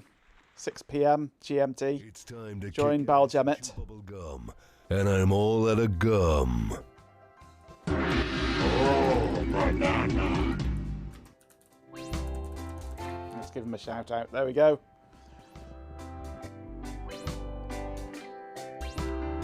You haven't the foggiest. Tape stuff, maybe. Who knows? Get your slimline tape drive out and see if you can get it going. That's an easy win or lose for you. Not too much effort needed. If you're not less snag at it. Fair enough. So yeah, be sure to join Ben tomorrow at 6 p.m, who will seamlessly merge into Shelby. And then Shelby will seamlessly merge into me at about 9 o'clock-ish. I'll probably be back again on Sunday evening again about 9 o'clock. And then Monday for mainstream at 7. So, yeah, hopefully I'll see you all tomorrow. Let's run my silly bot outro and we'll see what happens. So, yeah, thank you very much for joining me. I'll hopefully see you tomorrow. Don't forget to join the social side of things. We've got a good little Discord community going. I'm also on Mastodon and all the usual things.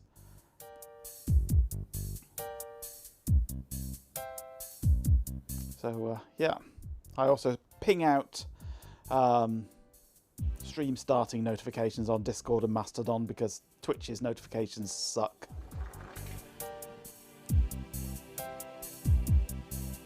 Lure Ben into hedge wars, yes. Well, he looks a bit like a hedgehog sometimes.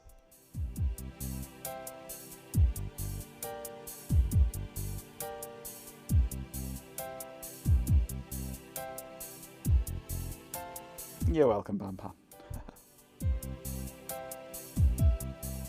Come on, bot. Wake up. Say thank you to everybody for me so I don't have to bother. Right then, time to wrap things up. A massive thank you to everyone who joined the stream today. Special thanks to Garrett Jurak, Justice Fleedril Princess Fuzzy, but Jeepin 24/7, RF Programmer Dafkankul Dopus Childru Fatima Fartface, TMKDK, Road Rally Race, Tyler Hoot, Tiny Aim, Chloe Raccoon, The Industrious Ant, Surst User Lot, Raspiel PJ B9-950, Bampam the Swarm of Dead Insects, and Stream Elements for being here. A big shout out to Jeepin 24/7 for the subscription. And welcome to the new followers, Var Constinct, Justice Fleudal, Garak Jurak, and Tonchag. Hot Rocks Girl, you're a legend for your contributions. Until next time. Shame you can't remember anything from the stream. Well, that's all right. There wasn't anything worth remembering anyway, really. Just tinkering in a PCB. Fun and PCBs were hard, yes. Just to clarify, that's PCBs as in printed circuit boards. We don't have the other kind of PCBs on stream.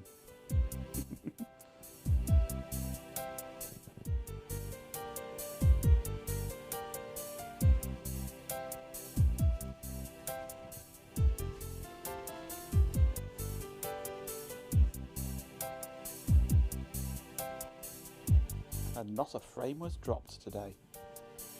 Which is more than can be said for Ben's stream. Where he dropped 12, I think. Yeah. Polycauliflower brassica, yep.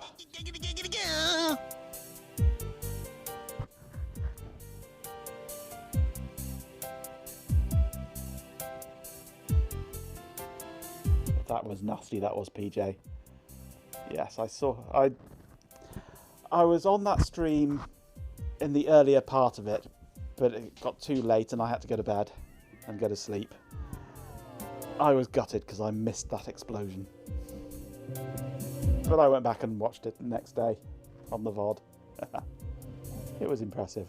Messy, but impressive. Oh, Shelby's where 12 frames were delivered, quite, yes.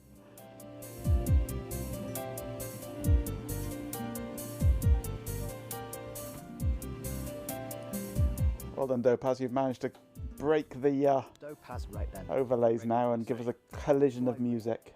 Makes a Womble want to shuffle his feet a bit. I'll stop the background music. As relaxing as ambient, but a definite improvement over large language models. A good beat for finding lost keys, that's for sure.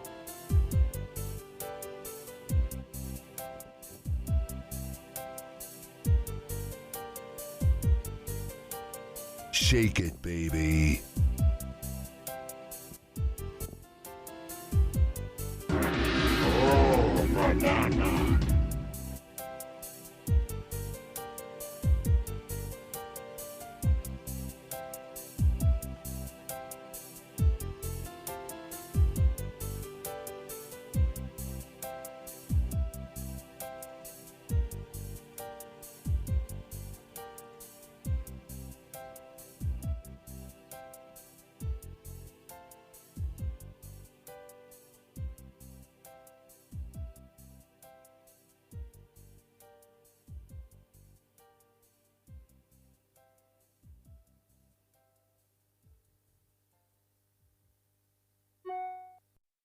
Everything about this seems wrong.